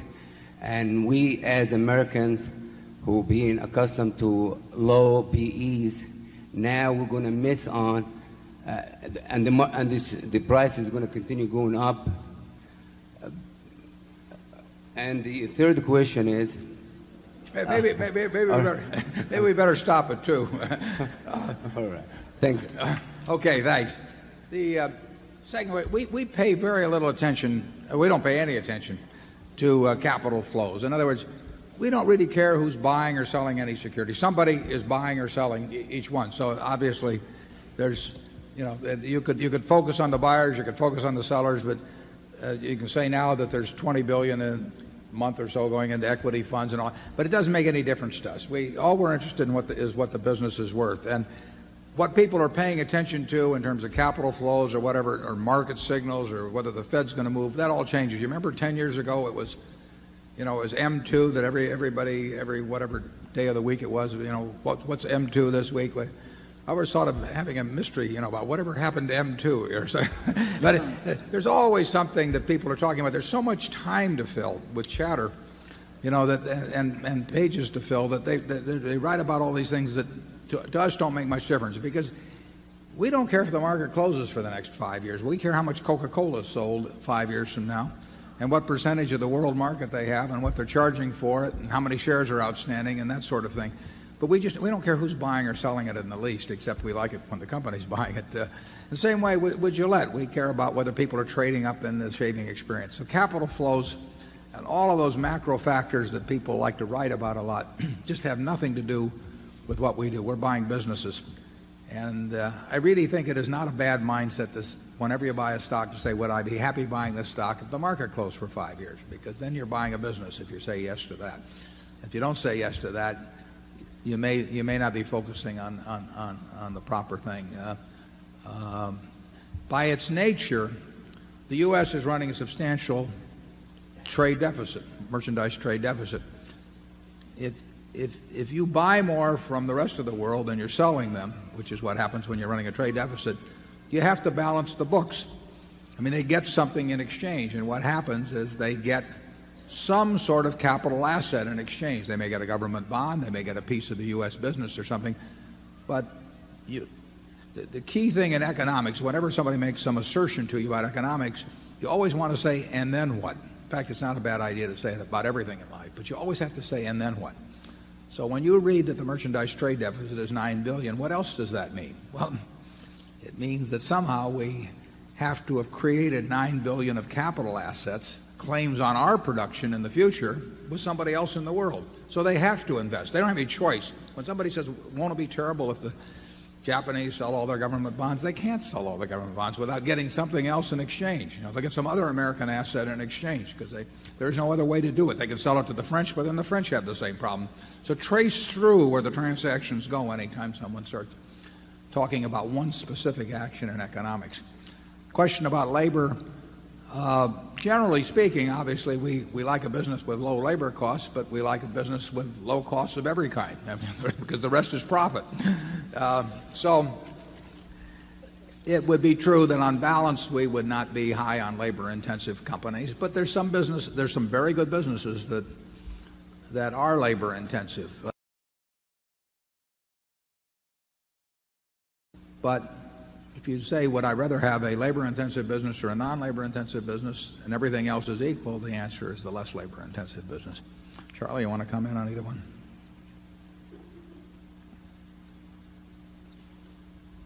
No, I don't think I've got anything more. Area 2?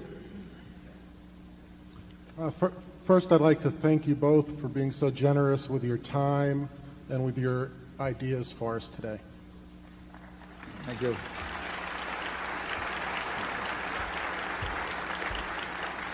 We get paid by the hour, so it. Well, I'll try and talk quickly then. No. My name is Bob Costa from Evansville, Indiana. I've been a shareholder for 4 years. This is my first visit to Omaha, and I went to the Mega Mart, and I actually bought something there, and I tried to pay for it with an American Express card, and they told me, just like the ad, you can't use it here. I hope you both comment on that, or at least one of you. But my real question is that I just stumbled across the idea of intellectual capital and how that might be useful in valuing a business, and I was hoping that one or both of you could clarify that for me, and whether that's useful to us as investors or just another academic theory that we'd be better off ignoring. Yeah. Harvey Golub, who runs American Express and has done a terrific job of running it, has written me about the Furniture Mart as well as about See's. And we basically let our managers run their own businesses. So the people at each entity, Borsheim's takes American Express, others of our businesses do too. We let every manager make his decisions. As soon as I start telling the managers that they ought to say take American Express or not take Visa or whatever it may be, at that point, they've lost some of the responsibility for their operations and perhaps to an extent even, some of the pride that comes from running them. Most of our managers do not need to work for a living. They run their businesses for the same reason Charlie and I run Berkshire. They love doing it. They jump out of bed in the morning because it's exciting to do. And the one thing that would keep the two of us or drive the two of us away from Berkshire is if we were getting second-guessed all the time or somebody else was telling us when to swing or not to swing. We would have no interest in running the business. We'd do something else then. And maybe our other managers aren't as extreme as we are in that respect, but we feel they've built successful businesses. They know how to do it. We do allocate the excess capital they generate, but aside from that, we really let them make their own decisions. So we have no company-wide policy on virtually anything that I can think of except send money to Omaha. We're delighted to have American Express give the Furniture Mart the reasons why the Furniture Mart will be better off using American Express, and my guess is they have some very good reasons. But they're going to have to sell them on that, and just like any vendor of anything has to sell each operation. We wouldn't tell the people at Seas who to buy the nuts from, or who to buy the container from, or anything of the sort, how to design the stores or whatever it may be. And that's just the Berkshire philosophy on that. Charlie, you want to comment? Yeah. Let me shift to intellectual capital. Berkshire has a lot of intellectual capital in these very able executives in the various businesses, and we hope we've got some intellectual capital in the few hundred square feet at headquarters. But we are not in the business of designing oil refineries with armies of engineers or developing software with armies doing complicated accounting work all over the world. We just haven't drifted into that kind of a business. And intellectual capital has gotten to be a new buzzword because we've now developed huge businesses like Microsoft, which really didn't exist on that scale not so very long ago. And so people have suddenly realized, my God, there's really a lot of money in aggregation effects and momentum effects when you get a bunch of really bright people working in the same direction. And that's what's made the concept so fashionable. By and large, we've avoided the field. Again, it's hard for us to understand. Yeah, we've looked for brains and energy and integrity in people that we work with.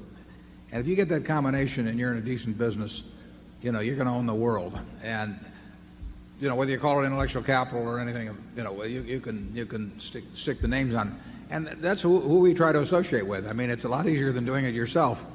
And when we get in our own businesses, you saw that group there at the end of the movie. I mean, that's a huge asset to Berkshire.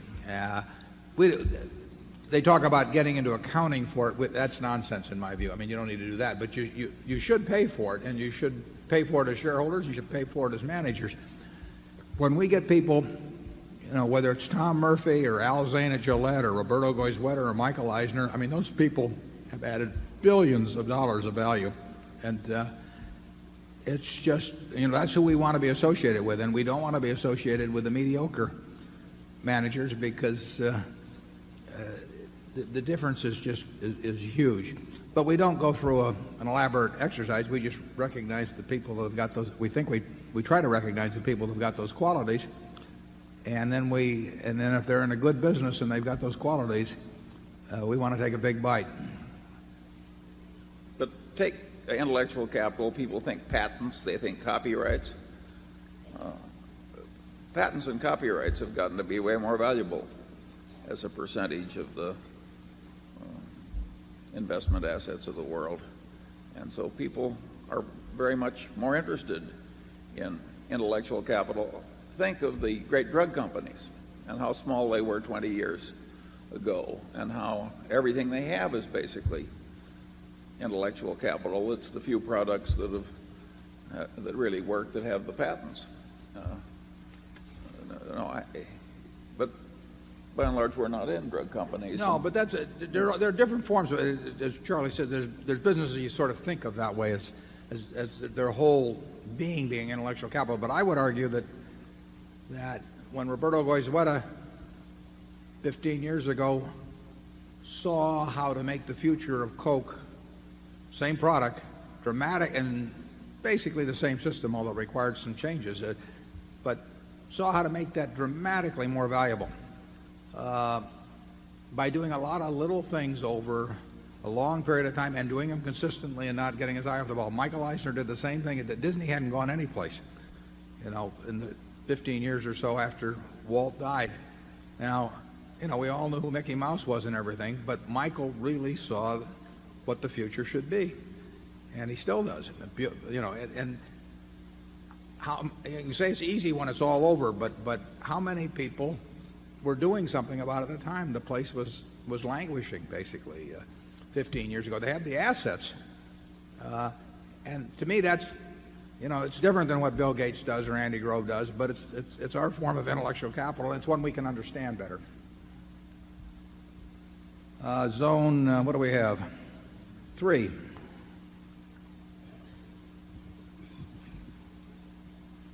Mr. Buffett and Mr. Munger. My name is Will Jacks. I'm from Chicago, and I'm a happy shareholder. I first want to thank both of you for the unusual privilege you give us for your time and your expertise. This is very unusual, and I think is to be commended.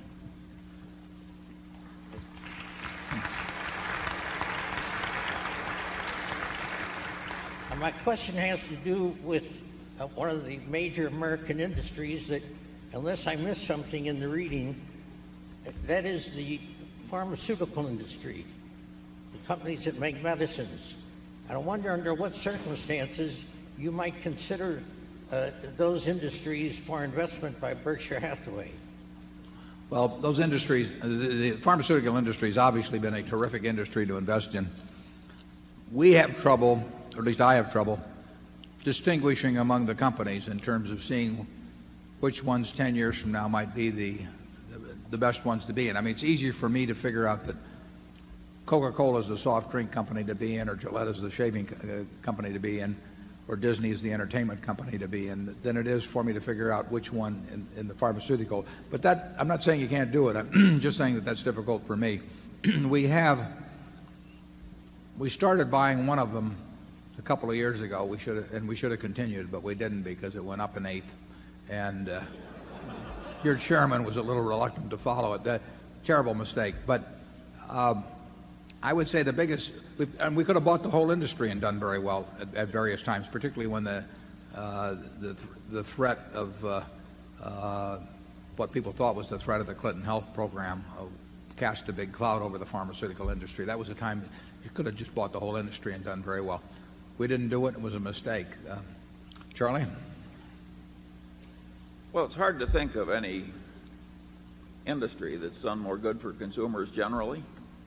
When you think of the way children used to die and now they very seldom die, and it's been a fabulous business, and it's been one of the glories of American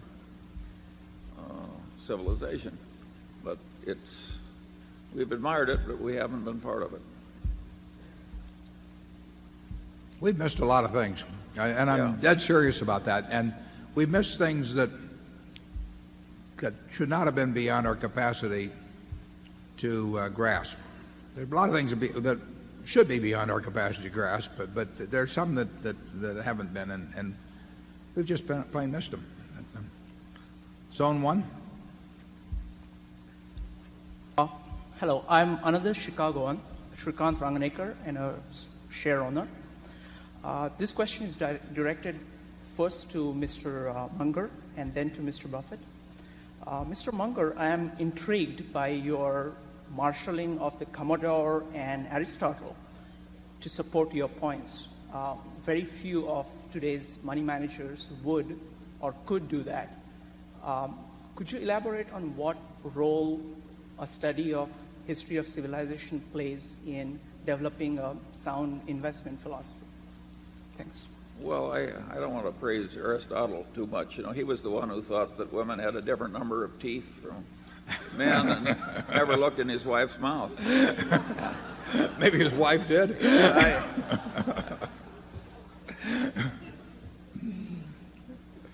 I'm all in favor of a good general education, and I think it helps investment performance, and it helps business performance, and it helps one be a better citizen.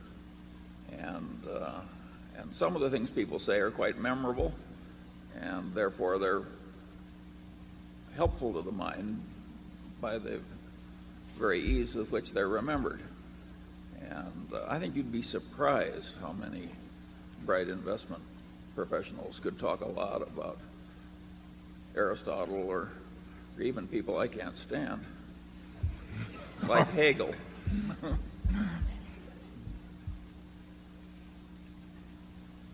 You want to quote a little more from anybody? No. Reinforce your... Oh, one of my favorite quotations in the whole world is from Einstein. He says, everything should be made as simple as possible, but no more simple. And I think that describes the reality that we all face. Charlie's favorite, though, is Ben Franklin. That's probably true, isn't it, Charlie? Yeah. We get more from Ben than anybody else. Keep thy shop and it will keep thee, that sort of thing. I mean, we're loaded with that stuff. 3 removes are as good as a fire. It's hard for an empty sack to stand upright. That's the Bible around Berkshire. Yeah. I once heard Warren say, the reason I'm so financially conservative is I don't want to find out how badly I might behave if I were stretched. I think we better cut him off here. Zone 2, you better cut the thumping there.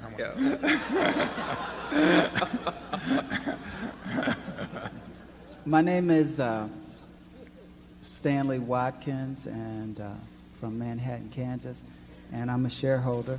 And I have 2 questions, and the first one I know the answer, so you can just say yes or no.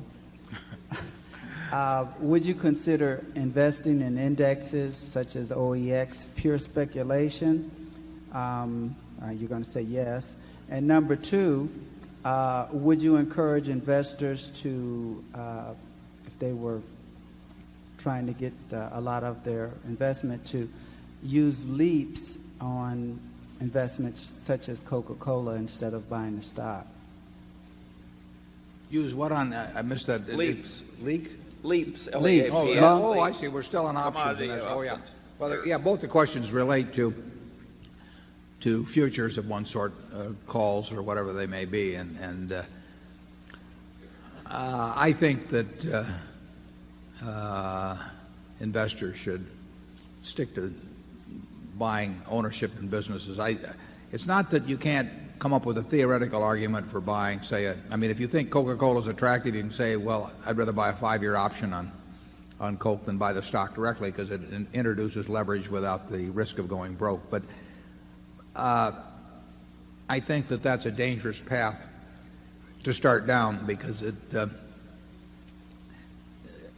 it works well, it's dynamite to start playing with things that can expire and become worthless or can be bought with very low margin as the OEX options you were talking about.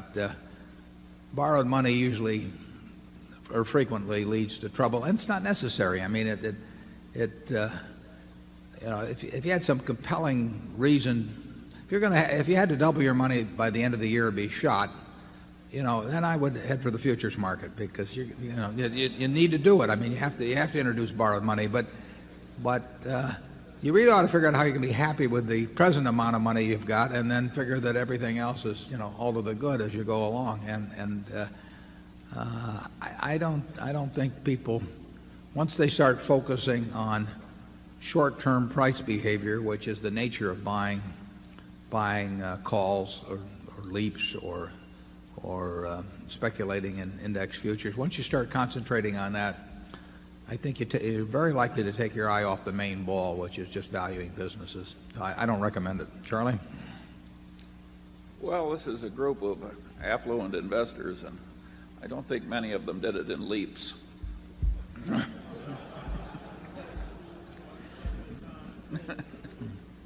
Yeah, it's certainly true. If we'd operated Berkshire with considerable borrowed money over the years, it would have done very much better than it has. But nobody knew what that amount of borrowed money would have, the appropriate level would have been, and it wouldn't have made any difference to us. I mean, we have just as much fun doing what we've done than if we'd owned it on leverage and it had been twice as much. I mean, it's not the way we approach it.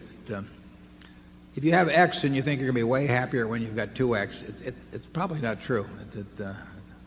You really ought to enjoy where you are at the point, and if you can make 12 or 15% a year, and you desire to save and you like piling it up, it'll all come in time.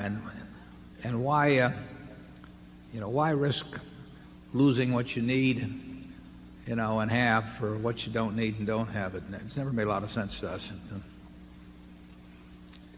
Warren wrote a letter when they were developing the security options businesses, and he urged the civilization not to allow the new exchanges. And you can see how much attention they paid to him. Yeah, the usual amount. Yeah. Area 3. Hi, my name is Greg Kolarch, a shareholder from Calgary, Canada, the home of Briax Minerals. My question for you is, the companies in the hazardous waste disposal industry have underperformed the market for about a decade now. Do you see any value in that area? We've never looked at that business. I'm familiar with the names of the companies, but that's been a business that I've never looked at, and maybe Charlie knows more about it than I do. He almost has to. No, we have never really looked at the hazardous waste business. We think there's a lot of toxic waste in the securities market. Maybe we get our fill that way.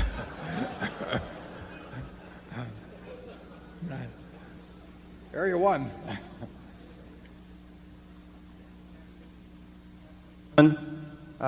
My name is Hugh Stevenson. I'm a shareholder from Atlanta, Georgia. My question involves Geico. If I remember correctly from last year, Geico had about 2% of the insurance market and had approximately $4 billion in float. My question is, as their market share expands, will their float, in your expectation, expand in a somewhat linear fashion? And related to that, what is your guess might be the top end? Could they ultimately become as dominant as a Gillette or a Coke in their businesses, or is the nature of it such that they might stop at 10% of the market or 15% when they start to hit a significant hurdle? And second, to follow up on this other gentleman's question, if you don't adjust for risk by using higher discount rates, how do you adjust for risk, or do you? Well, the second question, we adjust by simply trying to buy it at a big discount from that present value calculated using the risk-free interest rate. So if interest rates are 7%, we discounted back the flows, which Charlie says I never do anyway, and he's correct. But in theory, if we discount them back at 7%, then we would look at a substantial discount from that present value number in order to warrant buying. Question about Geico: the float will grow more or less proportionately to premium volume. There's a moderate amount of our float, a very small amount of the float, that's accounted for by some discontinued lines from the past, and of course that won't grow the same way. But if we double the size of Geico on premium volume, we'll come close to doubling the size of the float. The history of auto insurance is quite interesting. It's something that isn't studied at business schools and should be studied, because the great insurance companies of the early 1900s were, whether it's Aetna, Hartford, Travelers, they had these agency forces nationwide and wrote what was then more property business. They wrote a lot of fire business in those days, and of course the automobile only came in, in the early 1900s. And so their orientation was to property business, but they had this huge agency force throughout the United States. There were property insurance agents representing these big companies throughout the country. And they had lots of capital. And now if you look at the business in 1997, something well over 20%, probably close to 25% of the personal auto and homeowners business in insurance is written by a company called State Farm. And State Farm was started, I believe, in the 20s by a fellow in Bloomington, Illinois. Capital to speak of, no agency force initially, and started as a mutual company. No incentive. I mean, no stock options, no capital invested where he could become a billionaire if he built the business up or anything. So here this company starts without any of the capitalist incentives that we are taught are essential to a business growing, and in a huge industry becomes the dominant player. It has more than twice the market share of Allstate, the second player, becomes the dominant company against these extremely entrenched competitors with great distribution systems and loads of capital. Now I say and incidentally, State Farm on the Fortune 500 list of companies has the third largest net worth of any company in the United States. Number 3 from Bloomington, Illinois, with a guy with no money in it. Now how does that happen? Well, I would say that's a subject we're studying, in business schools, because Darwin used to say that anytime he got any evidence that flew in the face of his previous convictions, he had to write it down in the first 30 minutes, or the mind was such that it would reject contrary evidence to cherished beliefs. And certainly there's some cherished beliefs around business schools that might at least find some interesting aspects in studying how a company could become the third largest company in net worth in the country with no apparent advantage going in. There's another company down in Texas called USAA, United States. It's for the United Services Auto Association, and it's been enormously successful, has billions of net worth, loads of satisfied policyholders, the highest renewal ratio among policyholders in the country. Nobody studies that, to my knowledge, either. The people who started GEICO came from that company. In 1936, Leo Goodwin and his wife, who had worked for USAA, went over and started this little GEICO company with practically no capital. And now we have about 2.7% of the market, and we'll write probably $3.5 billion of voluntary auto this year. Catching a State Farm is going to be very difficult, so I wouldn't want to predict we do that. I will predict that we will gain very materially in market share over the next 10 years, and we'll gain materially this year. But we have got a very good mousetrap. I said in the report that 40% of you would save money insuring with that. I didn't say 100% or 80% or 60%, because there are areas and professions where somebody else is going to have a lower price than we are. But if across the country we are going, and for all classes of citizens, we are going to have the low price more often than anyone else. And we've got that because we've got low costs, and our costs are going to get lower, and we've got a virtuous circle going in terms of it feeding on itself. So GEICO will grow a lot, but State Farm is plenty tough, so I'm not going to predict catching State Farm. I'm not even going to predict catching Allstate. But we'll catch somebody. And Charlie, you want to say anything more? Well, I love your example of State Farm. I mean, the idea of picking some extreme example and asking my favorite question, which is, what in hell is going on here? That is the way to wisdom in this world. And it is too bad. A lot of the mutual companies are now trying to demutualize, helped by a bunch of consultants and so forth. And They're not looking at State Farm. They're looking at some other model. And everybody can't be a State Farm. That place got some fundamental values into its operating mechanics, the way it selected personnel, the way it selected agents, the way it discarded agents. It was huge discipline. Wouldn't you agree on that operation? Yeah, you would say somebody had to do something very right. But the question, I don't know anybody saying what they did that was right. They don't want to because it doesn't fit the pattern.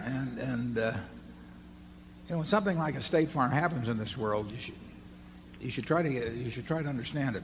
When something like a GEICO happens in this world, you should try to understand it. In 1948, I think it was 2/3 or 3/4. I think it's 2/3 of GEICO was for sale because originally backed these two people from USAA died, and the state had the stock for sale in 1948.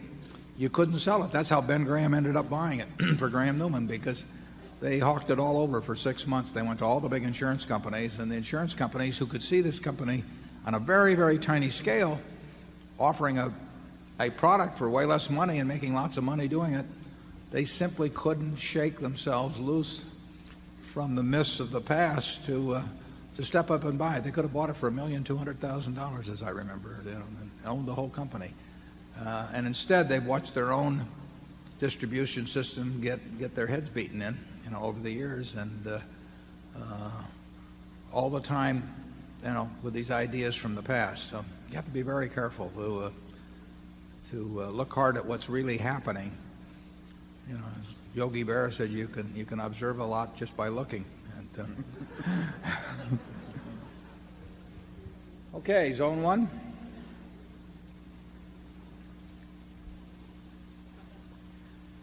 I'm Everett Puri from Atlanta, Georgia, and I wanted to ask you if you could comment on the matter of intrinsic value as it applies to some of the inevitables, given that the overpayment risk now is high and the share repurchases that are going on there. Yeah, well, we won't stick a price on them. We tell you that they are absolutely wonderful businesses run by sensational people, and that they are selling at prices that are higher than they've sold at most of the time. They may well be worth it and worth a lot more, even in terms of present terms, or it may turn out they're a couple of years ahead of themselves. We don't know the answer to that. We know we're very happy owning them. Gillette does not repurchase its shares, or hasn't in any significant quantity for many years. Coke consistently repurchases its shares.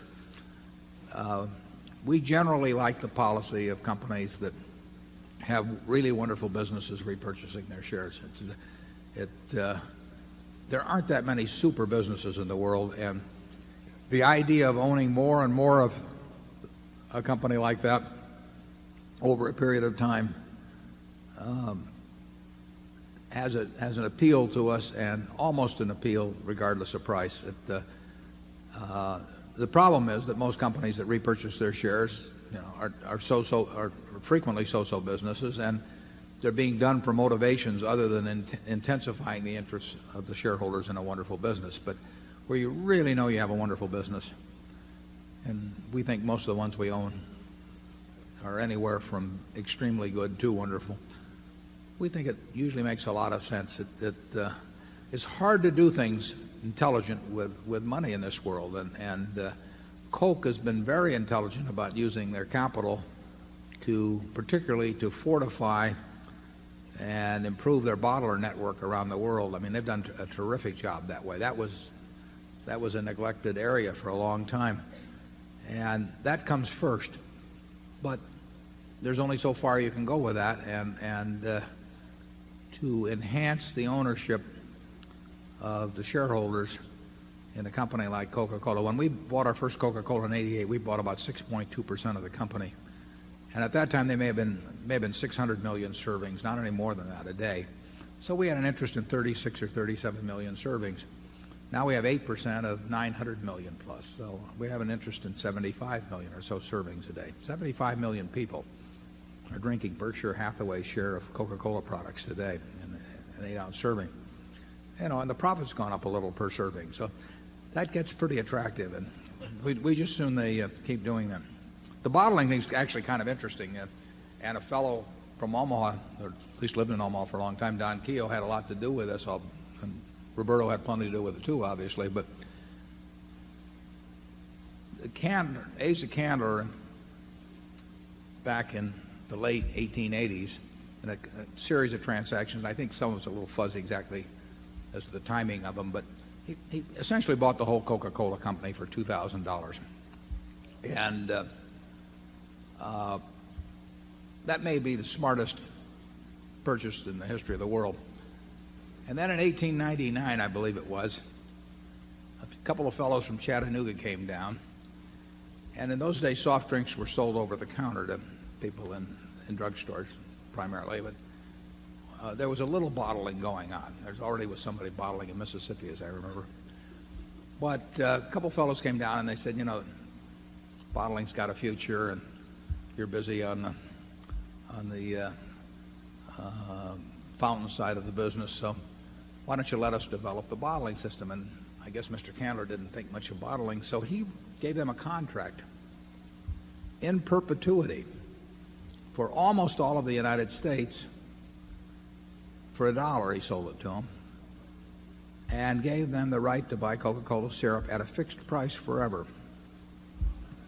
So Asa, who had scored with his $2,000 in a rather big way, managed to write what, it's easy for us to look back at, but it certainly looks like one of the dumbest contracts in history. And of course, as the years went by, and particularly around World War II, when the price of syrup was the primary ingredient in terms of cost in syrup was sugar, and sugar went wild during and after World War I in price, and so here was a guy that in effect had contracted to sell sugar at a fixed price forever.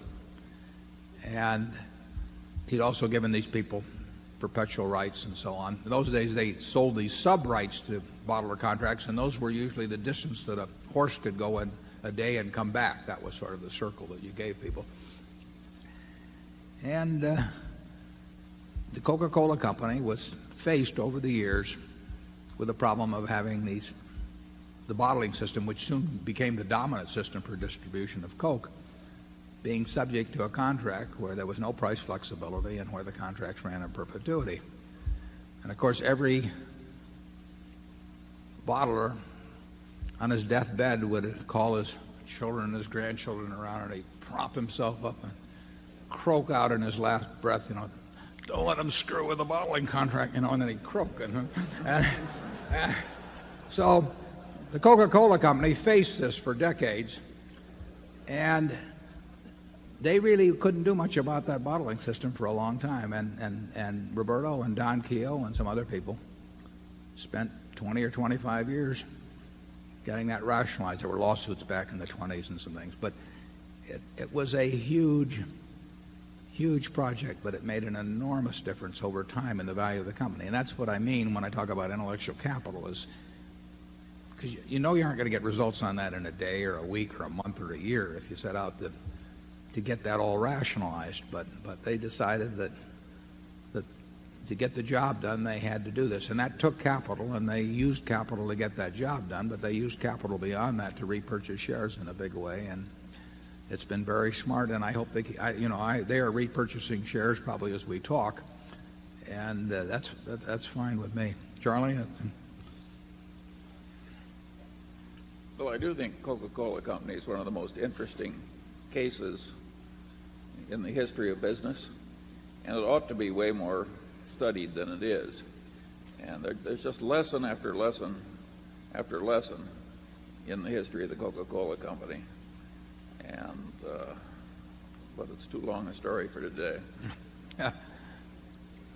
Section 2. Jolene Crowley from San Diego. And I want to say I feel very lucky to be here today, as when I tried to buy my first baby Berkshire share last year, my stockbroker, who's a value investing devotee, tried to talk me out of it, telling me that it was overvalued. So I feel lucky to be here. I've recently also discovered Wesco stock, and I'd like you to explain to me the ownership and management relationships between Berkshire Hathaway and Wesco, and how you use them together. And since I may not understand the answer to that question, could you just tell me, is it possible that buying Wesco today at about $20 a share is like buying Berkshire Hathaway was 20 years ago? Well, if you could buy Wesco today at $20 a share, you should buy all you can. No, Your pardon. $200 a share. 200. Yeah, Charlie is chairman of Wesco, and why don't you talk about it first, Charlie? Wesco is 80% owned by Berkshire, and in terms of operating businesses now, it's got two, and it has an immense percentage of its net worth in marketable securities in its insurance subsidiary. It's a very quiet company, and as the chairman of Wesco, I have always delighted in saying that we have way less human value in the executive staff than Berkshire Hathaway does. It's a what is it Daniel Webster said about Dartmouth? He says, small school, but there are those who love her. Well, Wesco's a small place, and it's there in Berkshire as sort of an historical accident. But the main current of Berkshire is right here in the Berkshire shares.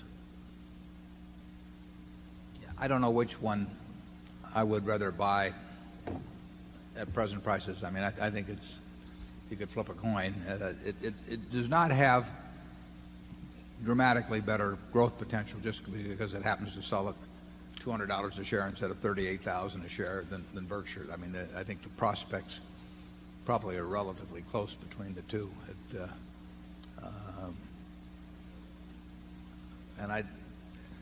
They're run by the same people pretty much.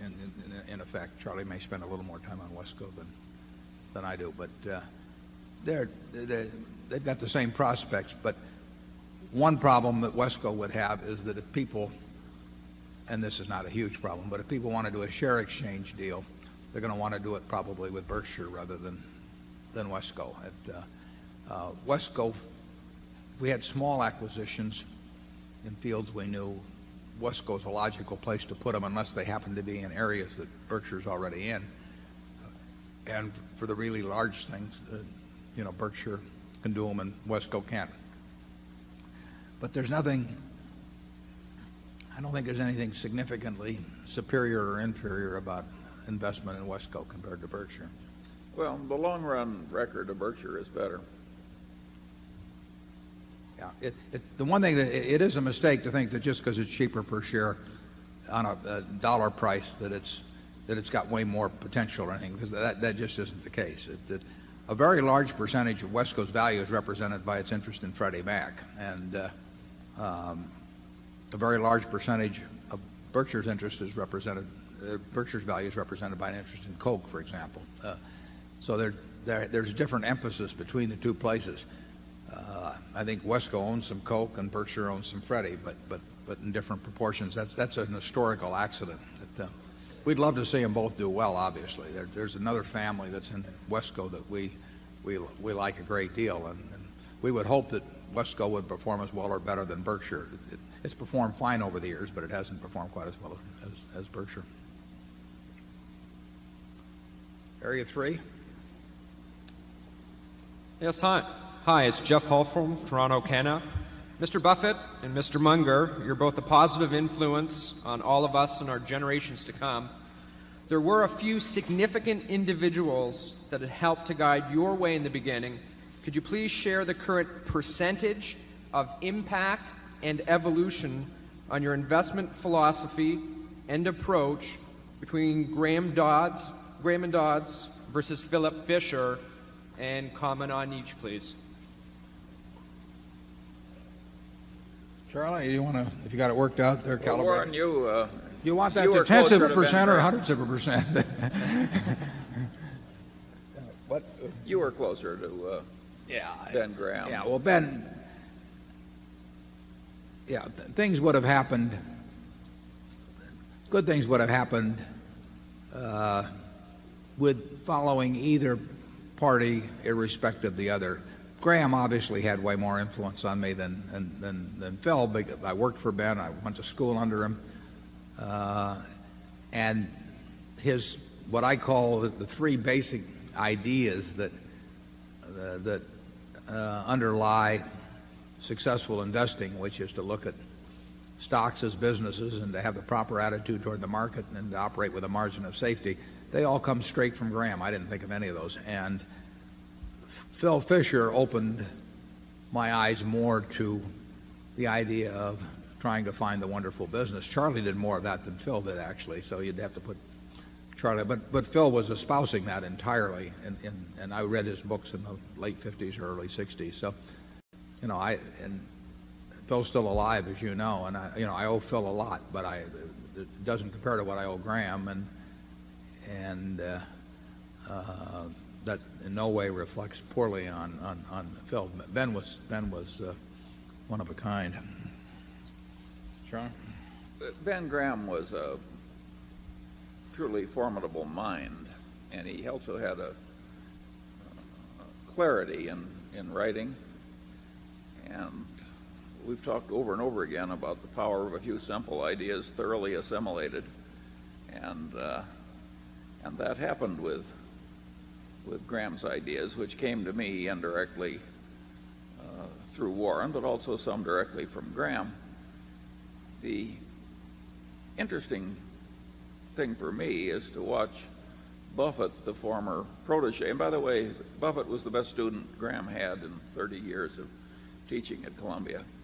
And but what happened, and since I knew both men, was that Buffett became way better than Graham. That is a natural outcome. It's what Newton said. He said, if I've seen a little farther than other men, it's by standing on the shoulder of giants. And so Warren may have stood on Ben's shoulders, but he ended up seeing farther. And no doubt somebody will come along in due course and do a lot better than we have. I enjoyed making money more than Ben. I mean, candidly, with Ben, it really was incidental. At least by the time I knew him, it may have been different when he was younger, but it just didn't. The process didn't. The whole game did not interest him more than a dozen other things may have interested him. With me, I just find it interesting, and therefore, I've spent a way higher percentage of my time thinking about investing and thinking about businesses. I probably thought way more about businesses than Ben ever did. He had other things that interested him. So I've pursued the game quite a bit differently than he did, and therefore measuring the record is really, the two records are not. It's not a proper measurement. I mean, he was doing victory laps while I still thought I was out there running against the whole field. But Graham had some blind spots, partly of sort of an ethical professorial nature. He was looking for things to teach that would work for every man, that any intelligent layman could learn and do well. Well, if that's the limitation of what you're looking for, there'll be a lot of reality you won't go into because it's too hard to figure out and too hard to explain. Buffett, if there was money in it, had no such restriction. Yeah, Ben sort of thought it was cheating if we went out and talked to the management, because he just felt that the person who read his book, living in Pocatello, Idaho, could not go out and meet the management. So he didn't, and we didn't do it. I mean, when I worked for Graham Newman, I don't think I ever visited a management in the 21 months I was there. He wasn't sure whether it'd be useful anyway. But if it was be useful, that meant that his book was not all that was needed, that you had to add something to it. I found it fun to go out and talk about their businesses with people, or to check with competitors or suppliers or customers and all that. But Ben didn't think there was anything wrong with that. He just felt that if you had to do that, then his book was not the complete answer. And He didn't really want to do anything that the reader of his book couldn't do if he was on a desert island, basically with just one line to a broker. But if you stop to think about it, Graham was trying to play the game of Pen the Donkey wearing very dark glasses, and Warren, of course, would use the biggest searchlight he could find. We still can't find any donkeys these days. Okay, Area 1. I'm Joe Knobb from Seattle, a shareholder, Mr. Buffett and Mr. Munger. I wonder if you could comment a little bit further on McDonald's, carrying forward your comments of this morning, but more oriented toward how the McDonald's would stack up against the inevitables in international type business, what your vision would be on their growth potential in places like Germany, China, so on and so forth. Yeah, I guess I just would have to stick with my comment that you won't get the inevitability in food that you will get in a single consumer product, such as blades. I mean, if I'm using a Gillette sensor blade today, the chances are I'll try the next generation that comes out. It'll be the Sensor Excel right now, but if I will try the next one that comes out, obviously, but I will not fool around at all in between. And a very high percentage of people that shave, including women shaving, they're happy with the product. It's not expensive. It's $20-odd a year, if you're a typical user. And if you're getting a great result, you're not going to fool around. Whereas a great many of the decisions on fast food as to where you eat is simply based on which one you see. I mean, convenience is a huge factor. So if you are going by a McDonald's or a Burger King or a Wendy's, and you happen to be hungry at that point, or if you're traveling on the road and you see one of those signs up, you're probably going to stop at you may very well stop at the one you see. So there's a loyalty factor, but it's just not going to be the same in food. People want to vary their. I don't. I mean, I'm happy to eat every day, but most people want to vary where they eat as they go through the week or the month or the year, and they don't really have any great desire to vary their soft drink the same way. It's not the same thing. So there's no knock on McDonald's at all. It's just the nature of the kind of industry they're in. Charlie? I can't think of anybody else who before McDonald's ever did what McDonald's did to create a chain of restaurants on such a scale that worked. Oh, Howard Johnson's tried. Yeah, there were a lot of failures. Some of you are old enough around Omaha to remember Reed's. Harkert's. Or Harkett's hamburgers. Harkett's wholesome hamburgers. Right. And they came and they went, those chains. And it is a much tougher business that McDonald's is in. It's price sensitive too. I mean, obviously. Part of that's comparative. You could spend a lot more money on hamburgers in the course of a year than razor blades. I mean, you can't save that much by changing razor blades. Yeah, the average person will buy 27 in the United States, 27 Sensor Excels a year. That's one every roughly 13 days, and I don't know what the retail price is because they give them free to us as directors, but if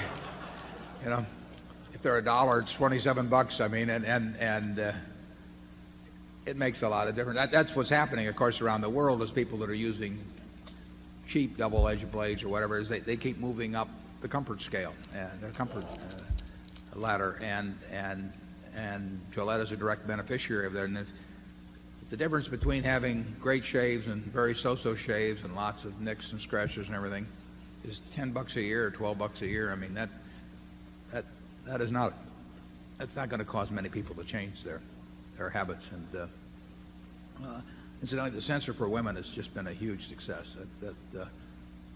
I think they've had more razors go out on that than the same period when the original censor came out for men. So that's been an enlargement of the market. I would not have guessed that would have worked that well. Before that, all the women just used the disposables or their husband's boyfriend's razor, but thank God they've gotten over that.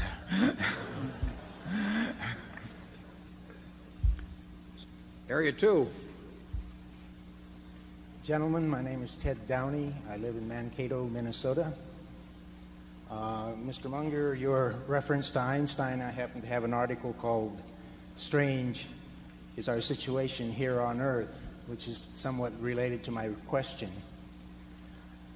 This morning you brought up the shortcomings of accountability, and I would like you to address the aspects of the environmental impact in our accounting system and how this might relate to a social screen for investment in other areas. Well, again, that is broad enough and tough enough so that I think I should pass.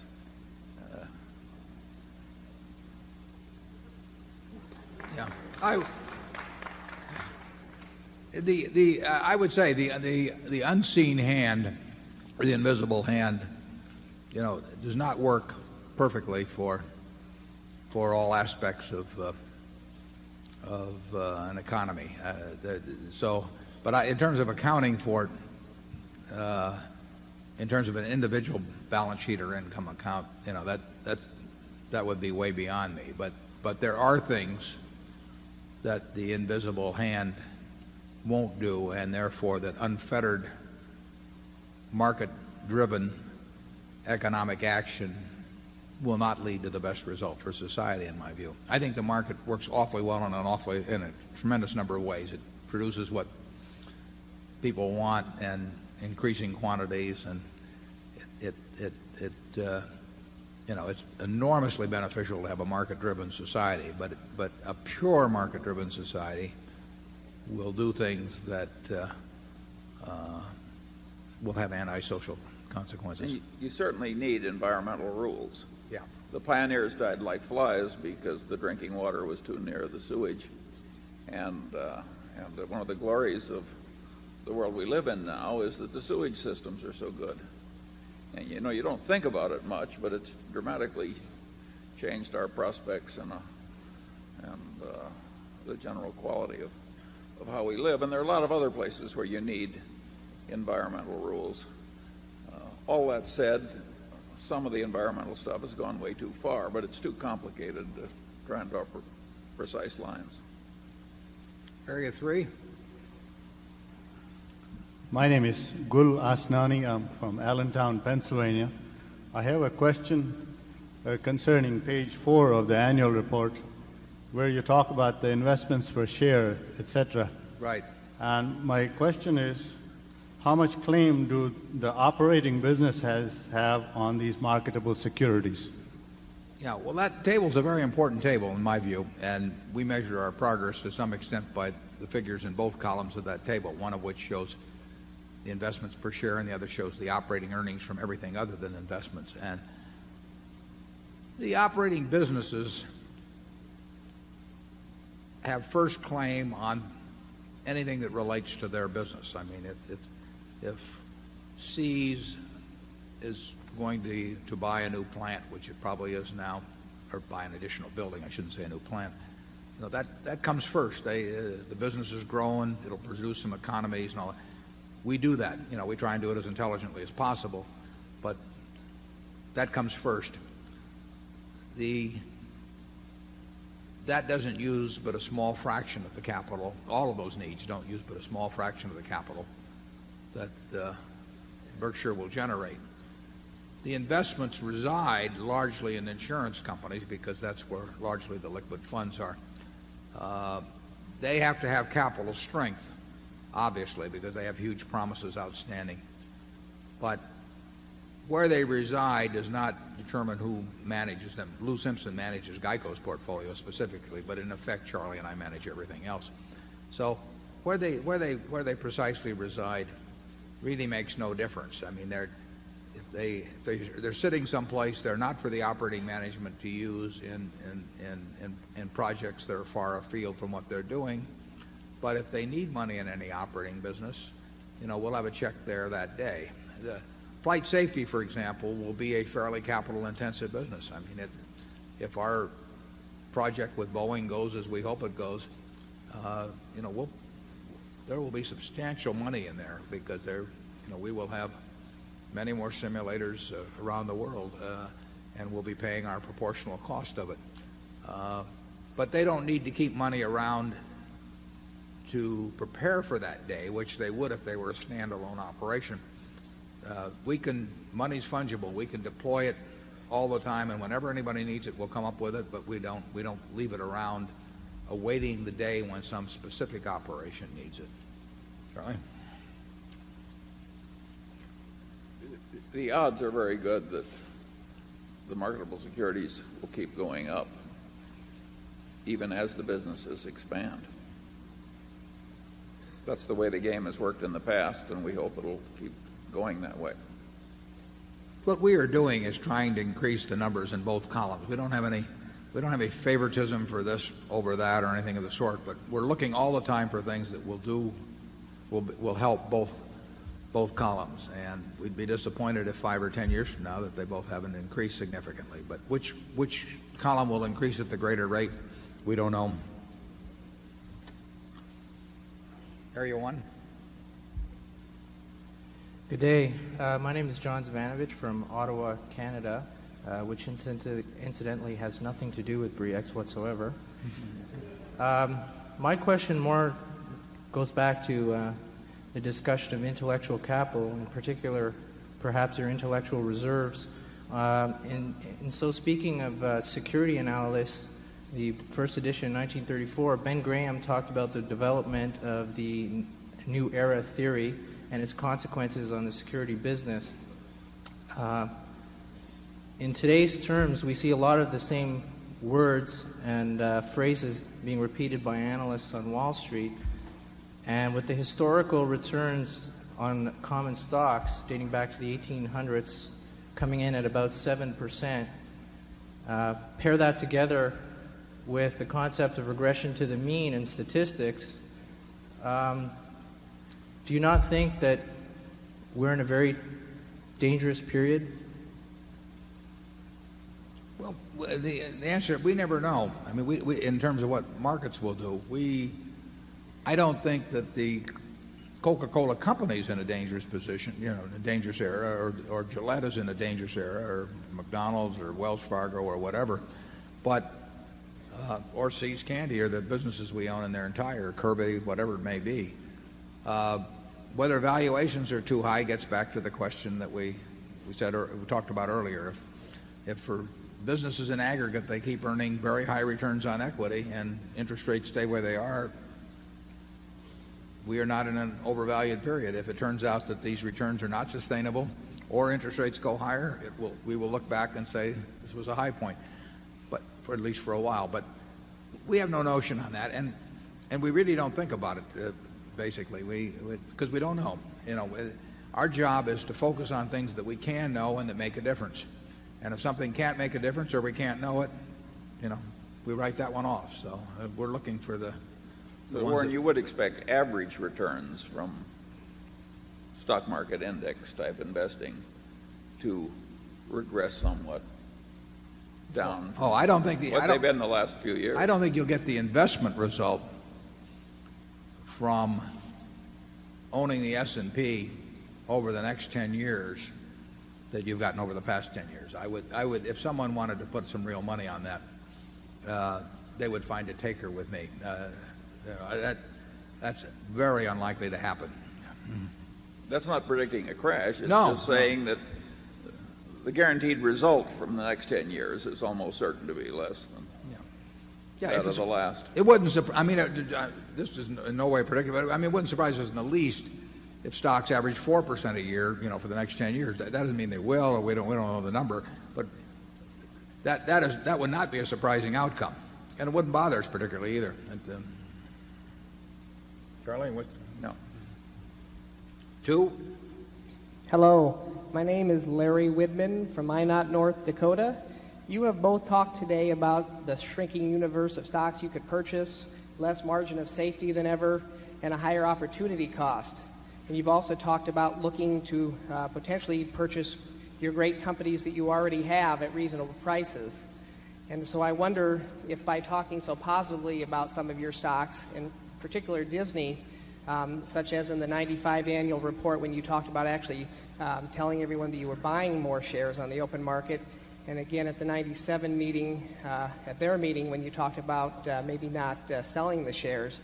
Those were both opportunities maybe when Disney may have dropped because of such things as increased debt or even people's concerned about the OVIT's compensation package. And I just wonder if that may hurt your ability to buy these great companies at reasonable prices by talking so positively about them when, in fact, maybe you could buy them at lower prices when people get irrational. Yeah, you're saying that, which I probably agree with, that if we would say the world is going to hell at Coke or Disney or Gillette, we might be better off in terms of being able to buy more stock. But, I got asked a question at Disney, and I answered it, and that's my general approach, that I think it's usually a bad mistake to sell your interest in wonderful businesses. I don't think people find them that often, and I think they get hung up if they've sold them at X that they want to buy them back at 90% of X or 85% of X, so they'll never go back in at 105% of X. So I think on balance, if you are in a business that you understand and you think it's a really outstanding business, that the presumption should be that you just hold it and don't worry. And if it goes down 25% in price or 30% in price, if you have more money available, buy more. And if you don't, so what? Just look at the business and judge how it's doing. But there's no question. I mean, we try not to talk very much about the businesses except maybe to use them as an illustration in a teaching mode or something of the sort. We're not touting anything. And I did try to stick those precautions in when I do talk about them as being wonderful businesses, so people don't take it as an unqualified buy recommendation or something of the sort. But we won't try and put any spin on when we're talking about business generally. We may not talk about them at all. If we're buying something, we might be, that particularly if no one knows that we've been in that stock at all, we might be somewhat quiet about the fact. But we don't want to talk down something in order to buy it. Charlie? Jerry Newman, as I understand it, didn't like Ben Graham giving all these courses explaining what Newman and Graham were doing. But Graham's attitude was that he was a professor first, and if he made just slightly less money by being very accurate in what he taught, why, so be it. And I think it's fair to say that Warren has assimilated a bit of that ethos. And I think it's all to the good. And if it costs us a tiny little bit of money from time to time, there are probably compensating benefits. And if there aren't, it's probably the right way to behave anyway. Charlie, if you were in a less charitable mood, might point out I didn't behave that way till I got rich. Actually, I used to teach a course at what was then the University of Omaha, and we used all these current examples, and things were so cheap that nobody paid any attention. Area 3. Hello, Mr. Munger and Mr. Buffett. My name is Liza Rima from Burbank, California. I wanted to find out, earlier you mentioned you looked at, you used filters to look at a company. So could you elaborate on what those filters are? Charlie, you want to? Well, we've tried to do a good deal of that, and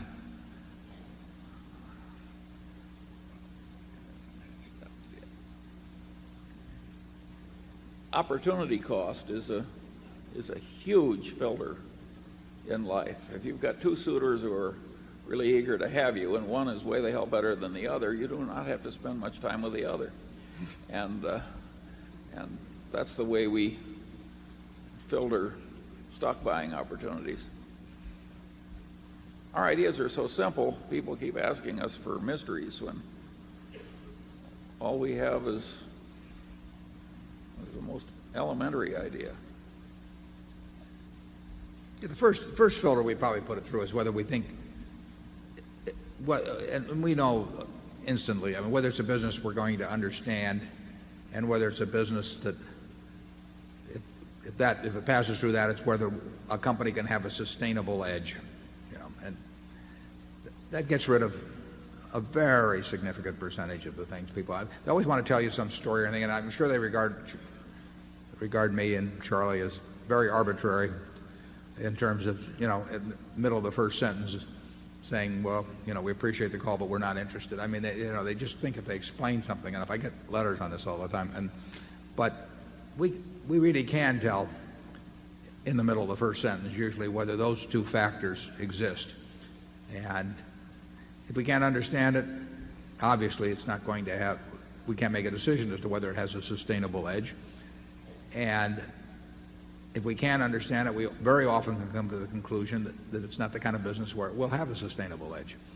So 98% of the conversations we can end, in the middle of somebody's first sentence, which of course goes over very big with the caller, but and then sometimes if you're talking about an entire business, we can tell by who we're dealing with whether a deal's ever going to work out or not. I mean, if there's an auction going on, we don't want to. We have no interest in talking about it, and it just isn't going to. It isn't going to work. If someone is interested in essentially doing that with their business, they're going to sit down and want to renegotiate everything with us all over again after the deal is done, and we're going to have to buy the business 2 or 3 times before we get through. You just see all these things coming, and on the other hand, we've had terrific experience basically with the people we have associated with. So it works. It's efficient.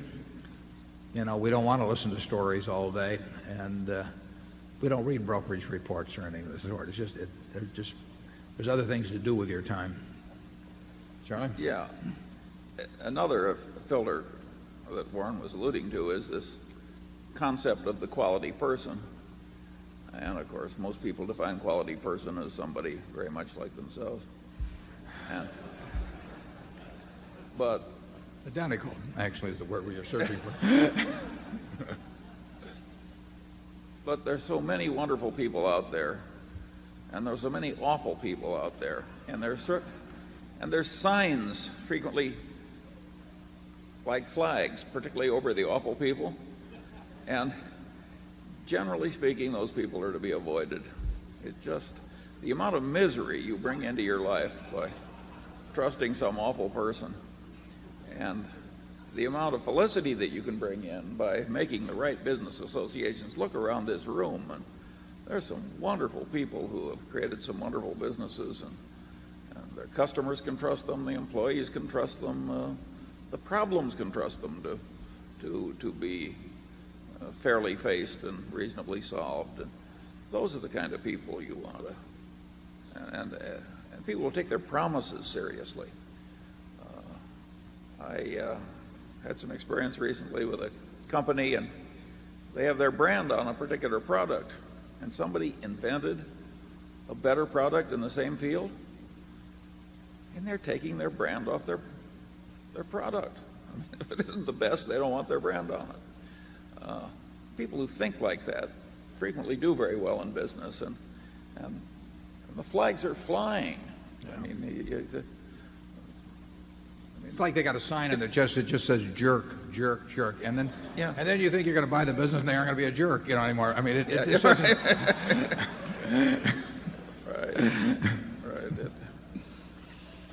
Okay, Area 1. Hi, David Winters, Mountain Lakes, New Jersey, shareholder. I'm just wondering if there's an organizational model where you deal with the plethora of information so you can physically and intellectually organize it so you have your maximum output and retain focus. And secondly, if I may, in the domestic soft drink business, is it winner take all? I mean, is there room for 3 competitors? And honestly, does Dr. Pepper have a future?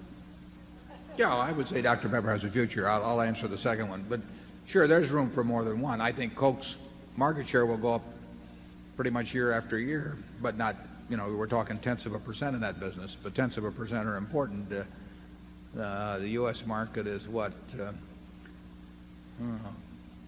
Must be 10 billion cases. So, 1% is 100 million cases.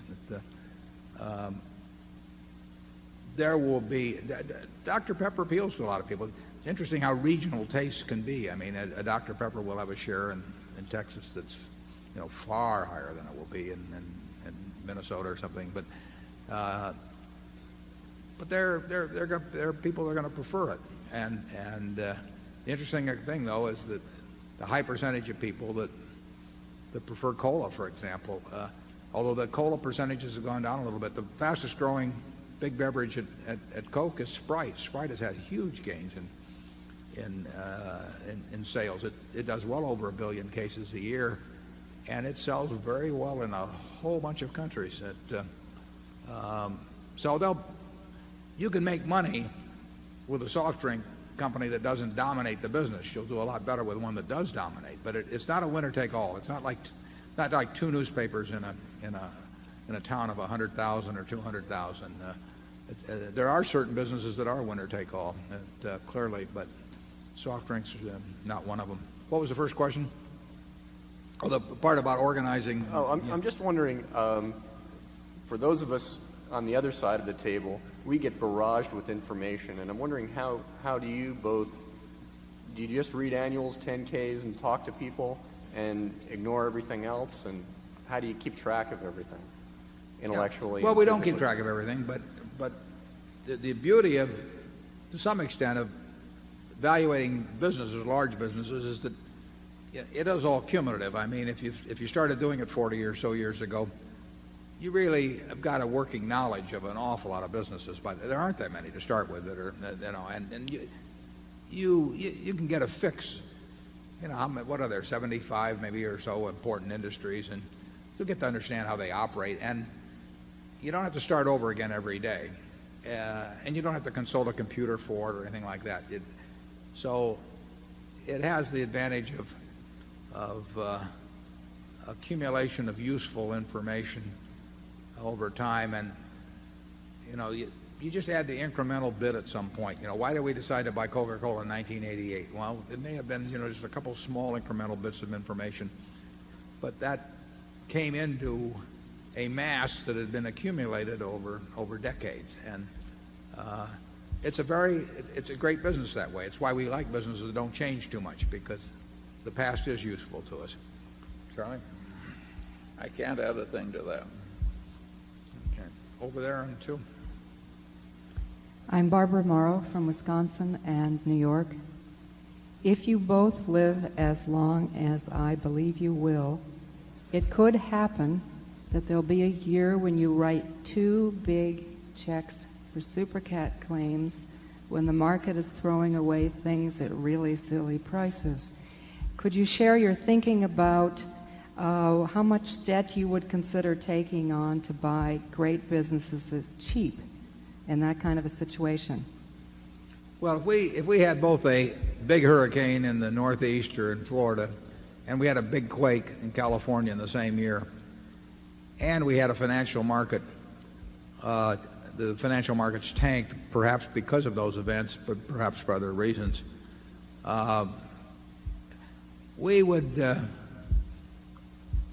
be thinking about ways. It might not be borrowing money directly, but we would be thinking about ways to buy securities if they got cheap enough. I mean, anytime securities get cheap, Charlie, you're thumping again here. Anytime securities get cheap, we don't like to go to the office and not write a ticket. I mean, we certainly would have the ability to borrow some money. We would never borrow a ton of money relative to capital. We're just not set out that way. We don't want to disappoint anybody in this world. We don't even want to worry about disappointing anybody in this world. So we're not going to do that. But we have a lot of extra firepower overall, and I would say under almost any conditions that cause securities to get very cheap, we would find a way to buy some of them. Charlie? The beauty of our situation is that it has enormous flexibility built into it. If something were large enough and cheap enough, we could stop writing super cats. We're measuring opportunities one against the other, and we understand the way the numbers interplay. And so we have a lot of different options. And that's a huge advantage. There's so many places in business life where you have practically no options at all. You're just in a channel that you have to waltz down the channel, and you don't have any options to do anything else. We have enormous options. We may not exercise them, but we have enormous flexibility. Yeah, we know they're there. And there's no reason to push on anything now. At least we don't have any reason to push ourselves. But if it ever became advantageous to push somewhat, we would push, although never to a degree that in any way caused us to lose a minute of sleep about fulfilling every obligation we had. It's 3:30. I thank you all for coming. I look forward to seeing you next year, and so long.